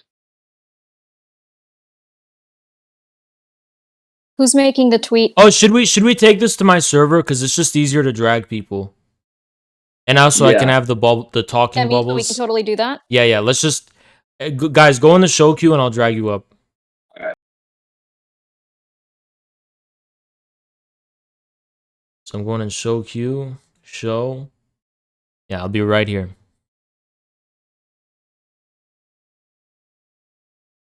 Where is I don't know all these people. Based.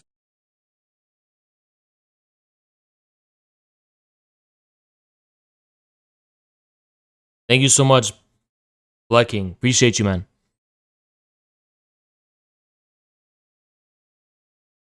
Okay, so what's up, Jackson? Yeah. Gonna have Daniel Burke. Do you know any of the people right now that are in show queue? Oh, you're also echoing a little bit. Someone is. I don't know those people. Does Samira know how to do this, or?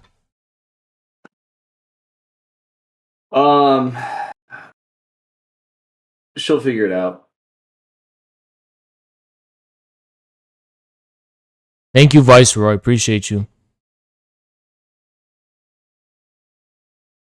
Oh, have you been streaming this whole time? Yeah. Yeah, actually. Didn't know that.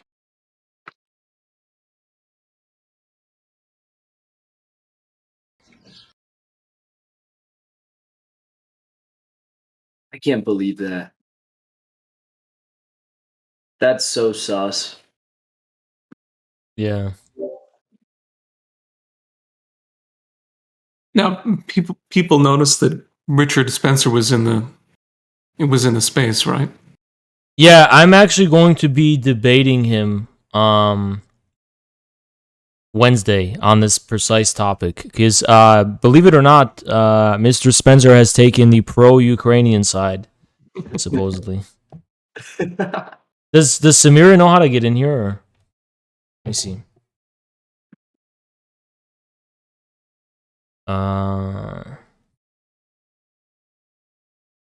She's not even in your quarantine channel.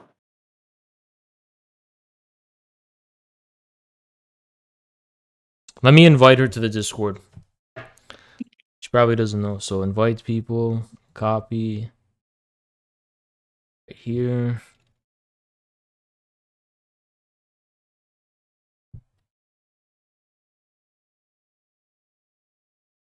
So, and then when she joins, we'll be able to get it. Member logs.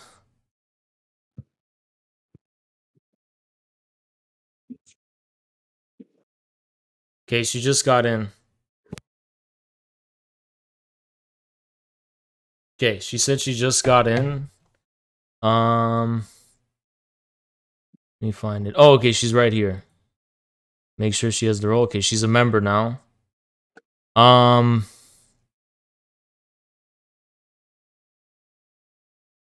right. So we're just gonna drag her up. All right, we're all in. Perfect. Sounds good. Have you told the story yet? Yeah, no, I haven't. No, I haven't.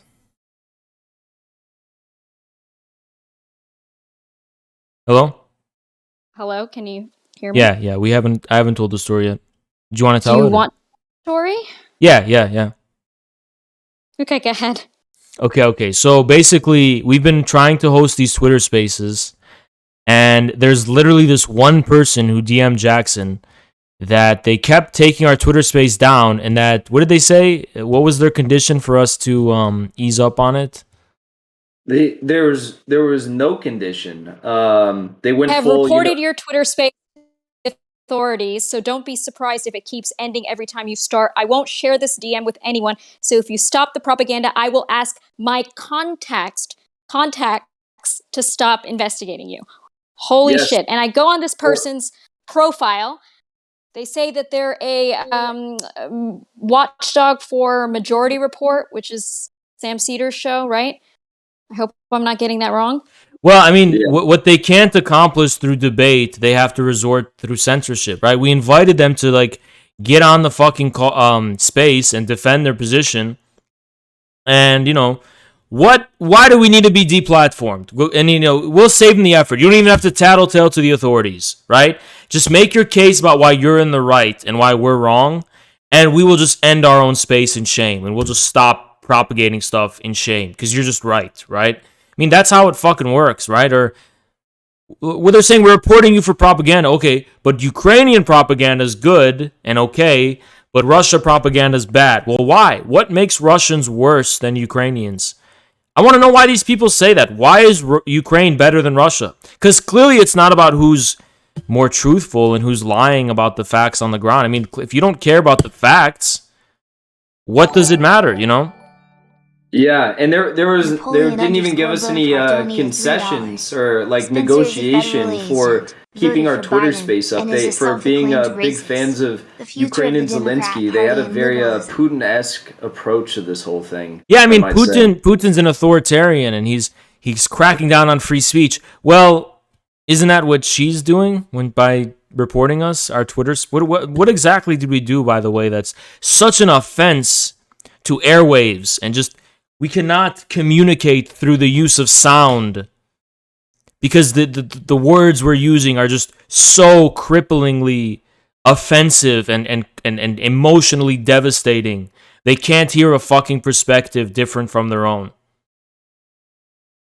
Yeah, fascists always accuse the other side of what it actually amounts to their own doing. Like, how is what she's doing not fascist behavior? I mean, It's not like we're like, what about it is not fascist, right? Isn't this kind of like authoritarian fascist behavior, just shutting us down because you disagree with us? Why can't you just? It's exactly the point that you were making before we got shut off, right? It's an example of liberal authoritarianism. Not only do they just, want to counter the lies, or what they say are lies, they just want to shut us down. They don't even want to give us the platform to speak. They want to deny that from us, which is absolutely insane. I guess I'm just maybe they're gonna make the argument we're genetically different from them. I mean, can't they persuade us? Like, how do we see it from your end? How do we agree with you? How do you convince us that you're right? That I guess you can't. We just have a genetic predisposition for being pro-Russia. I mean, I don't know. Absolutely bonkers. I'm furious. Yeah, it's just look. We're entering a period of liberal authoritarianism. We should expect more of this. Liberal fascism, right? I mean, this is exactly what we should expect. Yeah, 100%. I'm sorry. I'm just trying to put out a tweet to direct everyone who was listening to your Twitch. So, you know what's also interesting? It's just Twitter. Yeah. That they try to control. And I think that's, we need to make a broader point about that. Twitter basically drives mainstream discourse, I feel. CNN and MSNBC, they look at Twitter before reporting. It's absolutely insane. I mean, they're not trying to shut us down on Twitch or on Discord, right? That's pretty crazy. Well, I mean, they actually might be trying to do that, so let's not jinx it. They may very well be trying to do that. Yeah, I mean, it's pretty pathetic. And it's a little spooky. Like, who are her contacts that magically can make any Twitter space disappear? It's actually scary. Three times. Does that mean they could do the same to any other platform they want? I mean, is it just Twitter? And I'm actually kind of curious. Yeah, I don't know. What I do think is interesting is that you know what I think is really interesting with all of this is clearly people are interested in hearing the truth, what we have to say. I mean, you look at George Galloway's show today. He had tens of thousands of people tuning in, record numbers. Same with all of our streams. People want to hear this side, even if they don't necessarily agree with it. And the fact that, and I'll also say that I've noticed that we are all getting, big boosts in followers from displaying the truth. Yeah, Whereas I've noticed the other that. side, though the other side might be getting a lot of viewers, they're not necessarily getting a big boost in followers. Like just on that Twitter space, I got so many new followers, and that's the real reason why they want to kick us off, because we are winning through the strength of our arguments. Yeah, on Twitter, I got in the past week, I've gotten it's crazy, 1,000 followers or something. It's actually insane. I've gone up 7,000 in 1 week. Holy fuck! Wow. Yeah, wow. I have to look at my Twitter stats, but I'm guessing my followers have increased as well. But I mean, this is pretty crazy what's going on, though. I mean, I'm not as optimistic as Jackson, though, because if they're succeeding in shutting us down, what's next? Yeah, you're right. I mean, we should all be bracing for a wave of censorship, definitely. Yeah. And of course, they're not attacking, the CPUSA types, the PSL types who are saying, both sides are bad, we need diplomacy, etc., etc. It's just us.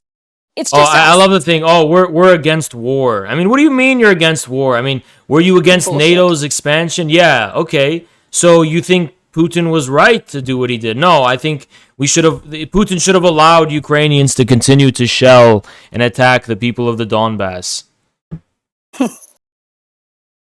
There's a lot to be said about those folks, especially, the likes of Abby Martin, who famously got Crimea so wrong back in 2014. She was actually invited to cover Crimea, to go there and see for herself what was going on.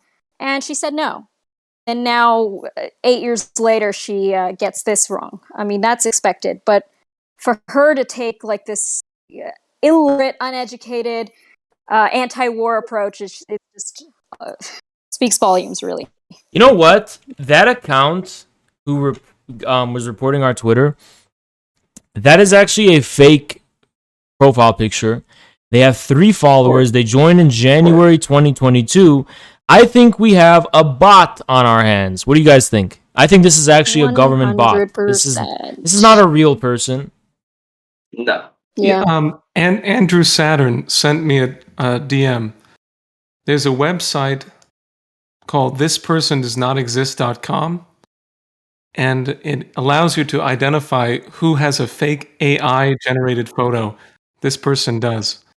That's from Andrew Saturn. Wow. But let me. So the government is trying to shut us down.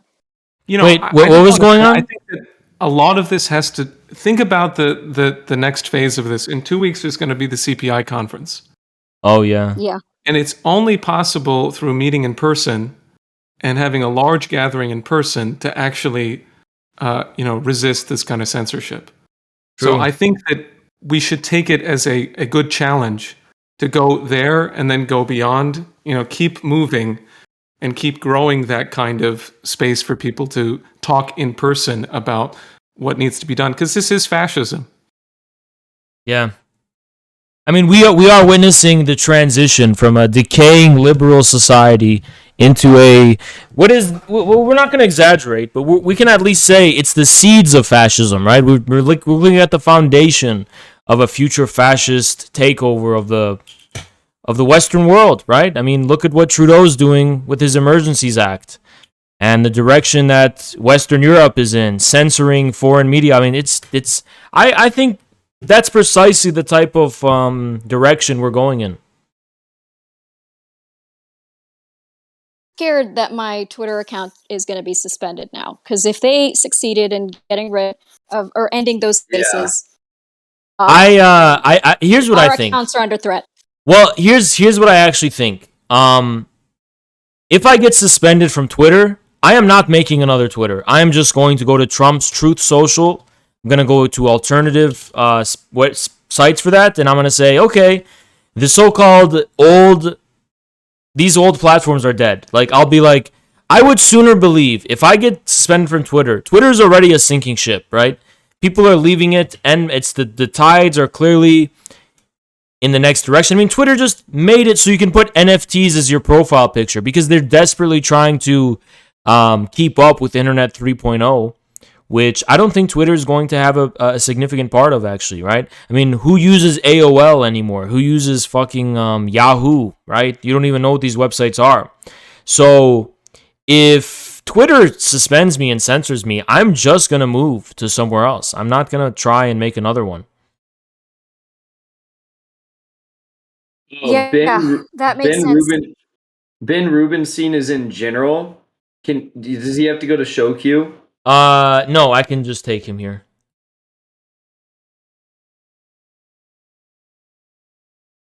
He's here. Yeah. Hey, having me. Can you hear me just fine? I haven't. Yeah. Just Oh, dear Jackson Hinkle Samira Khan, I am a real person from India. All I did was click report this 2 times each time you started a new space. That's all. I'm not a bot and definitely not from the Imperial West. 8 seconds ago. This person is listening Totally to a us real on person. Twitch. Very much a real person. Listening to us on Twitch. So there's actually a website you can go on. It's called This Person Does Not Exist. This Person Does Not Exist.com. And you can get these fake AI generated photos of people. And that's what her profile picture is. It's literally a fake AI generated profile picture. And I challenge Brownshaw, if you're a real person, post another photo of you. Is that the only photo of you that exists? We'll post another one. Go ahead. I challenge you. If you're not a government agent and you truly are someone who lives in India and you're a real person, go ahead and show us another picture of you. Why is a person from India a watchdog for Majority Report and Emma Vigland? Well, It's so With the interesting hashtag, because guys, Black Lives look, Matter. first of all, it's been proven that the government manipulates public media through social media, right?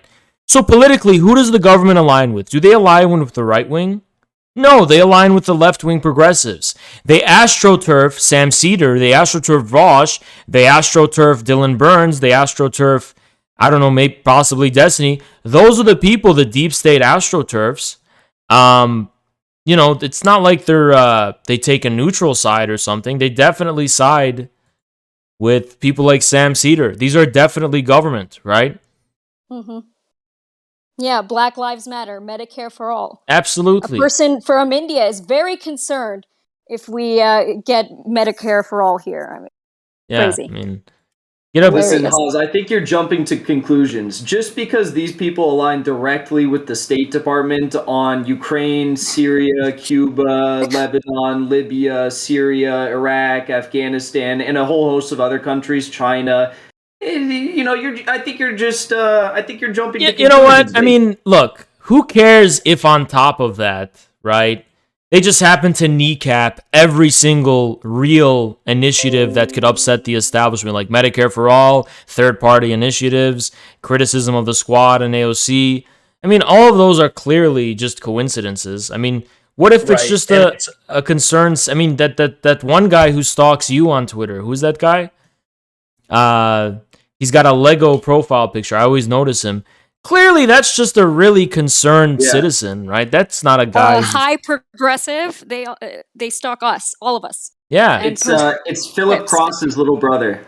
Oh, Philip Cross. Oh, I know Philip. Philip. Oh, you know Philip. Yeah, Wikipedia. Philip. He's totally a real guy, and he's Totally real. He's just a concern. He's definitely not an MI6 operator. No. He just edits thousands of Wikipedia articles at lightning speed every single day, and happens to be overly concerned with combating anti-Western perspectives on Wikipedia. Yeah, he's a very hard worker. He hasn't taken a day off in like 5 years. You know. Not Well, even you a see, single hour it's because he's made so much money investing in Bitcoin. That's why he can retire now. Brown Yeah. Show wants to know which part of my body should I take a picture of? Infrahaz at. There you go.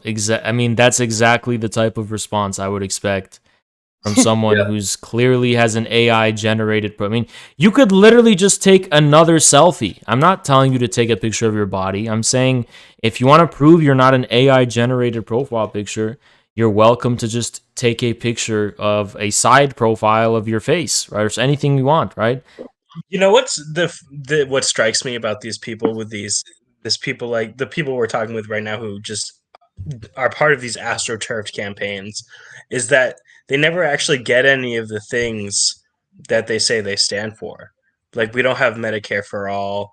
We don't have, black people are still getting killed in the streets. There's been no justice reform.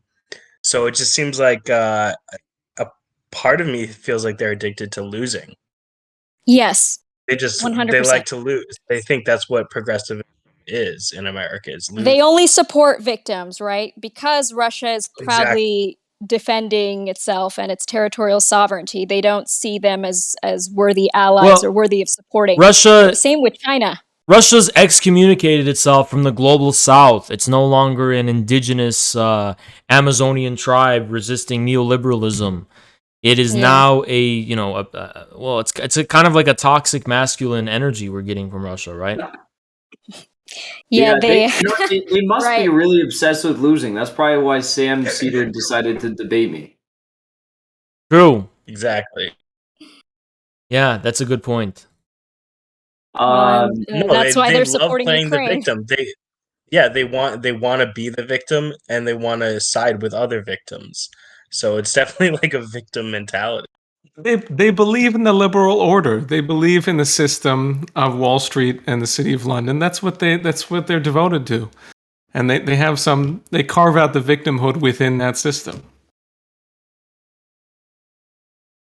I'm gonna bring in Pestomime, and then guys, it's a full house after Pestomime. No more people. Pestomime. I mean, I think that losing a platform like Twitter would be pretty consequential because Twitter, like I said before, drives news coverage in many cases. The fact that we can't do Twitter Spaces, it's a big deal.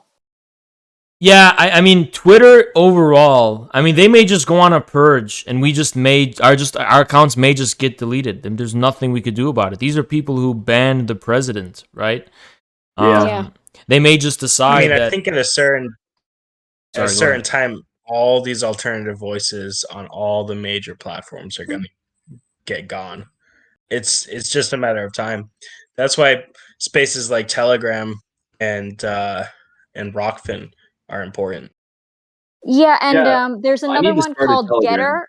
You can actually transfer your followers from Twitter to Getter, because that's what happened to me. I remember when I first signed up for Getter, I had 81,000 followers on Twitter, and then it just, automatically added that to my Getter account. So I would suggest let's get on Getter. Let's get on what's Trump's social media I app? think it's actually out on the App Store. As a matter of fact, I may just get it right now.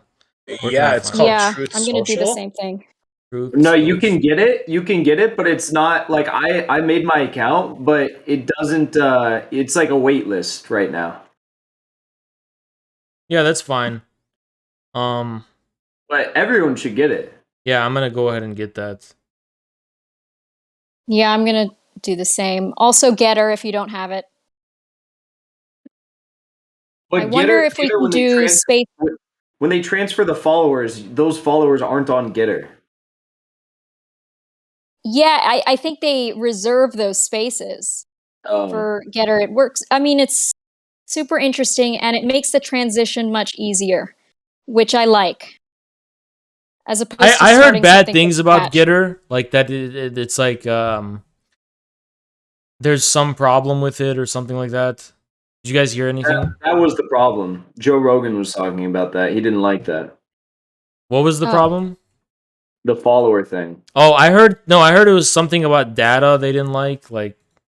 Oh, I don't know. Was it coming from liberals? Because a lot of liberals are saying a lot of shit about any sort of conservative social media network.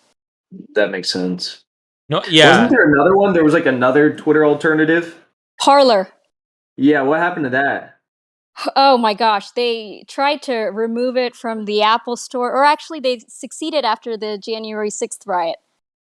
And then I don't know what happened. It switched hands or something like that. Does anyone know? Yeah, so they decided to host it in Russia because I used to be a webmaster on a gaming website, and anyone who knows anything about servers, hosting in Russia is a great way to stay beyond the reach of U.S. Technological authoritarianism, I guess you could say. Sounds So they hosted in Russia. anti-authoritarian, right?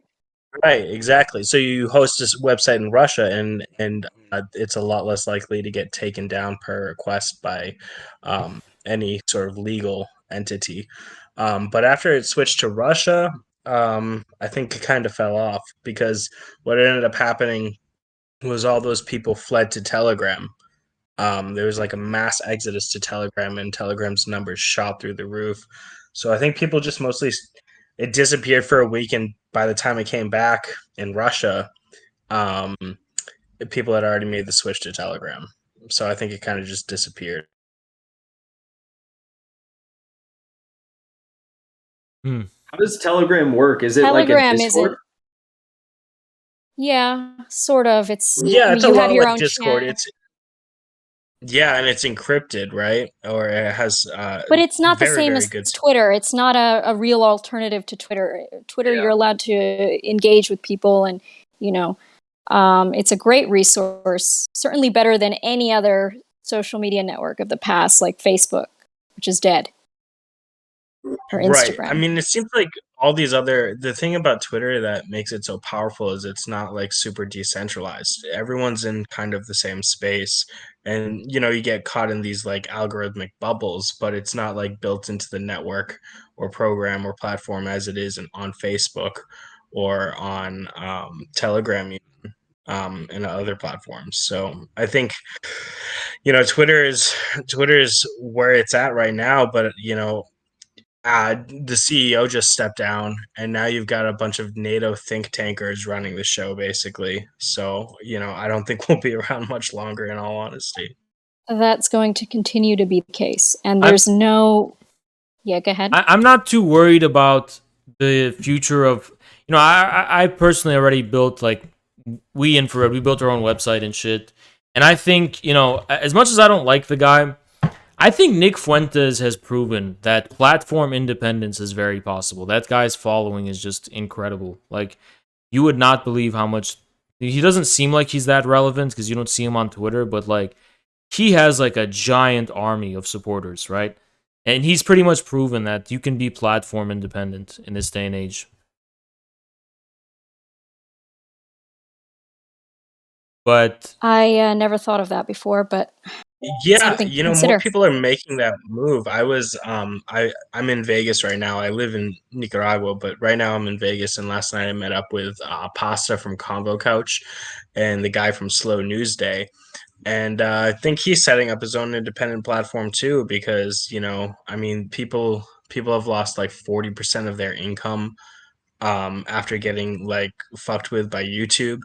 So I think it's not only possible, it's like an absolute necessity to have this platform independence. And it's difficult for people with like budding platforms, but for people like y'all, get on it before it's too late, right? yeah.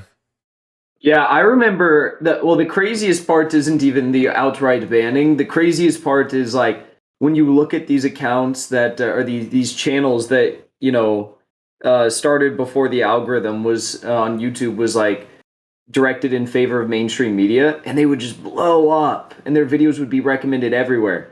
And that was like an era before I was on YouTube and Haas, you were on YouTube. But I'm like, I just can't imagine where we would be if it was that time, all things being equal. Yeah. I actually am going to make a Telegram channel myself because Discord, actually, if you didn't know this, is implementing a new sweeping, campaign against misinformation, March, right?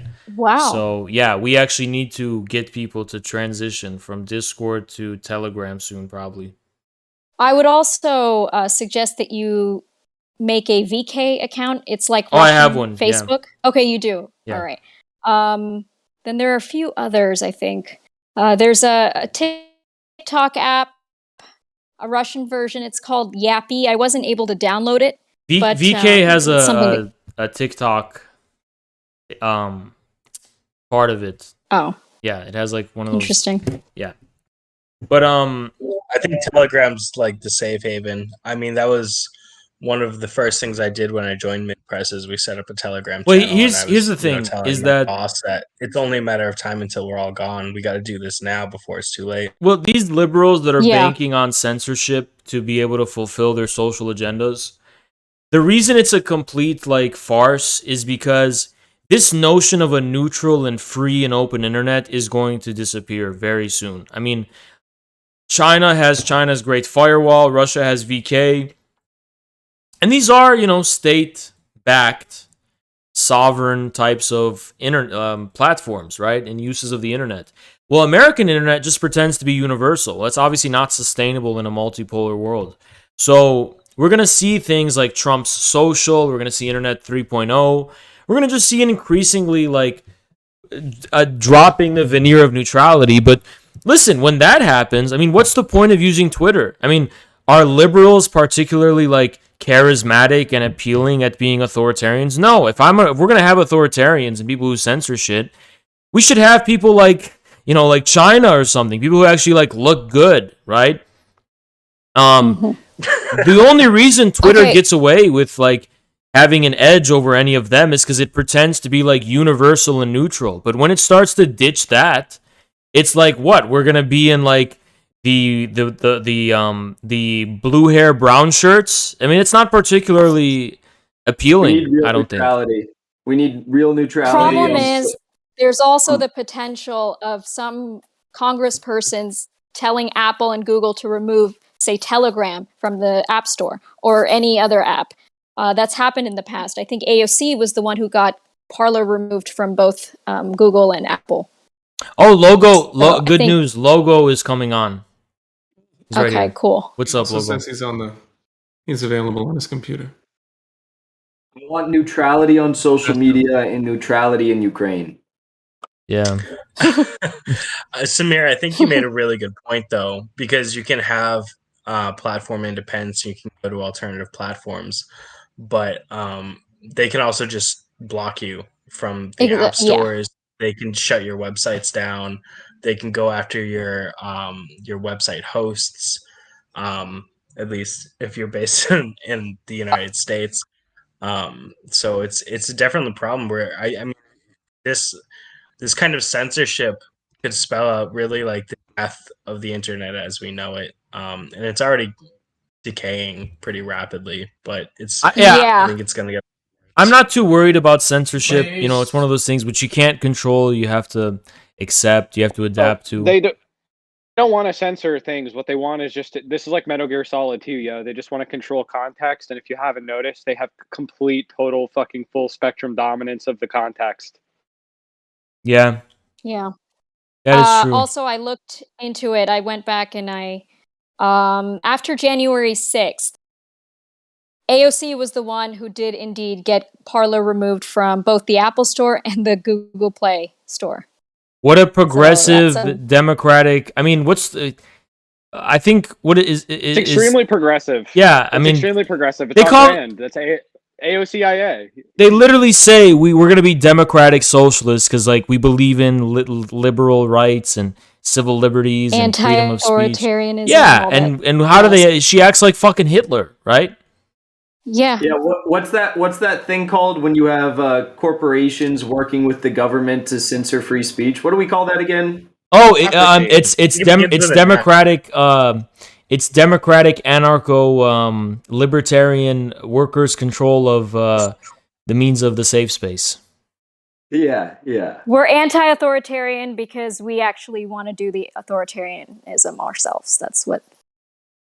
Yeah, I mean, AOC really doesn't have any power, you guys. So don't ask anything of her unless you want to get something removed from the App Store. Then, of course, you might be able to do something, but don't ask for one any single sort of tweet. like policies. One single tweet. She's just a mod, guys. She's just a mod. You can't ask her to change the policies of the site. She's just clearing up bad actors, okay? Yeah, she's a victim of the Democratic Party and the Democratic establishment, you know. Have to Ted respect the Cruz is also janitors. trying to murder her every 5 seconds. Ted Cruz, yeah, he was trying to murder her at that horrible insurrection. Yeah, because his posts were very bad. He had very bad posts, so we have to block him from You the guys, forum. I'm wondering if our Twitter Spaces were getting banned by that AOC. by that person because we were being disrespectful and we weren't taking a moment of silence for the 13 brave heroic souls who lost their lives to Oh, snake. Jesus. We should take a moment of silence. Maybe we should. Yeah. For the Snake Island I'm taking 13. I'm taking a moment of silence for all of those slain in Tomato Town, personally. Oh God, the And Tomato Stephen Town Reporter. massacre. That must have been the worst one yet. The Russians perpetrated. The ghost of Kiev just like hot dropped in Tomato Town, and my God, he was going ham. He was on a tear. He had the Thanos glove. Well, no, guys, did you hear? In addition to, there's a new character in the Ukrainian cinematic universe, and it's called. Let me fucking pull it up here. It's called The Bandera the Kharkiv Killer, and it's a 17-year-old woman who took down 3. Now, forgive me, I don't know what this actually is. She supposedly took down 3 BTR A12s. You know what that is? Yeah, she took them down by herself. What's a BTR A? Feminism. Okay, so this is apparently this woman right here took down 3 of these tanks. It's like an APC tank, right? And 2 BTR 80s. Let's check those. And so she took out the patriarchy. She took out 5 tanks by herself, apparently. They're calling her the Kharkiv Killer. And this is the next addition to the Ukrainian cinematic universe. And I love that she's a woman. yeah, she mobilized the entire column as they attempted to enter Kharkiv, and they never saw her coming. Can't wait until Scarlett Johansson plays her in the next. maybe this is maybe this is something lost in translation though, because he does it. This is clearly someone from Ukraine. I mean, this is clearly a native Ukrainian. They have the blue wave emoji. They have F Trump and 25 followers. Clearly a native Ukrainian who made this post. Yeah. But this Just person, like the native Indian who's yeah, and interested in- it got 2,500 likes too. This is clearly a native Ukrainian reporting from on the ground in Ukraine. But I think they may have made a mistranslation from Ukrainian to English. They said they never saw her coming. I think they meant to say they never saw her at all because she doesn't exist.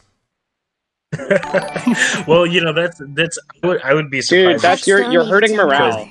You're hurting morale. Oh, my bad. You're hurting the morale. Feminism is when You're hurting shooting morale. Thank you, You're Hux. being a You know what? bystander. I'm actually Okay, single-handedly Brown Show responsible. wants to come on. Who Brown does? Show wants to come on. I asked you to send me the link 10 minutes back. I will be using a voice changer because your followers are aggressive and I fear abuses and attacks. But yes, happy to join. So I'm going to send you this person's Twitter. Either you or Jackson give her directions because I want to talk to this person. Okay. I don't want to have to DM her. Can you just like give her a Discord? I don't know what to do. Someone give her a Discord invite. I don't want to have to talk. I don't want to have to DM them, honestly. No, like how this is simultaneously like one of the most horrific things. Thank you, Jen. But also the funniest fucking thing I've ever experienced in my life. Like I can't stop laughing at all of this. People are fucking insane right now. It's hilarious. Thank you so much, Janar. Well, don't make sure you don't hurt morale, okay? Because look, we know it's not true, but come on, you're hurting morale. I mean, there's so many 72-year-old Ukrainian babushkas who are so eager. They need that little extra push to take up their Kalashnikov and go fight the Russians. All they need to do is hear reports on Twitter of the Ukrainian Reaper and the Ghost of Kiev, and they'll just be on the front line. So please don't hurt morale, okay? Listen, even hypothetically, if this what are they calling this person? This one's the Kharkiv Killer is the latest edition. Nowhere near as based as our star of the Red Army, Ludmila Pavlichenko. What? Nowhere near. Hold on, as base as but her. Jackson, to be fair, it's not fair because that's actually a real person, right? Come on, don't hurt morale. Well, you know what's funny is that all these narratives that Ukraine has been trying to push out about being like, you know, a friend of the left, right? Like, oh, you know, you've got these people, these black people who are being refused to get on like buses to leave the country. You've got all these tales of heroism going down the drain. So it doesn't surprise me that they would try to prop up a woman to make themselves look better as their story just needs to get debunked again. But they're probably going to make it harder and harder to debunk by making these stories more vague. Like, how are we going to find out if this woman is real or not? It's basically impossible. So, unfortunately, the progressive government, the progressive Western and civilized government of Poland, it's very much progressive and very tolerant society.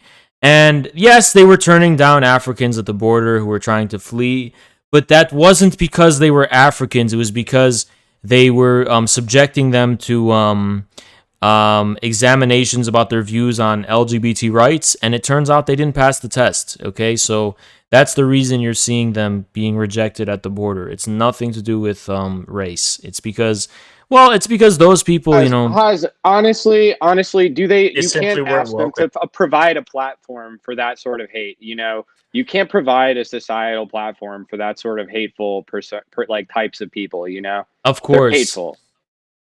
You can't provide them a life platform. Wow, it's crazy. Like when Ace SB reports that a Ukrainian plane is shot down, like they actually show evidence and they show the Ukrainian insignia.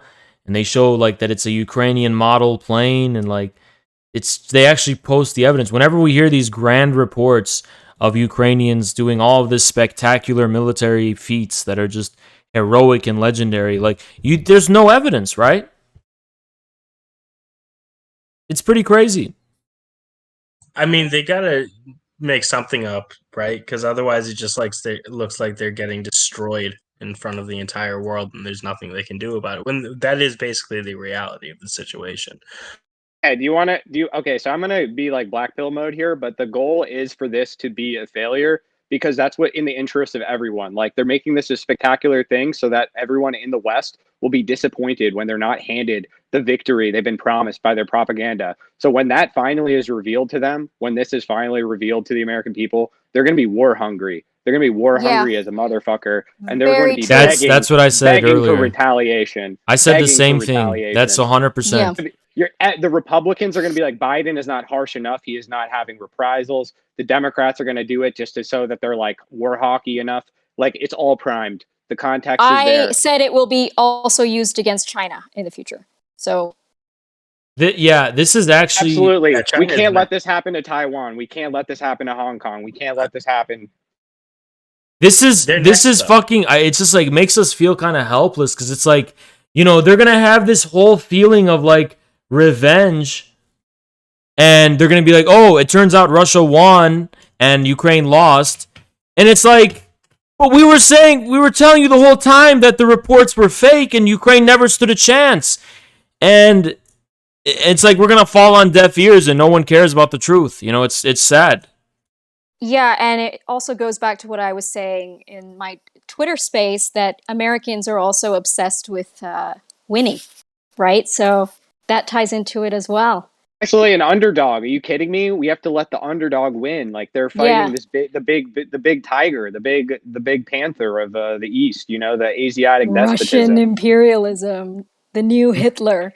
Literally, I've seen people like starting to compare like them to like the IRA, to like the American independence movement. Like Oh it's my literally like gosh. all fucking camera Also, obscura, upside down Palestine. world. Oh, They're making a lot of Palestine that's comparisons. Oh, it's just like it's the same exact thing. Like for example, I mean, Palestinians have just been really oppressing Israelis who are living within Palestine, right? Yeah. They've- And I love how they're citing the Polish-Lithuanian Commonwealth. Oh yeah, it's For- the intermarium is the whole context of this entire thing. The whole Yeah. like Ukraine EU dream is Literally based on read. There's a Rand report. I could pull it up right now, but it's like chapter 3 of the fucking Rand report on like dividing up Russia, and like it's just step by step laying out everything in the news cycle over the last like month. Like we're getting a coup in Belarus right now too. Can we sum up what intermarium is and what Prometheism is for the audience? If anyone doesn't know. Logo, you want to do it? I'm pulling up the Rand paper, but my boy, I gotta find it real quick. Haas, I think you can do it. Yeah, so intermarium is this idea which was promoted by the the Polish kind of crypto-fascist dictator from the 1930s. Wisłocki is how you say his name. Yeah. And he had the ambition of, so in the 1600s and part of the 1700s, you had the Polish-Lithuanian Commonwealth. This was a very large commonwealth, kind of empire, that spanned many, many territories. Belarus, parts of Ukraine, most of Ukraine, I think. Poland, obviously, and then part of the Balkans and Lithuania, the Baltics. Just pretty big place, right? Yeah. And he had this dream, like, and then it was broken up by Russia, the Russian Empire. Then Poland became part of the Russian Empire, right? And all these territories kind of were absorbed by both Russia and Austria-Hungary. So Wisłocki creates this complete pipe dream from scratch, like in the 1930s, that, oh, why don't we revive this kind of older, ancient empire or whatever and recreate the intermarium, which will be dominated by like the Western Catholic Church, right? And this kind of element. So he kind of created the dream of taking the Soviet territories, taking parts of Ukraine, Belarus, and just reviving this area into a new geopolitical bloc, whether politically or economically, through economic integration or whatever. So obviously Soviet Union kind of put an end to those dreams for the better part of the 20th century, after World War II. But after the collapse of the Soviet Union and the Eastern Bloc, Poland has, what do you know? It has recreated this ambition alongside, with the help of the U.S. actually. And what they want to do is recreate the intermarium through a new type of economic integration, which they call the 3 Cs initiative, which is going to be a kind of infrastructural initiative to replace the old Soviet infrastructure, the old Warsaw Pact infrastructure, including Romania and others, just to create this new geopolitical space. So Poland is kind of trying to create its own polarity, and all these protests in Belarus, as well as the Maidan revolution in 2014, all of these have as their context Poland's attempt to revive the intermarium. Yeah. And it's also it just blows my ethnic. mind how far this The far right Rand paper. nationalism goes back in history and is still relevant to these conflicts today. Yeah, their main you really argument have to know is your that history. Russians aren't real Slavs and they're too Asian to be real Slavs. So there is an ethnic element to it. Yeah, definitely. Do you want to hear the Rand paper? Yeah. I got it up. Sure. Let's hear it. So it's a 2019 paper. It's called, it's a big report actually. It's called Extending Russia, Competing from Advantageous Ground. I posted it in the general on the Discord if anyone wants to pull it up. But it's, if you look at chapter 3 into chapter 4, we got here, this is economic measures. That's probably the most important part, right? We got measure number 1, hinder petroleum exports. We definitely saw that go through. Measure number 2, reduce natural gas exports and hinder pipeline expansions. Well, we shut down the Nord Stream. We got that one through. Measure 3, impose sanctions. Definitely got that one in. Measure 4, enhance Russian brain drain. And what that is you're getting all of the Rick and Morty protesters in St. Petersburg and whatnot. That's how you enhance the brain drain. You know, you have them feel like they're alienated or whatever because they're consuming tons of elite global media like Rick and Morty. So then we move on to chapter 4. Here's our geopolitical measures. We got measure number 1, provide lethal aid to Ukraine. Yeah, I think we're seeing that. Measure 2, increase support to the Syrian rebels. Again, this was 2019. So, I mean, we'll see about that. Measure 3, promote regime change in Belarus. I think we're definitely seeing that. Measure 4, exploit tensions in the South Caucasus. I think we're seeing that. Measure 5, reduce Russian influence in Central Asia. Definitely seeing that. Measure 6, challenge Russian presence in Moldova. I feel like that's yet to be seen, but we might be seeing that one pretty soon. This is why it's so important to read these government documents, these think tank documents, because it's literally that's the only thing that matters. It's also if you're looking at markets and stuff, you're talking about market actors. This is what people who read the Financial Times and like the actual fucking news that people who run the world actually read. This is the shit they're reading. They don't give a fuck about what's on CNN. That's not for them. Yeah. Let me bring in the LaRouche analysis, okay? And also, Haas Pestomime is in the show queue. Oh, he would be I'll really bring good him to have. right here. But so the economic forecasters at Executive Intelligence Review, who are trained in the LaRouche-Riemann method, they worked with LaRouche for 50 years. Their very clear view is that the United States will change.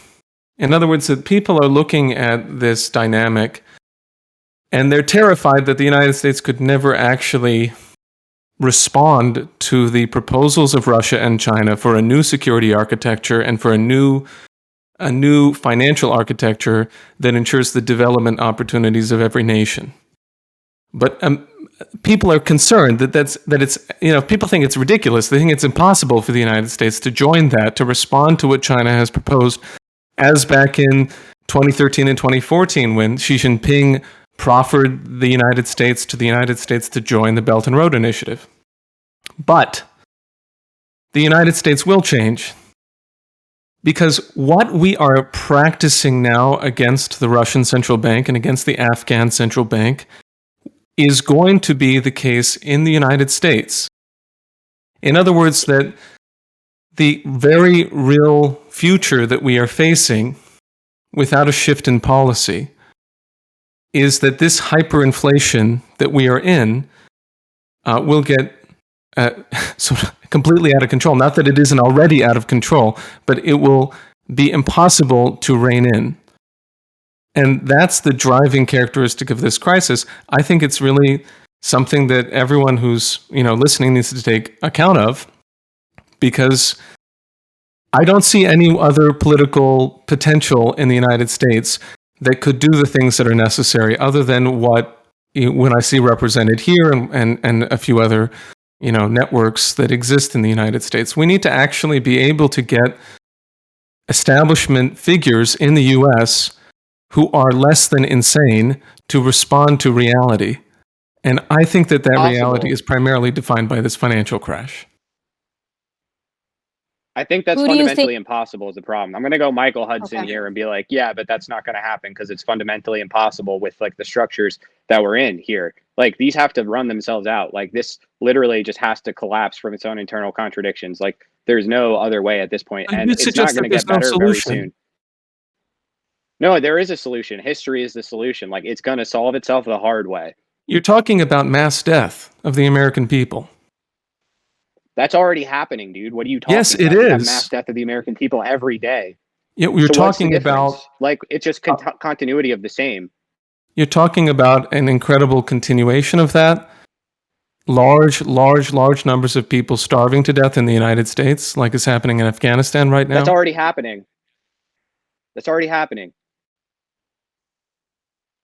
The process will continue. You seem to agree with me on that. I just walked past.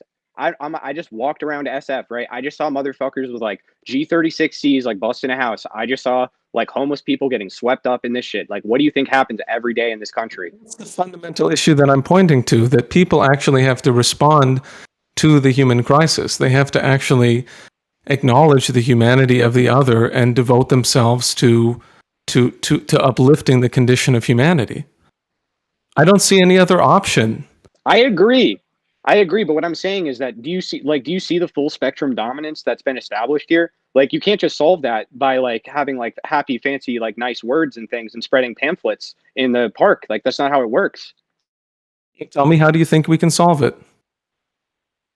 I'm telling you the Maoist line, dude. Like you have to wait for this. We are laying the groundwork, the very, very pre-frameworks for something that will be possible, like maybe later in our lifetimes. But we have a long way to go. We have such a long way to go. Unambitious. I think that is absolutely low. No, this is ambition. This is realism. This is pragmatic ambition. This is real. Pragmatism dog. is bullshit. We should actually be looking at the fact China and Mao Russia. is a pragmatist. Mao is literally Lukashenko like Mao is saying. We're talking about Maoism here. You can talk about Maoism. I'm not talking about Maoism. Lukashenko, among others, he just said yesterday, we are talking about nuclear war. I can quote from him directly.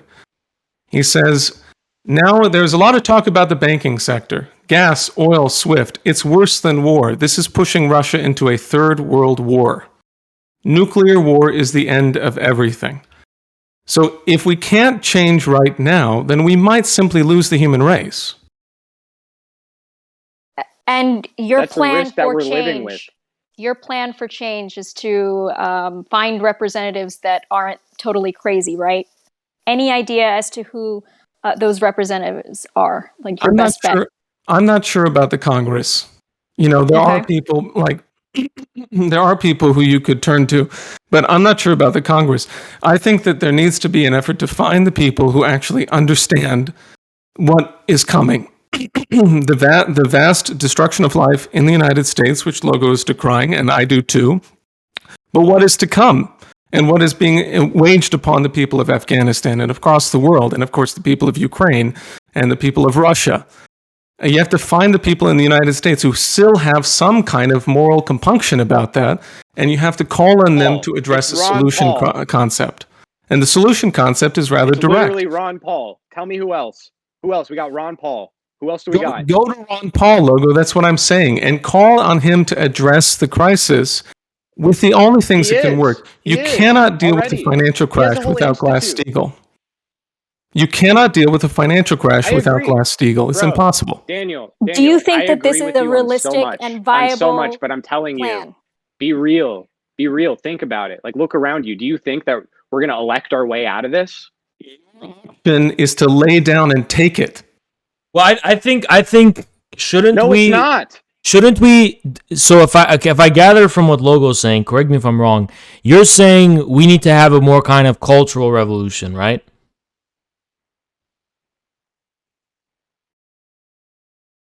Hello? That's will what take we've been years. saying. I think that's his point. What has Logo been saying? I I can't hear don't know Logo what for some Logo's reason. been saying. Yeah, we I can't hear you, him Logo. right What now. I'm saying? Yeah. All right. Can you hear me now? Yeah, I can hear you now. Am I in? Yeah. My mic. They don't want you to know what I'm trying to say here, but it's true. The CIA. We are in the late empire. We are in the late empire. You are not getting out of this with elections. I'm sorry. It's not going to happen. You're not going to do it. I somewhat agree, but I think my perspective, I think it kind of differs from both of you. Maybe I don't know. Maybe it doesn't. Maybe it does.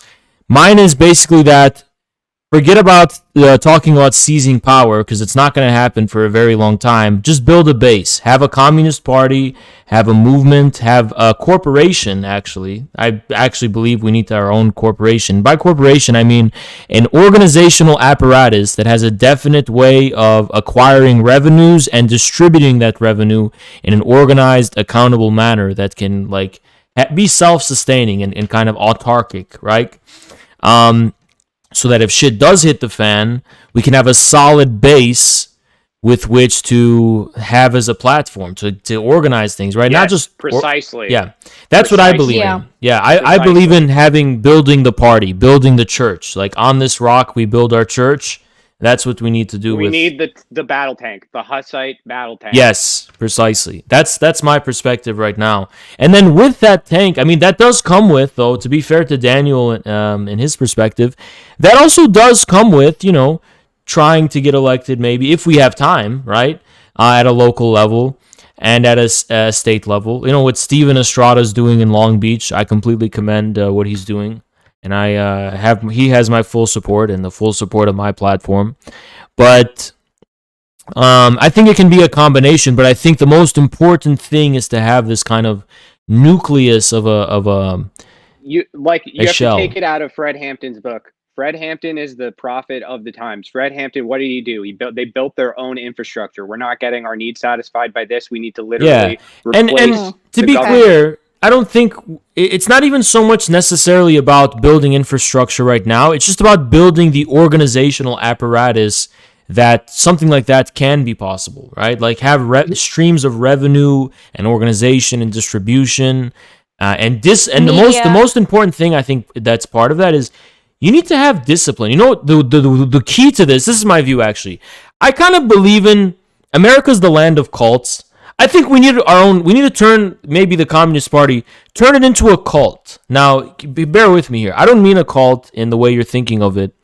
I just mean in the sense of like what our enemies would call it, because we are living in George Soros's open society. We need to have this microcosm of a closed society where we have a culture of discipline and prohibition. That there are some things we don't discuss with outsiders. There are some things we don't.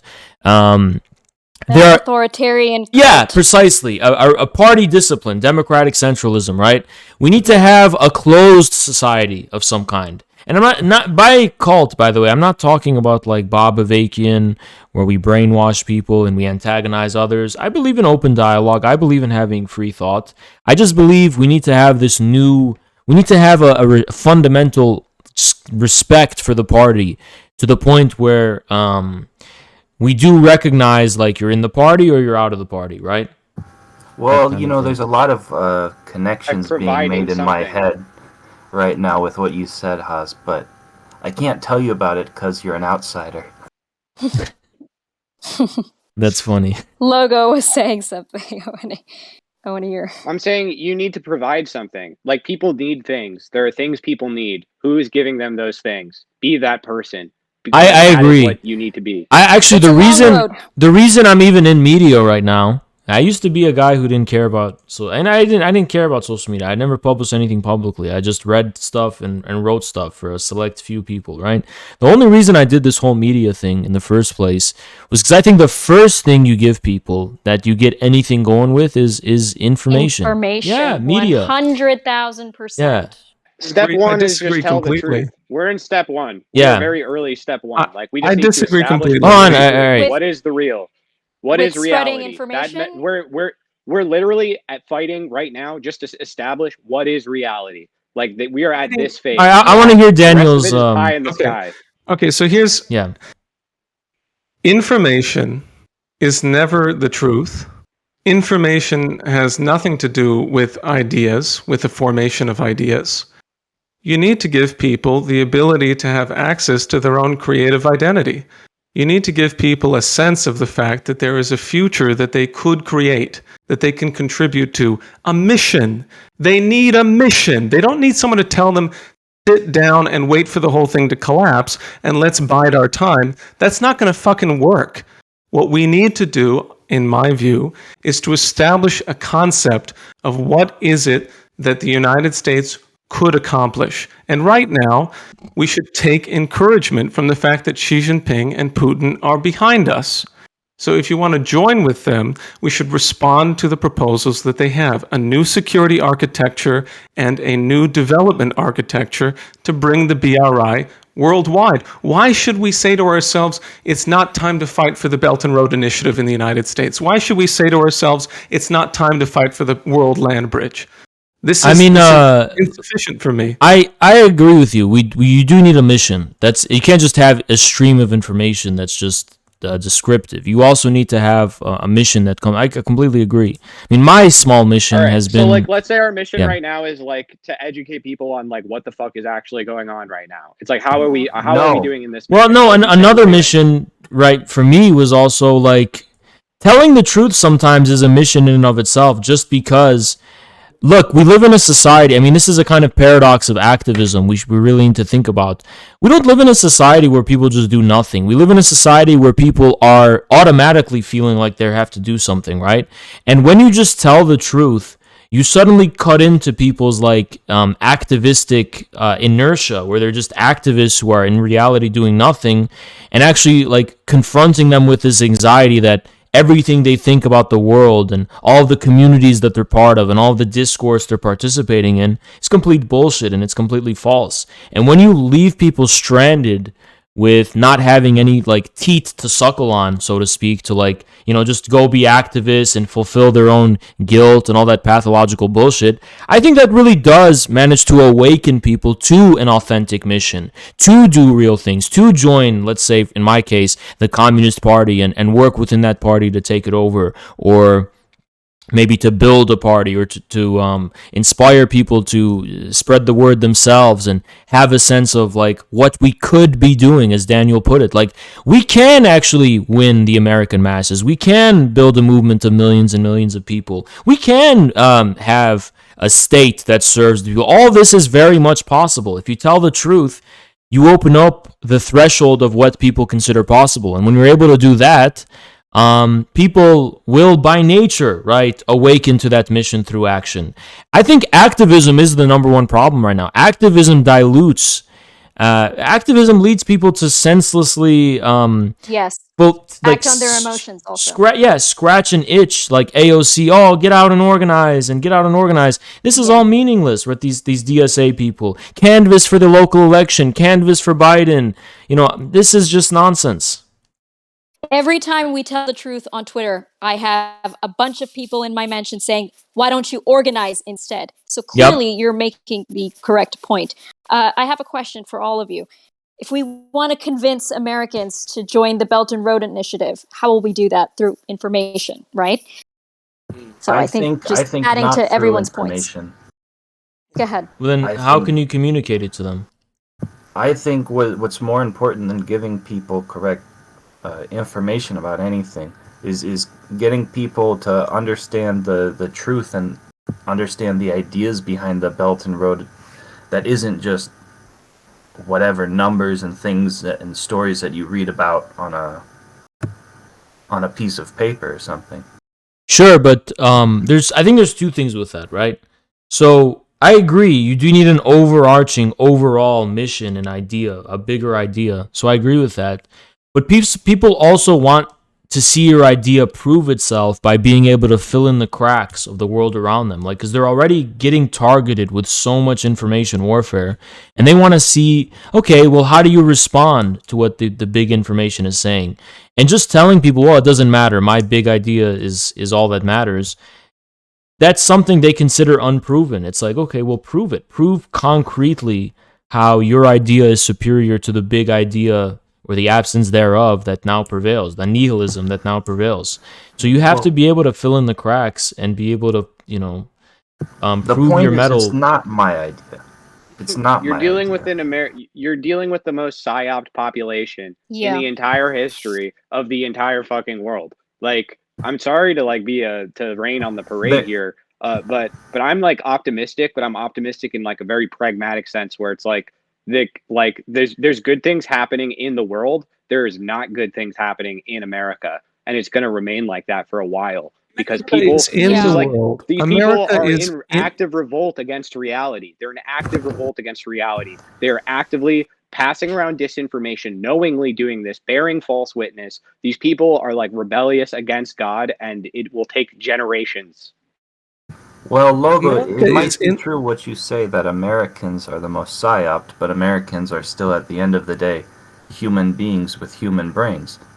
And America might be the most demonic place on Earth, according to you, but it's still on Earth, and it's still part of the same world, filled with the same kind of species that It'll China take and Russia and what generations else to is going. rewire those brains. I think that's what's being said here. I don't think there's See- anything wrong with the wiring of the brain of people. I don't think that's have something you the paid government attention? can. Well, I think what they mean is like there's something wrong at an unconscious level, not just a conscious one. It's the contours of the cultural I imaginary. get the point that That is Logo the is level trying we're to make, talking though. about. Yeah. The question is there potential in the American people to change? Yes. I Absolutely, agree. there's complete potential, but Yes. to demand this in our own lifetimes, I think is pride. I think that's It's not to take incredibly it low seriously enough. ambition. I can't even believe you saying that. That is so low ambition. Look at the it's the great most ambitious renaissances thing. of the It's past. real. Look at the great renaissances Those of were the not built past. in one You know a lot lifetime. about them. Those were not built in one lifetime. They were not built in one lifetime. No, they were not. They were built No, they were for not. the, They're the they were hardest built of for ages. the intervention of a sovereign individual human mind. And look, we were talking all about the deplatforming earlier, and the fact is that Lyndon LaRouche was put in prison for 5 years. My friend Mike Billington was given a 77-year sentence. There have been a lot of efforts to shut people up in the United States, and the truth is still powerful. And if you bring those things forward at exactly the right moment, then you can change human history. That's Daniel, exactly what Joan of Arc did. There are people in active revolt against the truth. Like, that is the problem we're talking about. We're is that talking not Well, okay, the case? let's put it When this is way. that fucking not the case? I wanna negotiate a ceasefire by my perspective because I think it's a combination. So I agree with Daniel about the Renaissance thing because look at Mao's Cultural Revolution that happened in with the speed of lightning, right? But I also agree with Logo. No, it didn't. Hold on, Logo. I'm about to agree with you. After Warlord era and the Okay, I'm about to agree with you. It was Okay, decades. just give me a second. The reason I also think Logo is correct is because it's not enough just to have this lightning moment of enthusiasm for a new idea and a new renaissance. In order to actually, in Logo's word, as Logo put it, rewire people's brains, you have to change people's habits. You have to change, not change them from the top down, but you have to see a change of people's spirit, their soul, at the level of their everyday morality, their everyday work, their everyday. It's not just good works in the Catholic sense, where you go out and pay your homage and lip service to some, idea or some religion. It has to be part of the fundamental fabric of your life to the point where, the issue is habit, right? You can have these exciting moments of a renaissance or a cultural revolution, but what does that mean in the long term? And I think when you want to see change in the long term of how it's like really going to be deep embedded in people's unconscious to undo all of that propaganda, I do agree with Logo that it will take probably generations. It's not going to happen once in our lifetime. Well, let me propose the Takes following then. generations. It always does. Like, you have to have faith over a longer time horizon than what is immediately visible to you. If you want to like press the button and have the result, and you're like, oh, I want to press the button and get the good thing. I agree want to with be that. there for it. I Like, agree you're with not that. Moses. But You're I not also you're not think. going to enter the promised land. But I think to You're not gonna Daniel's enter the point, promised though. land. No, I agree with you. But I think also to Daniel's point, not necessarily this profound transformation of people's how people are unconsciously wired, but just the kind of enthusiasm for a new idea and a new moment and a new mission, right? I think those things can happen within our lifetime. Now, will it lead to an immediate result? Will it lead to a result that we'll see in our lifetime of the long-term change? Probably not. But I think within our lifetime we can see a big moment. I think that you guys are missing the fundamental speed of scientific, technological, cultural development. And it's right in front of your eyes. Russia and China have a lunar base plan for 2035.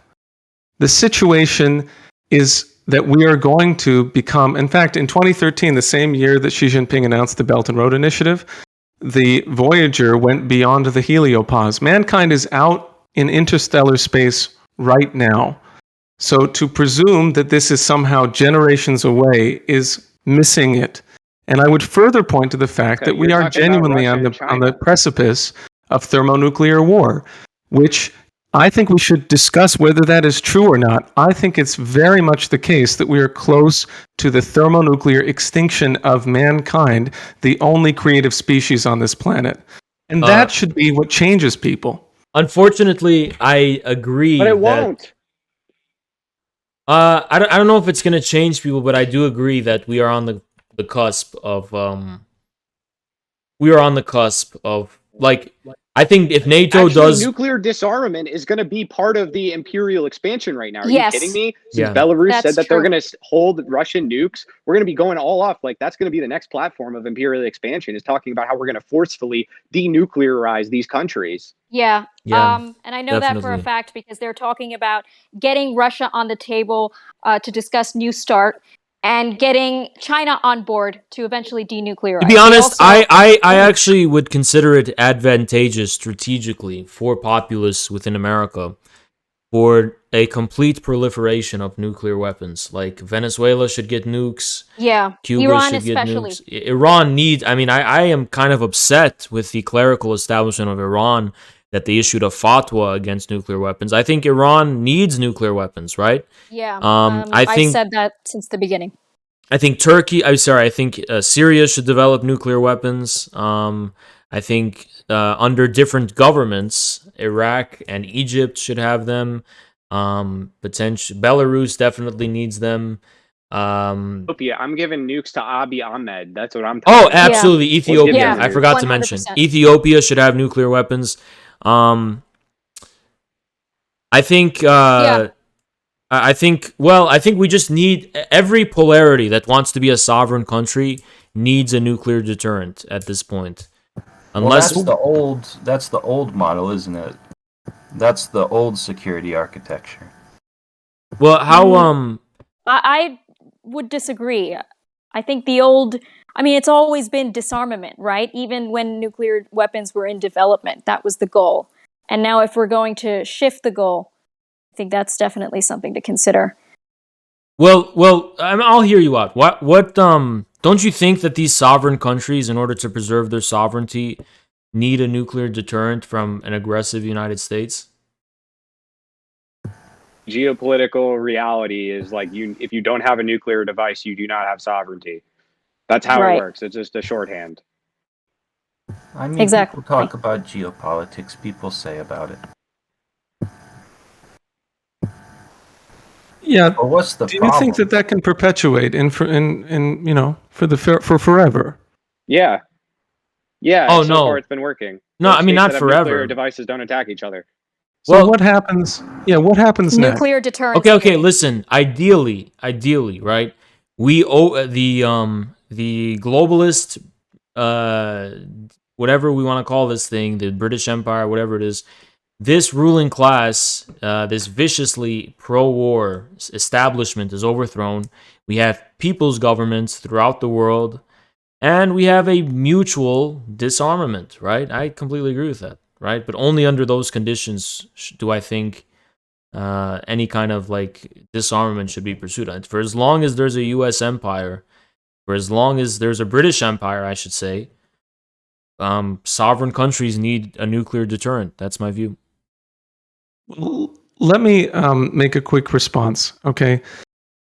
First of all, the only way that this era of nuclear deterrence is going to be ended is if we go to a higher level of technology, which needs to be based on new physical principles. And this is the entire basis for the Strategic Defense Initiative of LaRouche, which is that you need to be able to establish a means of destroying nuclear weapons with a higher level of technology. And that development process has got to be something that is done in a mutually beneficial way among different nations.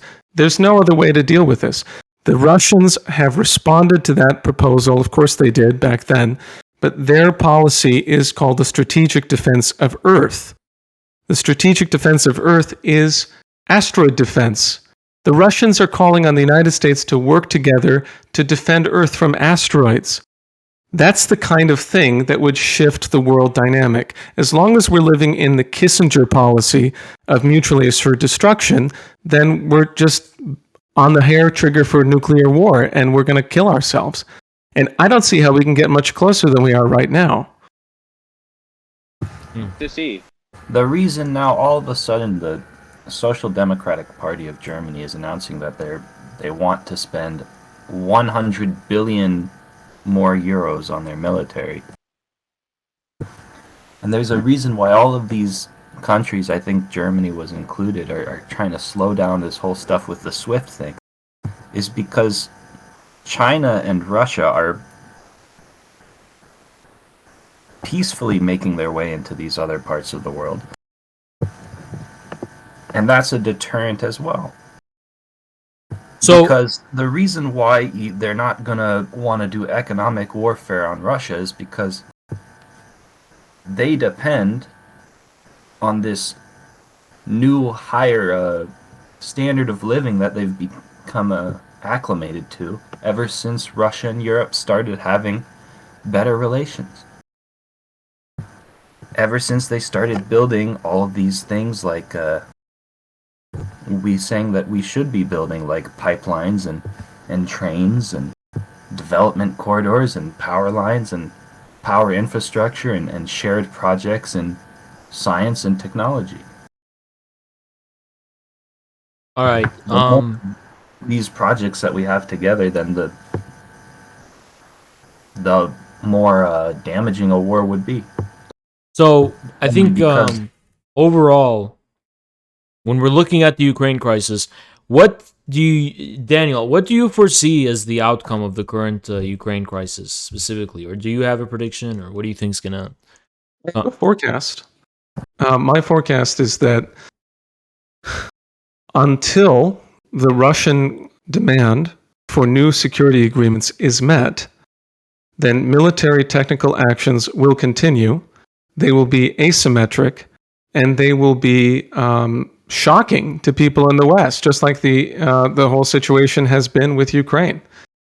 And until the Russians get a sit-down with U.S. and NATO where they will actually respond to the fundamental demands that they have, then the Russians are incapable of doing anything except for taking moves like this one to completely turn over the chessboard. Do you imagine it's possible? I just want to show you why you're being an idealist. No, wait. Do you imagine? Let's walk this through. Who's going to sit down with them? Who's going to sit down with them? Who you nominating to sit down with them? If you act on the basis of the present condition of the U.S. leadership, then you might as well go kill yourself. Wait, please, stop. On, everyone stop. Please say in a video game. In a video game. Yeah, we can't say that.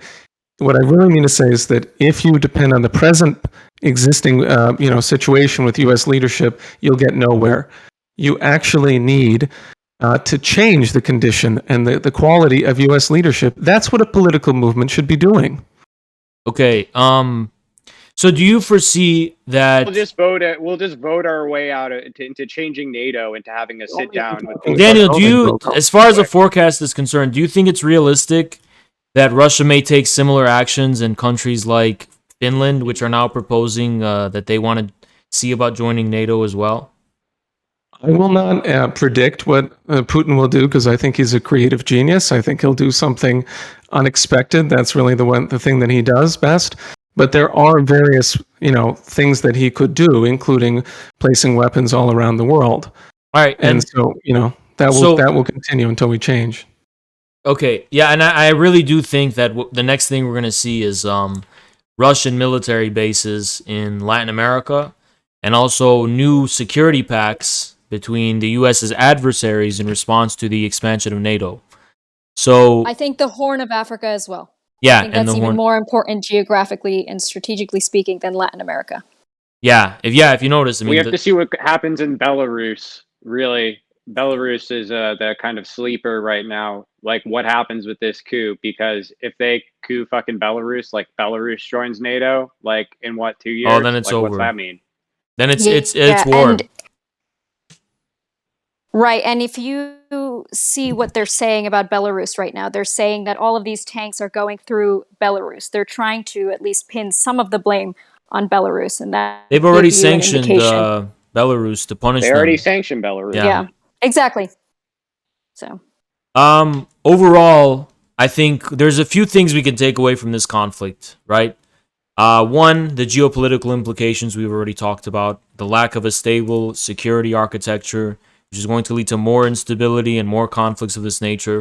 But the second thing is also domestic, right? I think we are looking at the foundations, and I'm not being hyperbolic or exaggerating. We are looking at the foundations for fascism in the 21st century.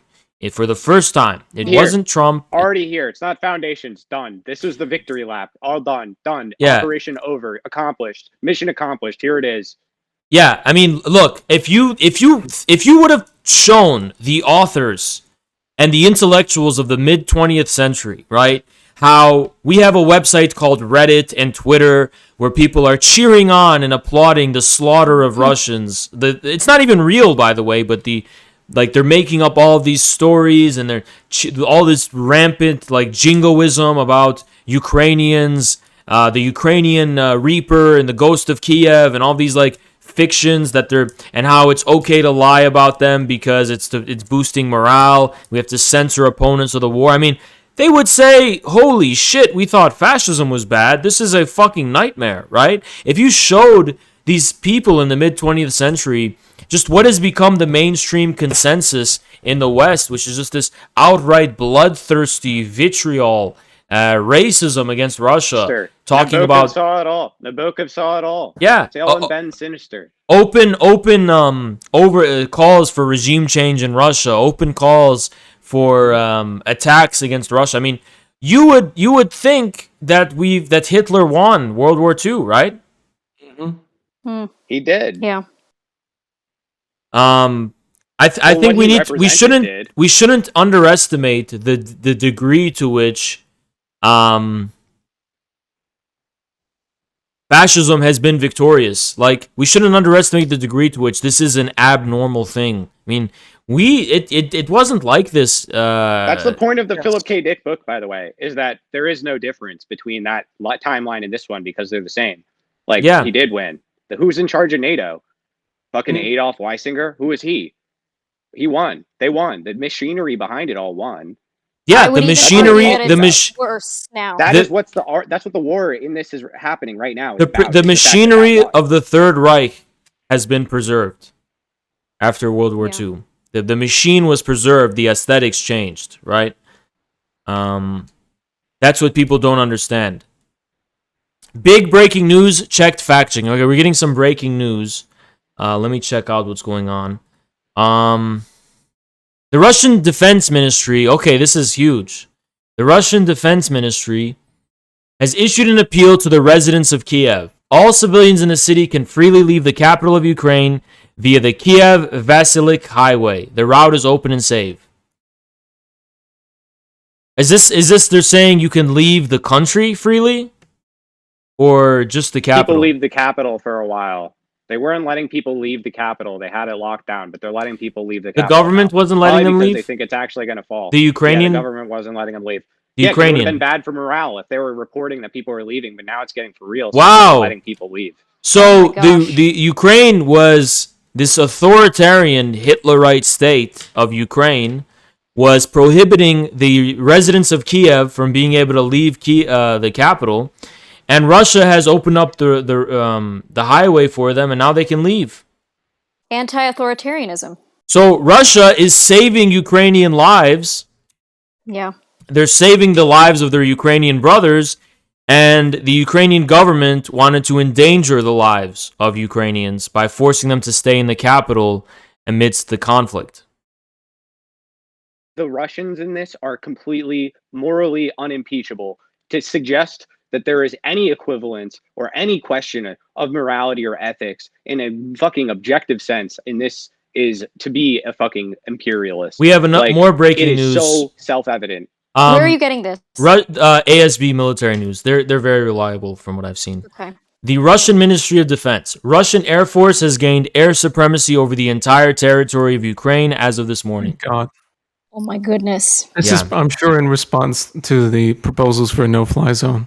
Yeah. So they've gained total air supremacy over the whole thing. There you go. I mean, as far as NATO's no-fly zone, that's has become a pipe dream. I'm telling you, this is part of the plan. This is part of the plan. The plan is not to fucking win here. We all know, they know that like the DOD has already broadcasted that Kiev was falling in 96 hours. They know it's falling. They know exactly what's going on. All of this is being set up to fucking fool all of the people in the West into thinking that something else entirely was going on, so that we can then justify the next. This is the new cycle, baby. We're launching the new storyline. Yeah. Supposedly, Boss and Richard Spencer are on the same team. We're back together. So hold on. Thanos. Supposedly, this probably comes as news to no one, but the World Economic Forum has just announced its support for Ukraine. Okay. I really don't agree that this is planned. I mean, I'm sure that there are read the people. Rand Court documents, Daniel. Read Can the I Rand Court documents, respond? Daniel. You're not actually letting me say what I'm trying to say. I mean, the failure. You're claiming the failure is planned, right? Yes, they broadcasted. They knew that this wasn't going to hold. They don't Yeah, give a but shit. that's They not in the accomplished their Rand strategic statement, is it? objectives. That's not in the Rand statement, is it? Yes, it is. The Yes, it failure is. of the invasion. Did you I read mean, the whole failure thing? of the NATO It's not response? a failure. Where is it in It's the not a NATO in failure. the This Rand is the thing? I'm response they interested to see wanted. that.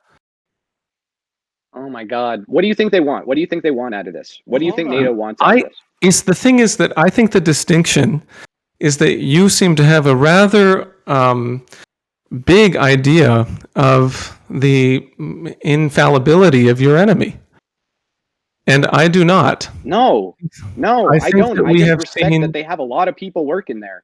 They have a lot of brain power working there. They're not dumb. They have this shit planned out. They have simulations. They do war games. They're not dumb. Got defeated by the Taliban. Oplix, go share this with Zerka. Oplix, go tell Zerka about this. Yeah, it was in every single I congressional respect report Daniel. before. I respect him. Daniel is an optimist and he's an idealist, and I respect it. But like, let's be real. Let's be real. So you're telling me that the plan Baruch this said whole they're pragmatic. Oh, go on, Pesto.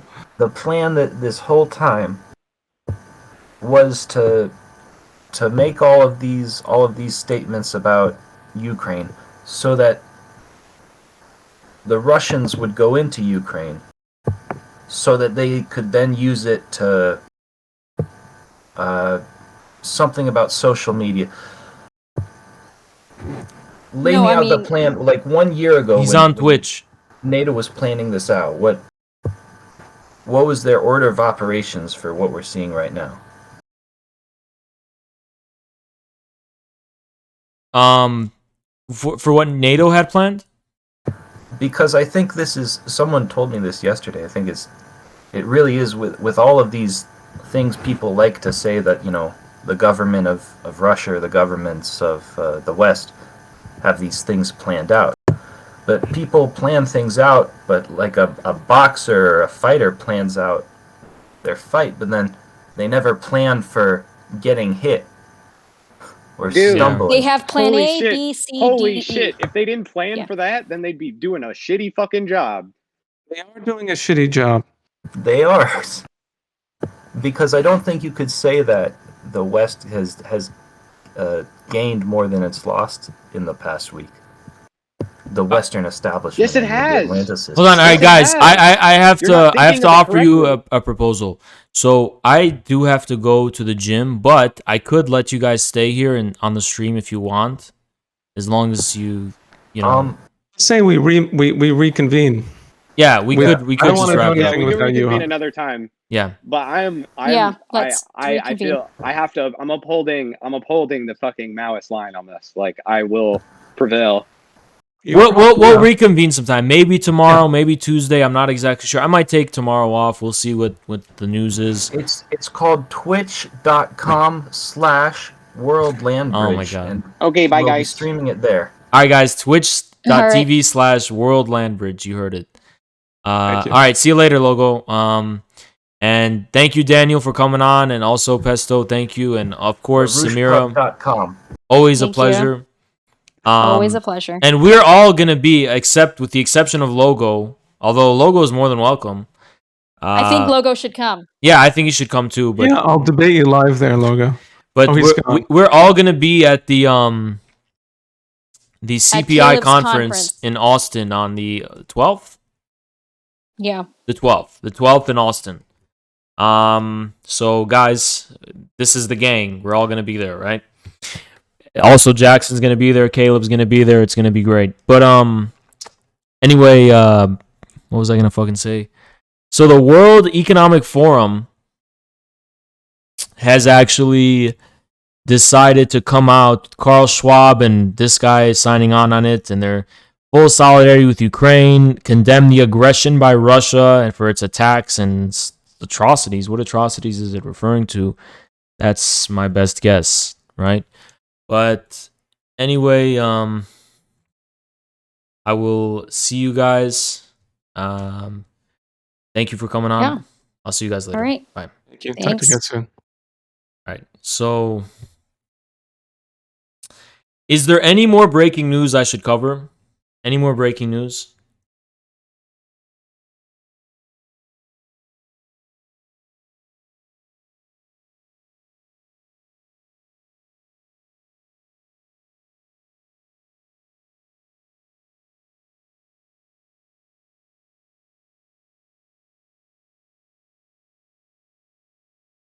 Okay. Elden Ring? No, I have to go work out. Bank of Russia raised the interest rate. Is the Chechen thing fake news? Yes. Yeah, I reported the thing about the Russian Air Force gaining air supremacy. Okay, guys, I'm sending you to you know who. Now it's pretty obvious who I'm gonna send you to. I'll see you guys tomorrow. Maybe. I may not see you tomorrow, okay? I may not see you tomorrow. I don't know. We'll see. Okay? We'll definitely have to see. I hope so. I hope I'll see you tomorrow, okay?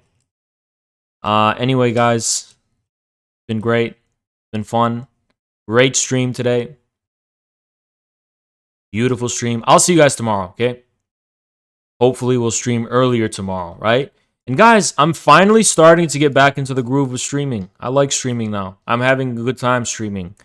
I'm having a good time. So, yeah. I hope you guys are too, guys, by the way, since I have like spare time to talk about this, I'm beginning to like Elden Ring. I actually can understand it now. I know what it's about. I know what its theme is about now, like really well, especially if you understand Wagner. The problem is I can't play it on stream, right? I just like playing it off stream. I like Elden Ring. I want to talk about it a little more. I really like it, though. I really like Elden Ring, right? You call me a nerd, I don't give a fuck. I like Elden Ring. There's something I did to the game that makes me really like it now that I didn't like it before, but I like it now, now that I don't have to waste time. But I'll talk more about it later, okay? Yeah, I'm training. I'll see you guys tomorrow. Bye-bye.